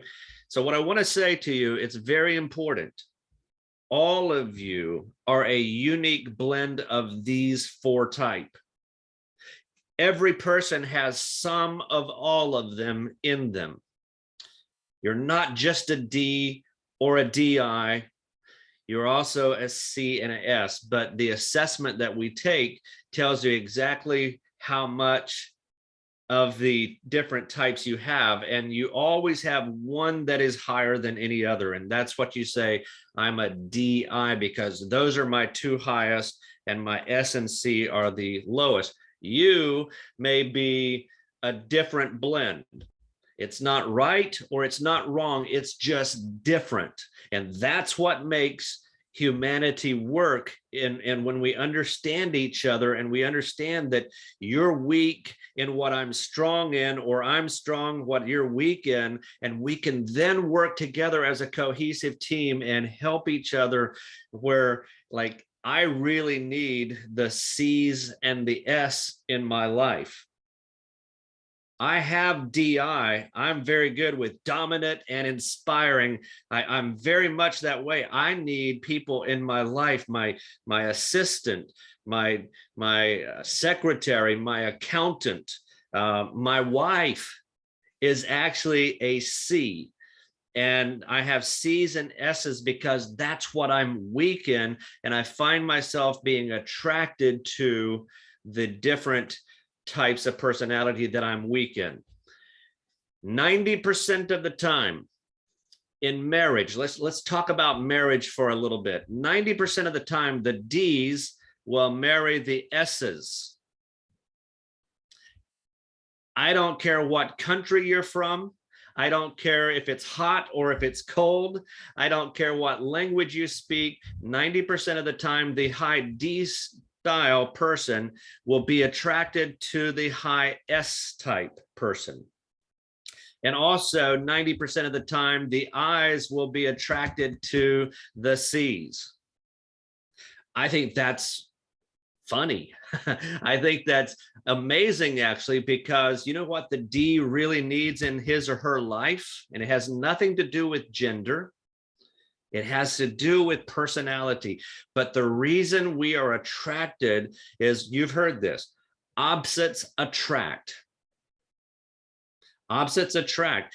But if we're not careful, opposites will start attacking each other.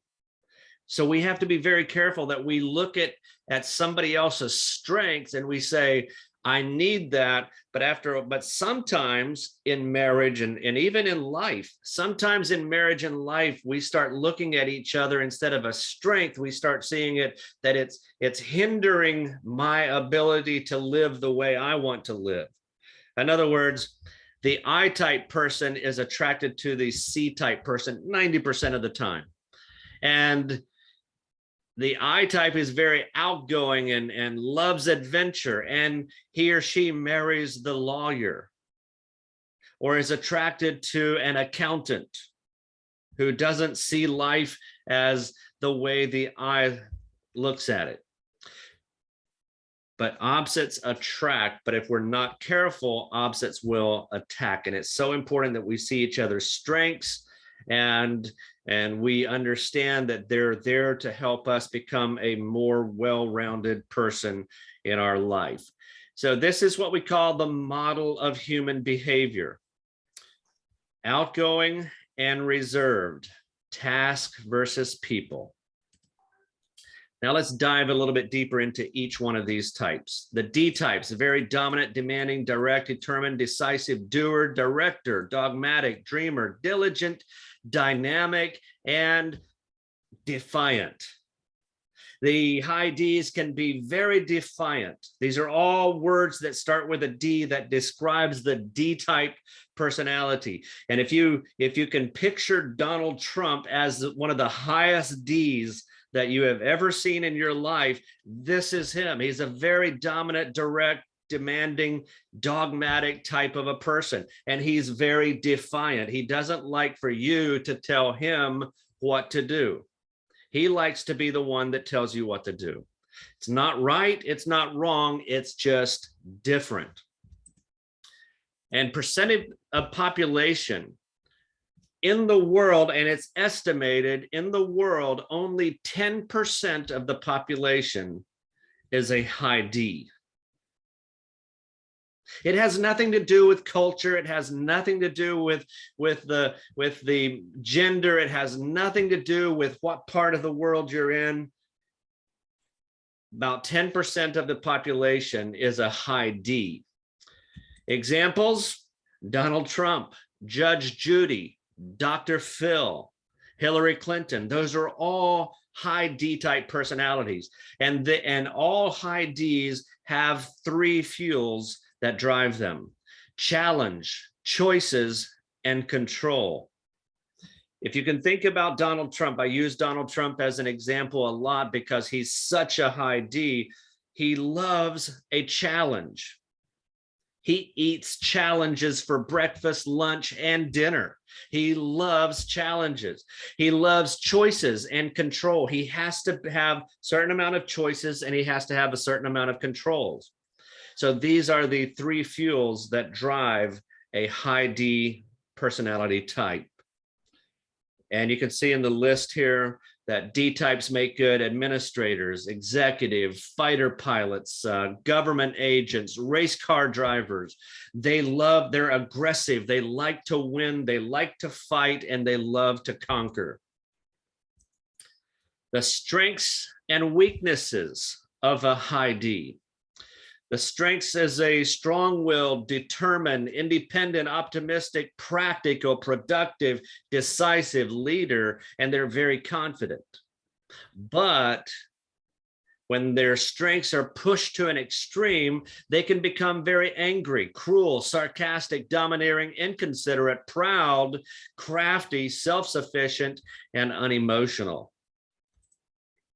Now let's look at the high I-type personality. Inspiring, influencing, inducing, impressive, interesting, impressionable, important, interchangeable, interested in people, imaginative, impulsive, but they can also be illogical at times. These are the people that are outgoing and people-oriented. They love people. They love to be around people. They like to make them laugh. They like to see them happy. They like to be the center of attention. These are people like Dolly Parton. She wears glitter on her dresses. I think that's interesting. Her whole life is built around shows and theme parks, and she is all about making people happy and feel really good. They're inspiring type of a personality. Percentage of population is about 25 to 30%. And here's some examples of high I's that I'm sure all of you know. Jim Carrey, Will Smith, Oprah Winfrey, Ellen DeGeneres. They're all the high I-type personalities. They love to be around people.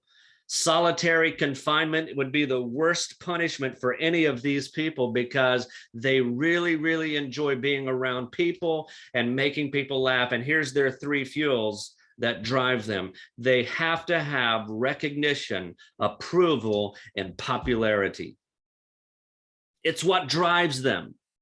I-types make good actors, broadcasters, politicians, preachers, salesperson, teachers, telemarketers. They love to interact with people. They're exciting people. The strengths versus their weaknesses. Strengths of a high I-type personality is very friendly, compassionate, carefree, talkative, outgoing, enthusiastic, warm, personable, and fun. It's a great person to be around, but when those strengths are pushed to an extreme, they become weak-willed, unstable, undisciplined, restless, loud, undependable, egocentric. It's about me, exaggerative, and frivolous. So we have to be careful that we balance our strengths and our weaknesses, that we don't push our strengths too far, and it can appear to be a weakness in this area. Let's look at the S type real quick. Supportive, steady, stable, secure, serve, sweet, submissive, shy, status quo, sentimental, sameness, and sometimes they can be what we call here in America a sucker. It means that it's very hard for them to say a word, and it's a very simple word. It's only 2 letters. The S types find it very hard to say no. They want to support. It's in their nature, it's in their DNA to say yes, to support. And so they can be very easily manipulated. Okay. And they can very easily say, sure, I can do this, or sure, I will do this. I will help you here. I will help you there. And they have a hard time saying, no, I need to take care of myself. I need to take care of my family. They want to support. They would rather support a decision than to make a decision. I never want my audiences to feel like the S's are weak people. They are very, very strong people when they learn to say no. Some of the most powerful companies in the world are ran by S-type personalities. S-types are some of the most, and here's why they're so powerful.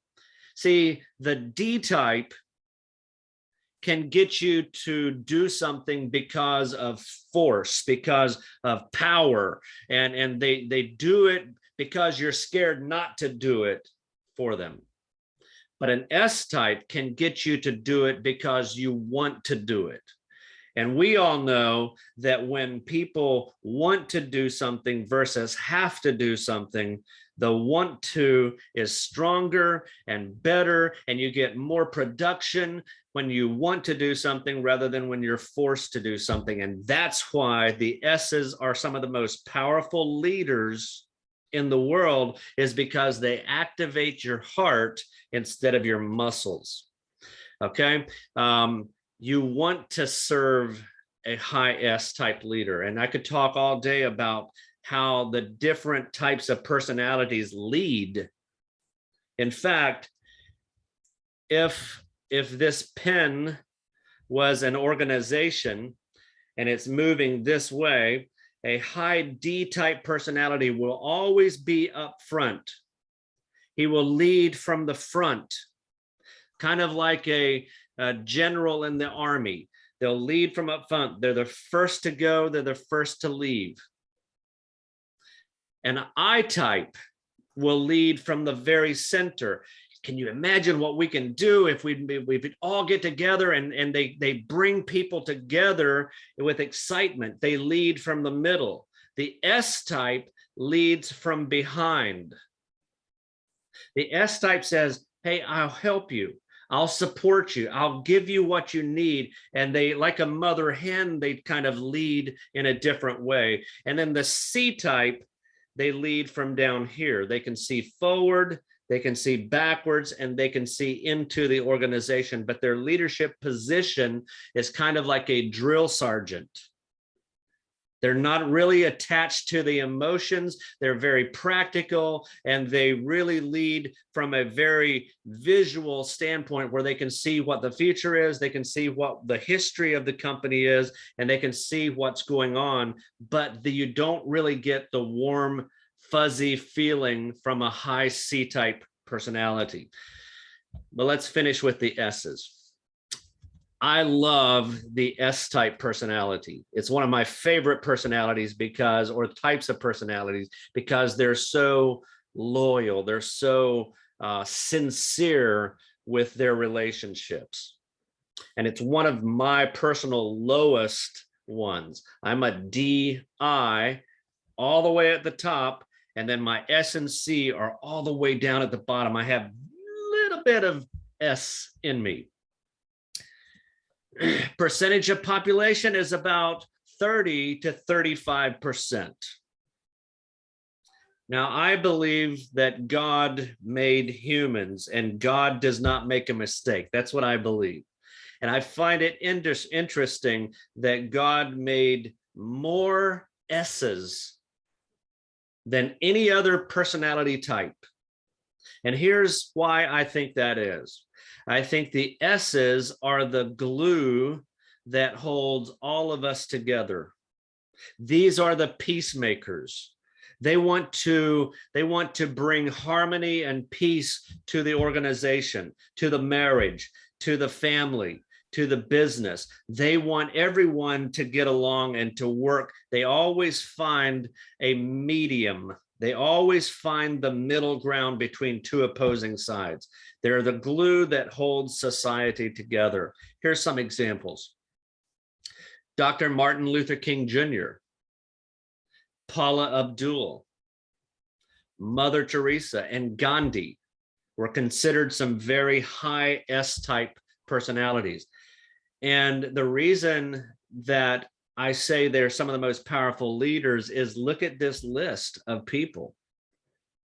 They bring people with them because you feel good being around them. They're very powerful people. And here's the three fuels that drive the high S type: appreciation, security, and assurance. They have to have a certain amount of appreciation in their life so that they can give it away.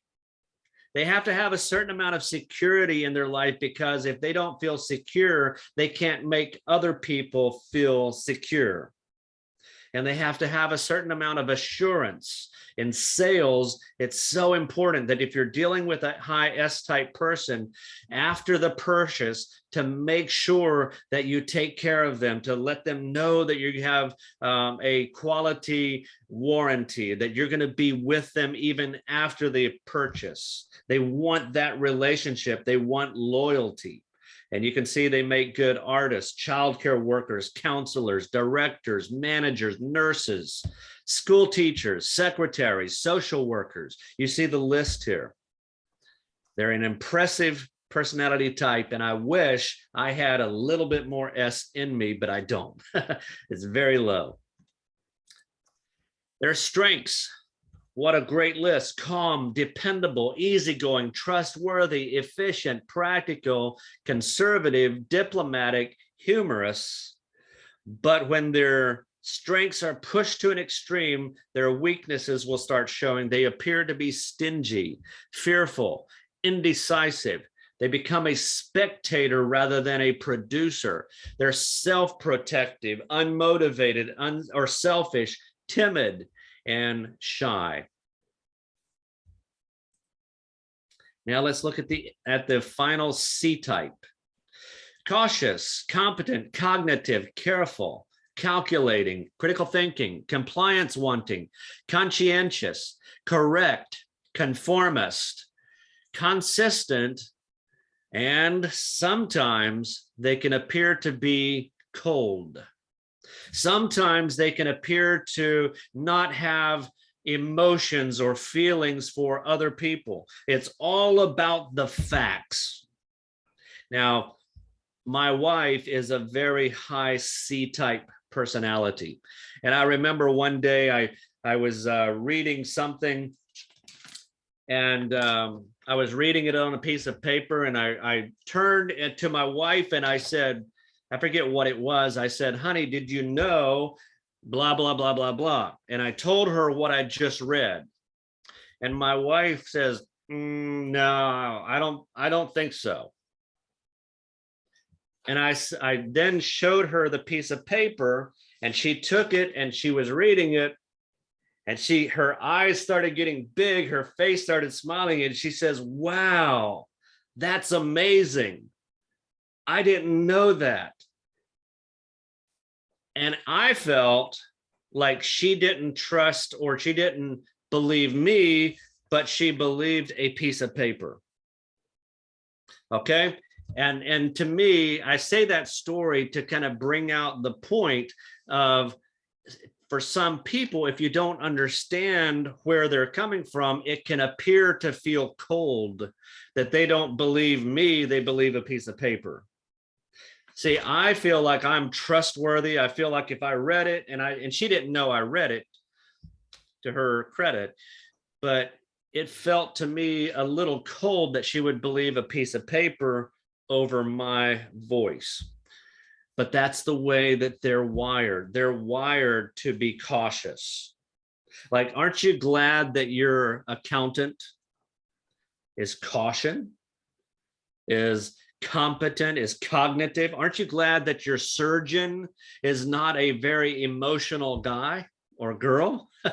I am. I'm very glad that my doctors, my lawyers, my accountants are high C types, that they don't get involved with emotions. They only deal with facts, with figures, with formulas. They're very, very smart. They operate out of their head. The high S's operate out of their heart. In order for me to get to my wife's heart, I first have to go through her head. It has to make sense for her to open her heart to me. Very interesting. And so they can appear to be cold and indifferent to your feelings, but they care very much about how things are done. In fact, that's one of their questions that they ask. Why did you do this? Why is it this color? Why did you do it this way? They want to understand because they care about how things are done. There's a right way and a wrong way to do things, and the C's always want it done the right way. That's why they're cognitive. Percentage of population is about 20 to 25%. Here's some examples. Diane Sawyer, she was the ABC News anchor. Clint Eastwood, one of my favorite actors is Clint Eastwood. But next time you watch a movie of Clint Eastwood, count how many times he smiles in the movie. Hardly ever. But he's always the person that says, you did wrong, I'm here to fix it. I'm here to correct it. Tiger Woods, Martha Stewart, here's the three feels: quality answers, value, and excellence. Doctors, lawyers, accountants, architects, engineers, they're all most likely going to be a very high C type. You can see the list here: accountants, architects, engineers, inventors, lawyers, pilots, physicians, professors, scientists, surgeons, teachers. They're very smart people. Here's the strengths of a high C: gifted, analytical, sensitive, perfectionist, aesthetic, idealistic, loyal, self-sacrificing, and thorough.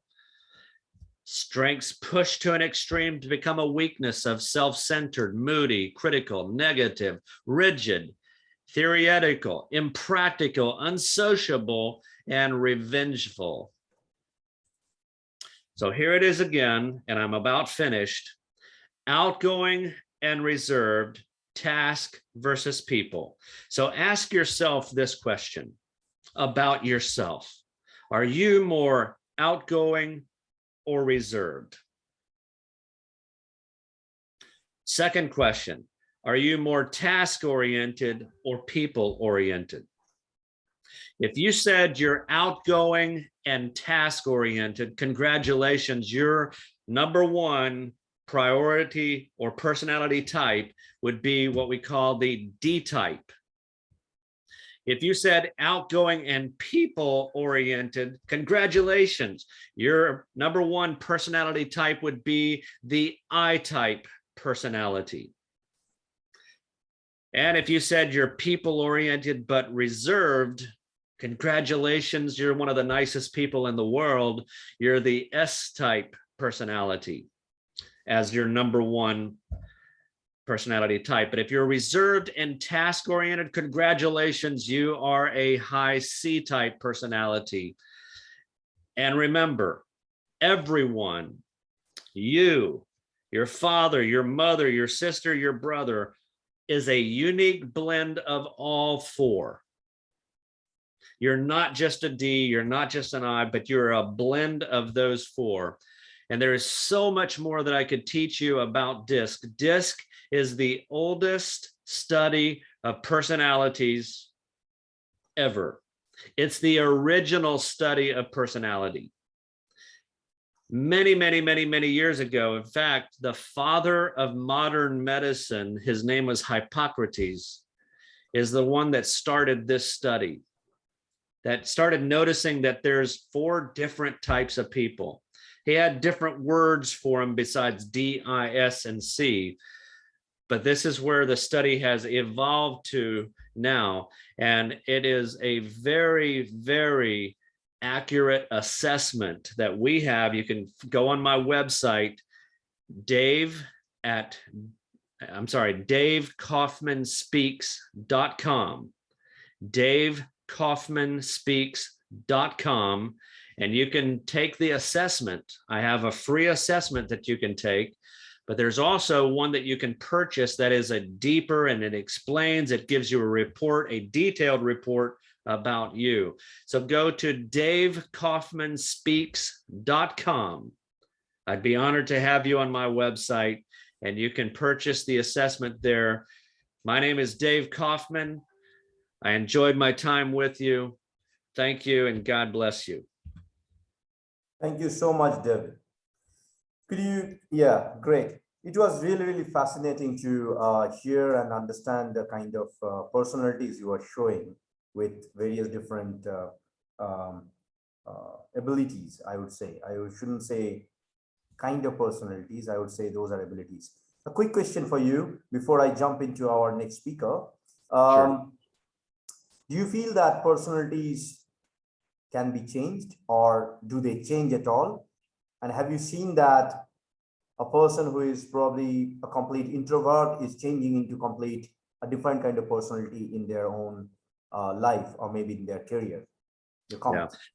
Yeah. Thank you for that question. It's a very important question. I believe personalities never change. I believe behaviors change. There's a difference between your behavior and your personality. Your personality is it's not your DNA, but it's similar to, it's part of you. It's part of how you were created. But your environment causes you to behave differently. So let me ask you a question. Do you act differently? Do you behave differently at a baseball game than you do at a funeral? Please say yes. No, we don't. But your environment causes you to behave differently. So what is your environment? Your environment is your family, it's your training, it's your upbringing, it's your marriage, it's your schooling, it's where you are in life. So you behave according to your environment. So let me just give you this example. I'm a very dominant, inspiring type of a personality. I'm a DI type personality. And I ride motorcycles for fun. It's not a mode of transportation for me. It's a vehicle of pleasure for me. And so I have a big Harley. And I'm riding with my hands out, wind is blowing my face. My stance is a very dominant and it's very inspiring. I have some great thoughts that come to me as I'm riding. It's a very dominant feeling to be on a powerful bike. So my environment and my personality are in line. Have you ever been in a situation where you feel, wow, I'm on it? I'm really centered, like I feel like everything is just hitting perfectly, the timing and everything. It's because your environment and your personality are in line. Now, you put me in a little rental car, my environment changes.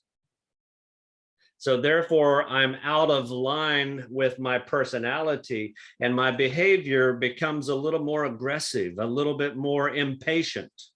So I believe your personality never changes, but your environment changes. Super. A quick question. Probably this is my life learning. I'm not sure if I should share this in World Leader Summit platform because this is not my own podcast. This is for you, all of you. What I have learned so far, if a human can become like water, it gives more peace, more strength, and probably more courage to do things for the entire community and for himself or herself. Talking about the same, when we are trying to probably ask ourselves, there is a concept of me, myself, I, and so many others. When we talk to ourselves and say that, let's go off that ego part and let's open your heart, just like to accept everything. Don't have any color, any shape, any smell. Rather, be open to mingle with others, mix with others, and grow together. When such kind of personality usually try to do an impact, what do you feel from your perspective? Because I can see the vibration of yours. I can feel that, to be very, very honest. Okay. What do you feel about your perspective? How society usually accepts them? And if they're accepting them on a positive note, what can be the negative impact of it? Or if there is any negative impact? Last question from my end. Yeah, it's another wonderful question. I believe we should be like a bouquet of flowers. Okay, a bouquet of flowers would be boring if every single flower was the same in the bouquet. And we need to have the differences of personalities in a bouquet in order to make it truly work, to make society work.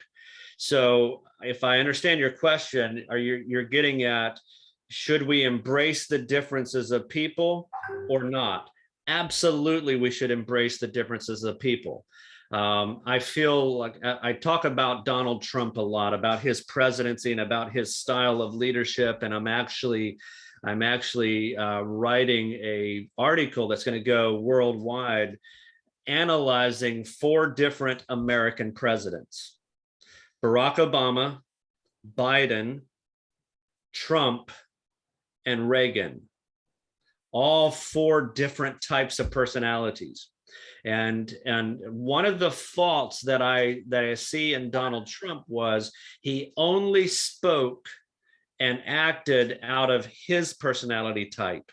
He never looked across the room and said, hey, not everybody is like me, and I really need to change the way I approach the subject, change the way that I approach the conversation to make them feel valued. He only spoke from a D-type personality. Did I answer that question for you? I think we need another different session to discuss this. It's not that simple, to be very honest. It is very complex. You know what? In World Leader Summit, we have monthly programs, we have hackathons, and we have mentoring sessions as a business coaching session. Would love to have you in one of our sessions so that you can probably talk to maybe many more people. Not only that, before I welcome our next speaker, she usually talks something different. She usually makes a statement, at least from my perspective, she makes a statement that less is more. And when we are talking about less is more, let me share you another input for all the users. Last year, when we started with 126 speakers in World Leader Summit, we promised that we will be creating the entire ecosystem, and that we did. We created the ecosystem wherein people came, they did business, and till date, the business is happening with a very close group of people utilizing multiple different trade and commissions. Probably the number of countries probably was approximate 40 in last year. This year, the surprise was, the ask was from the community, can you guys come up with your own accelerator and business accelerator and a fund? And we realized that, yes, working with multiple funds, multiple private investors, and a couple of angel investors, which we created, is the right time so that we can create our own funding platform, own acceleration platform. And we kept that promise. Not only that, we started our real estate portal wherein you can enlist your real estate property. You can buy, sell, rent.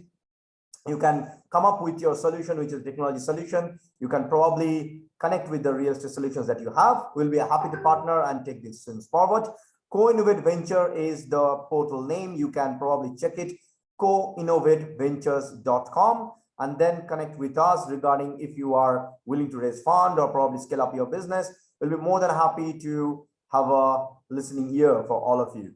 With this note, I will ask my existing speaker, Dave. I'm so happy that you actually came early and shared these amazing inputs.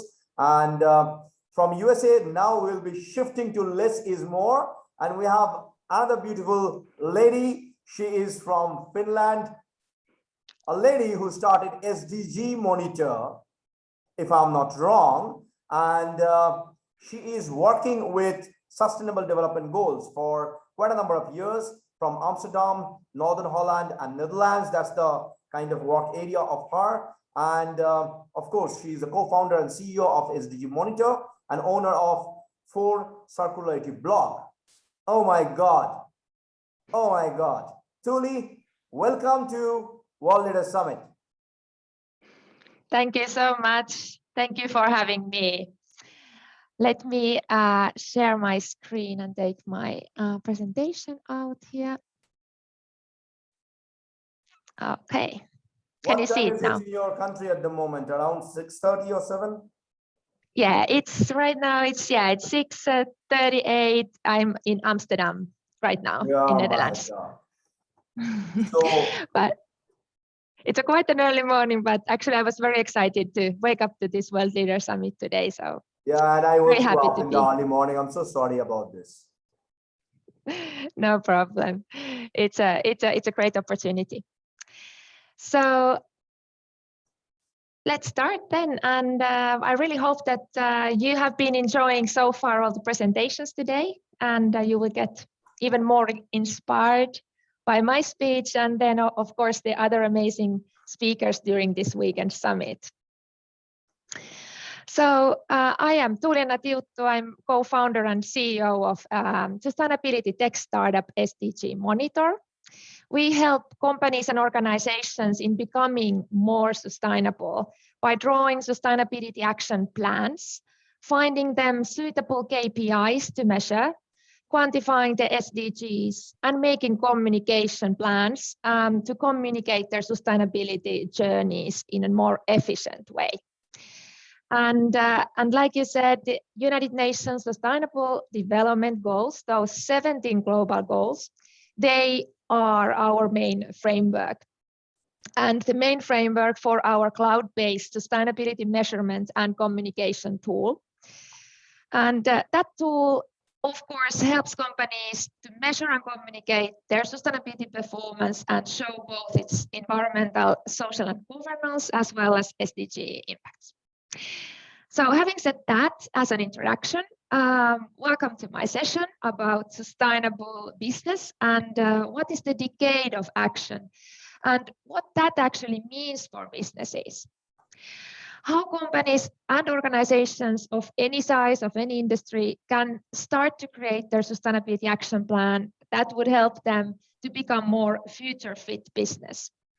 And doing that, growing their company while enhancing social well-being without doing any harm to the environment.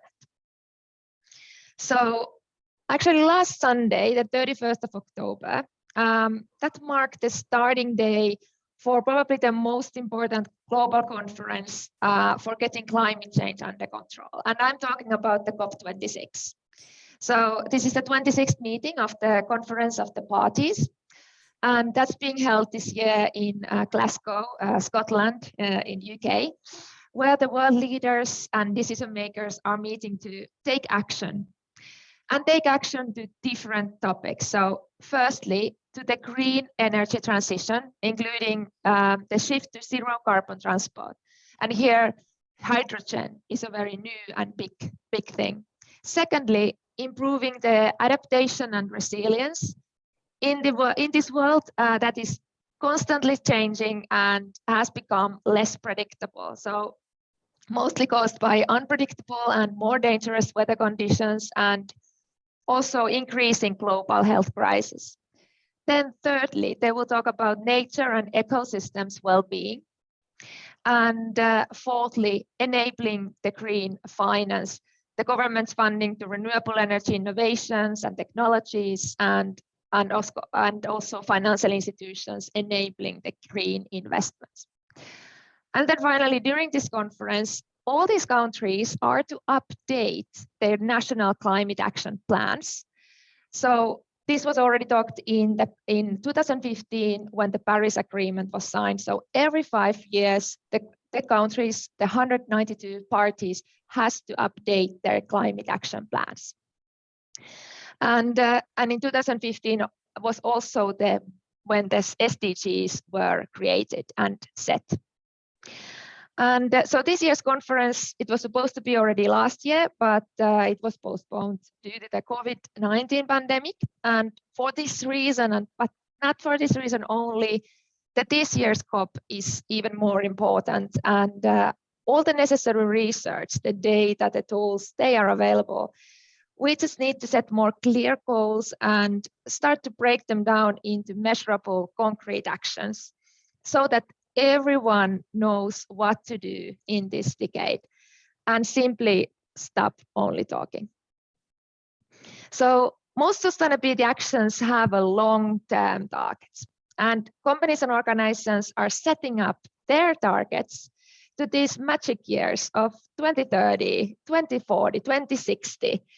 And in this hectic startup world where speed is everything, those target years seem to be very, very far away. And however, those real sustainability frontrunners, they know that this is not the case. And they know what actions they should be taking today and next week in order to reach those targets and how to prove them true. So these frontrunners, they are like university students. In order to pass the midterms, it's not enough to start studying just the weekend before. And in order to get some good grades in the essay, it's better to have some insight and data based on reliable sources.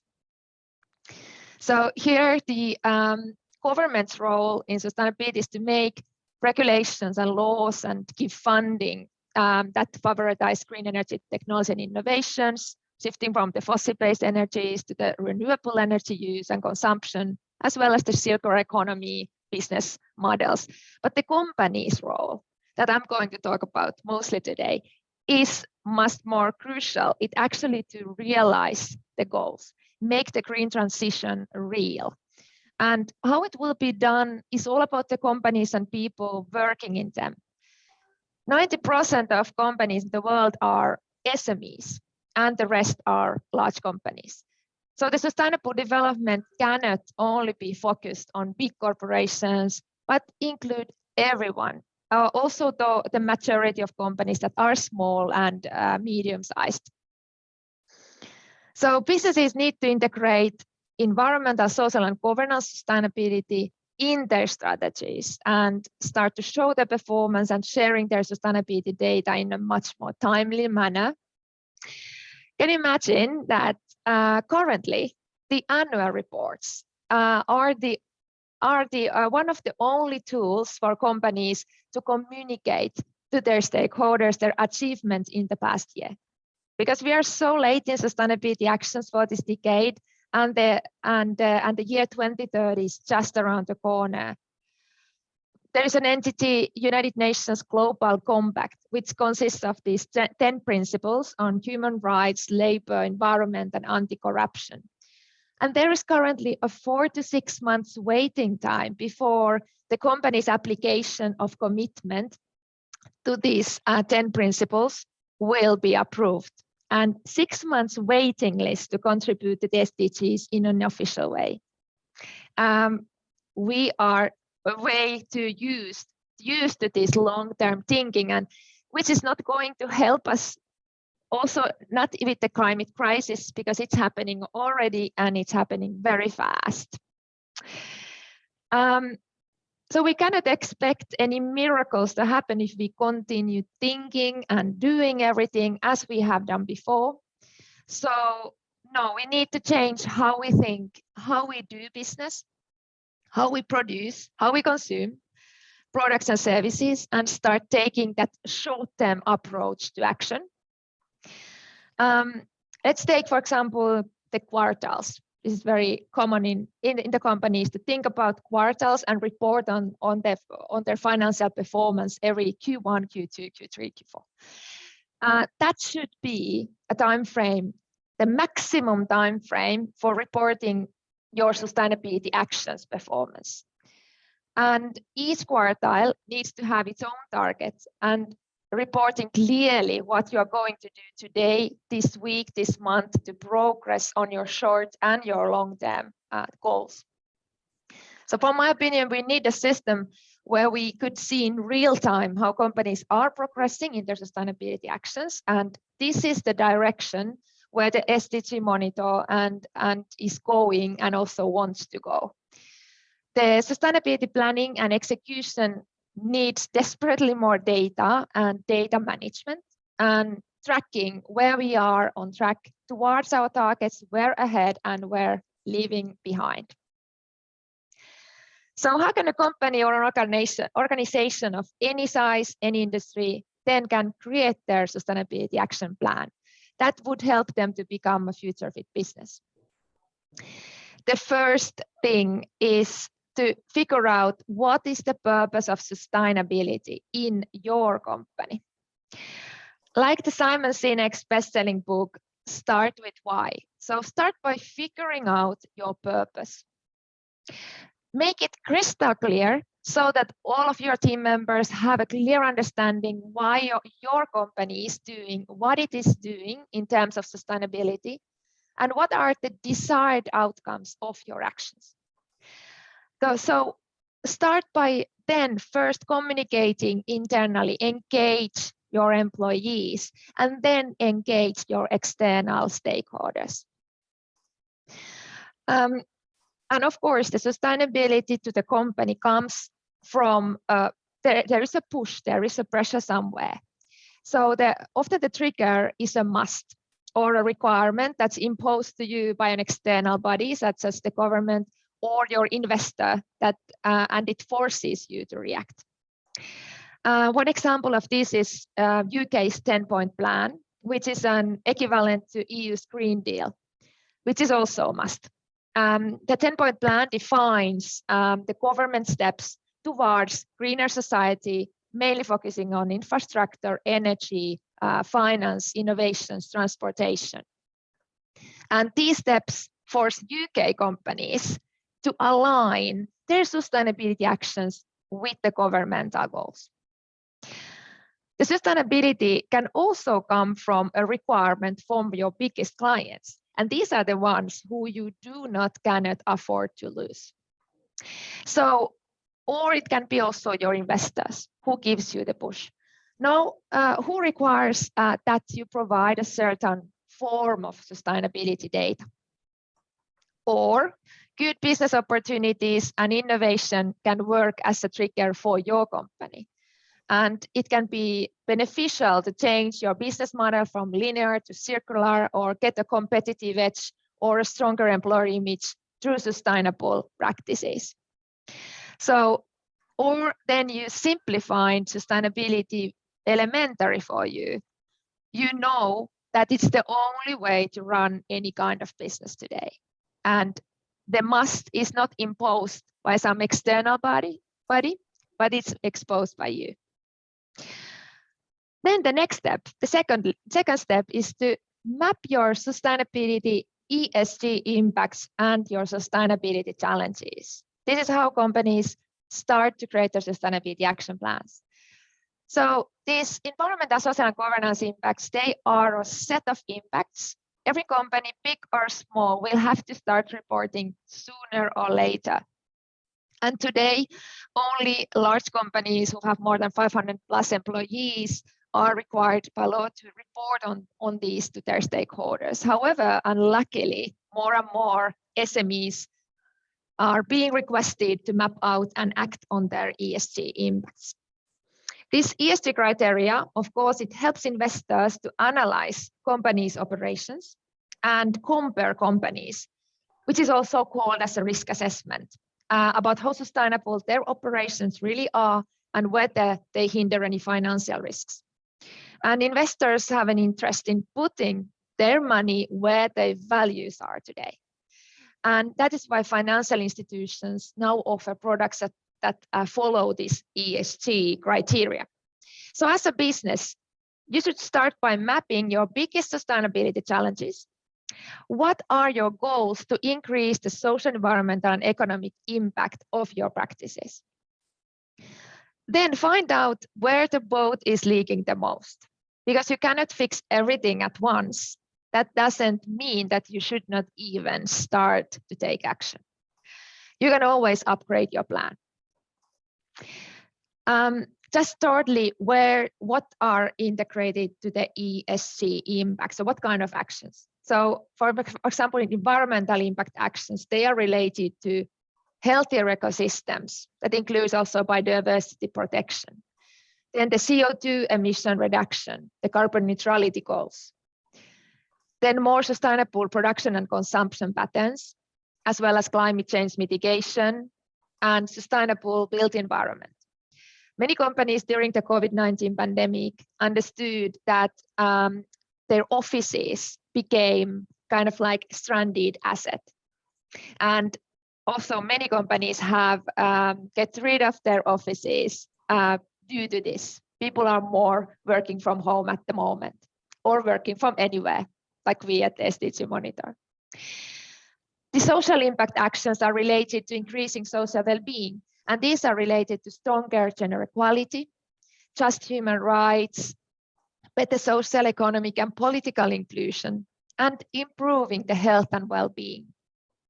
Then the governance impact refers to actions that relate to increasing sustainable growth, increasing and ensuring justice and governance, and being more transparent in all the information that's disclosed from the company through reporting and communication. Then the third step is to choose your actions Identify KPIs for your actions, so what you start to measure in each of the action. Set the baseline and a time frame. So once you've mapped your sustainability challenges and opportunities, you need to choose your actions. And by using the ESG impacts, you will find the actions that you need to start taking. Each action requires a quantitative metric, a KPI, a key performance indicator. What do you measure in each action? Then it's a tricky part. Start to find your data. This is mostly the most difficult part for the companies. So use internationally approved CO2 calculators, for example, to calculate your company's carbon footprint. Finally, you need to set your baseline values for the actions and give them a target date. Where are you heading? Are these actions going to have a short or a long-term target? Then use clear target values and dates to set up your actions. What we hear a lot is that it's actually very easy to set a target date for a sustainability action. You set the target to the magic year of 2030. But things get difficult when it's time to start finding the data and measure the actions. So finding the baseline, it takes time, but once it's done, you just have to name a responsible person or a team or someone in your supply chain who makes sure that you are progressing with those actions. And who is the person who updates the data and collects the data, and that data comes from some credible source. So start collecting the data to create your sustainability journey. Then when you have data, that will start to create the journey. And that will also show the direction. Are you on track? Are you ahead? Are you leaving behind with your actions? And it creates your action performance. Then communicate. This is very important, internally and externally, of your progress. Inform your stakeholders about your sustainability highlights. But for credibility and transparency, be also brave to show if you haven't reached your goals, and explain instead, what are you going to do to fix it? What are you going to change to actually reach that target? As a sustainability tech startup, our main ESG teams in our own sustainability action plan are linked to energy efficiency, gender equality, and data sharing. For example, our short-term actions that we present on our website transparently, there is a possibility to go and check our SDG Monitor dashboard. From our SDG Monitor dashboard, how are we progressing in all our sustainability actions? We have action in environmental impact, 100% renewable energy use in our offices by the end of 2021. And this action contributes to the SDG number 7, which is to ensure access to affordable, reliable, sustainable, and modern energy for all. We have reached this goal now in October 22nd, 2 months earlier than our set target date. Then we have also another other action in social impact. So by the end of 2021, we will increase the diversity in tech and work together with 5 female university students. And this action contributes then to it has a social impact, but it contributes to the SDG 5, which is gender equality. And we are almost there as well. So being worked this year with 4 young women, these talents in technology, and we will reach our goal by the end of this year. We have a new person coming to work with us in December.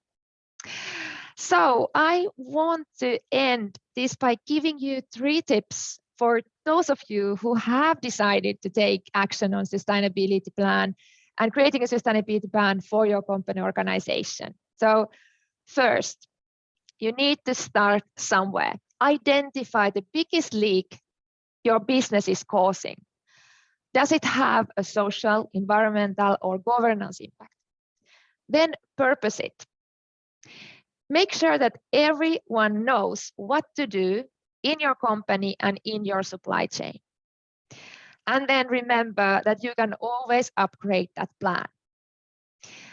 Second tip, quantify your sustainability actions. You cannot manage what you cannot measure. And find your data and be always on top of that data. This is the only way, and you will see the progress. Last tip is to start showing your performance. Start showing your performance to all your stakeholders and communicate with them regularly. And also remember that that annual report or your annual sustainability report, it's not the only way to engage with your stakeholders. Be creative, and that is just the beginning. Thank you very much. Super speech. Thank you so much. Could you please turn off your screen sharing? Yes.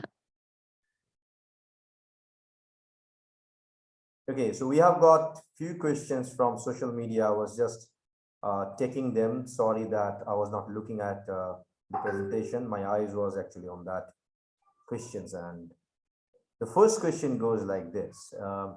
We all have talked a lot about sustainability, education, and working good ethics in the organization. I'm running a MSME sector. I'm just trying to put it in a proper English, okay?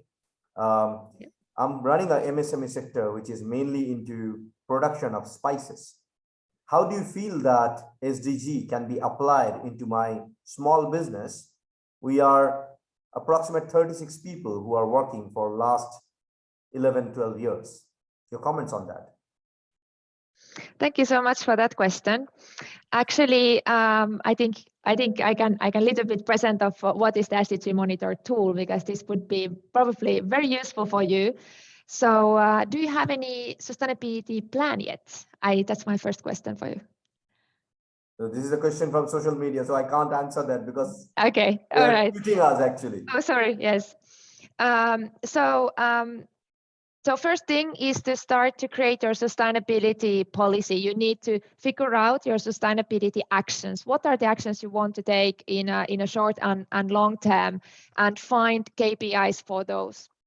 And we have a very easy access tool, the SDG Monitor, that actually pairs sustainability actions with the SDGs. So it's a very easy way to contribute to the SDGs and show it in an official with an official tool.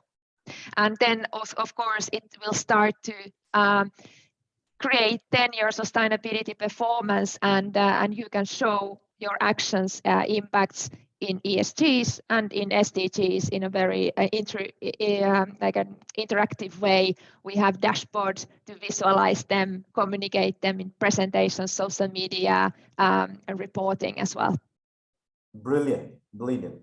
So I got approximate 5 questions, but due to time, I'll be asking 1 or 2 only. I'm really sorry.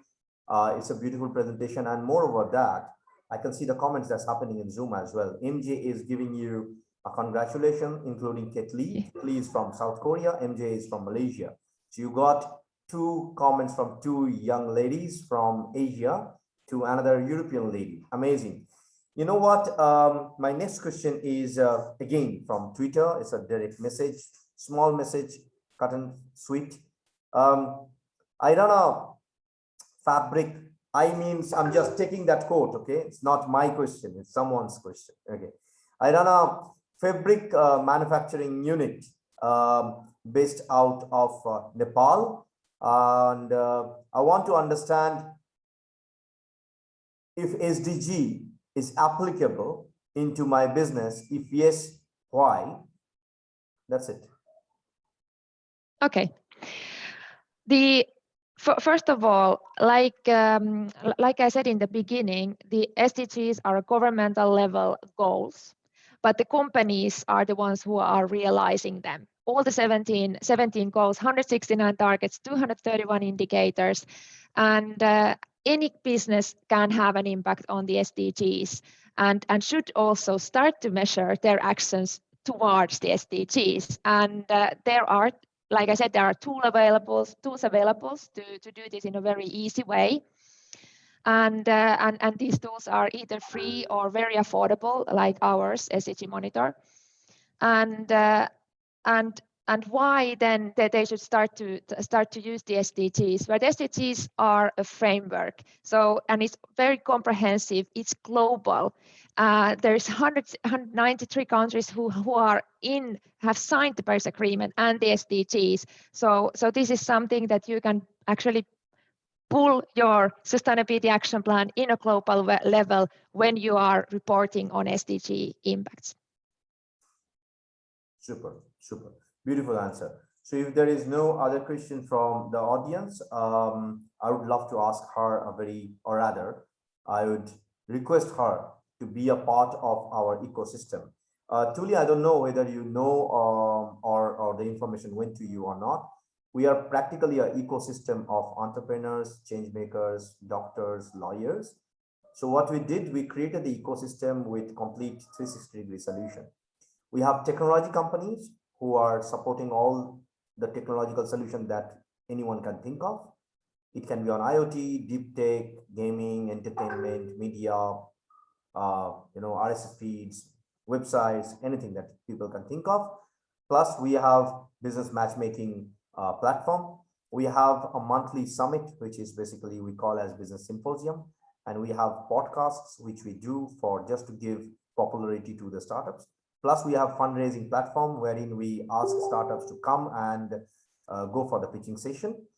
And recently, we started our own business accelerator called Co-Innovate Ventures, which is basically a supporting platform with all those businesses who can support other business along with the group of angel fund that we have created so that startups can grow and handshake with each other. You can check coinnovateventures.com. You can see the number of projects that we have executed in last 1 year, which are live. This is completely a 12 months to 6 months to 24 months cohort program. So once they graduate from our cohorts, they usually become successful, of course.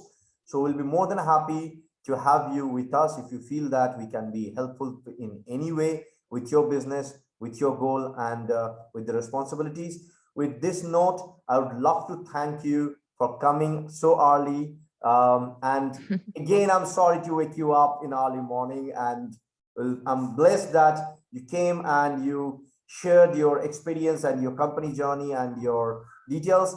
Thank you so much for all the audience. As I say that, I got the list. So we already posted the number of countries into our LinkedIn, Facebook, and Twitter posts. You can cross-check probably in the morning. Since morning, we have got participants and speakers combining from US, Australia, South Korea, Malaysia, India, Finland, Netherlands, and Ukraine. Pardon me if I miss your country. If not, this is the number of countries that was there in the first half of World Leader Summit. We'll be starting World Leader Summit next half, which we call as second half.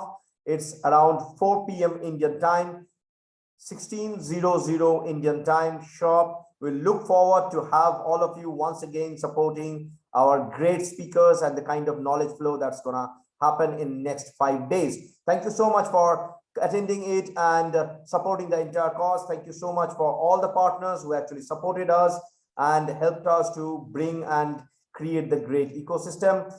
Thank you so much, TVM Digital. Thank you so much, SME India, WSME, Diplomatic World, Culture Italia, BizTech, Texas, Generation S, WWCA, ISD Africa, Entrepreneur Face, ABW, Simflor, Exo Designs, Cosplay Seller, Second Life Tech, Sports Zone In, My Films, Yoga Training for You, I Am Superhero, Cybersecurity Gigs, Virtual Game Developer, MyFinB, WebHub, Virtual Infocom, Supreme Corp, Animation Reviews, Avenue Global, Glamworld Face, H Metals, Co-Innovate Ventures, of course, that became our own platform, Deep Technology, and Anim Gaming. Thank you so much for being with us and supporting the entire cause. We'll look forward to your support and your participation at 4 o'clock Indian time. Stay tuned. Thank you so much for being with us.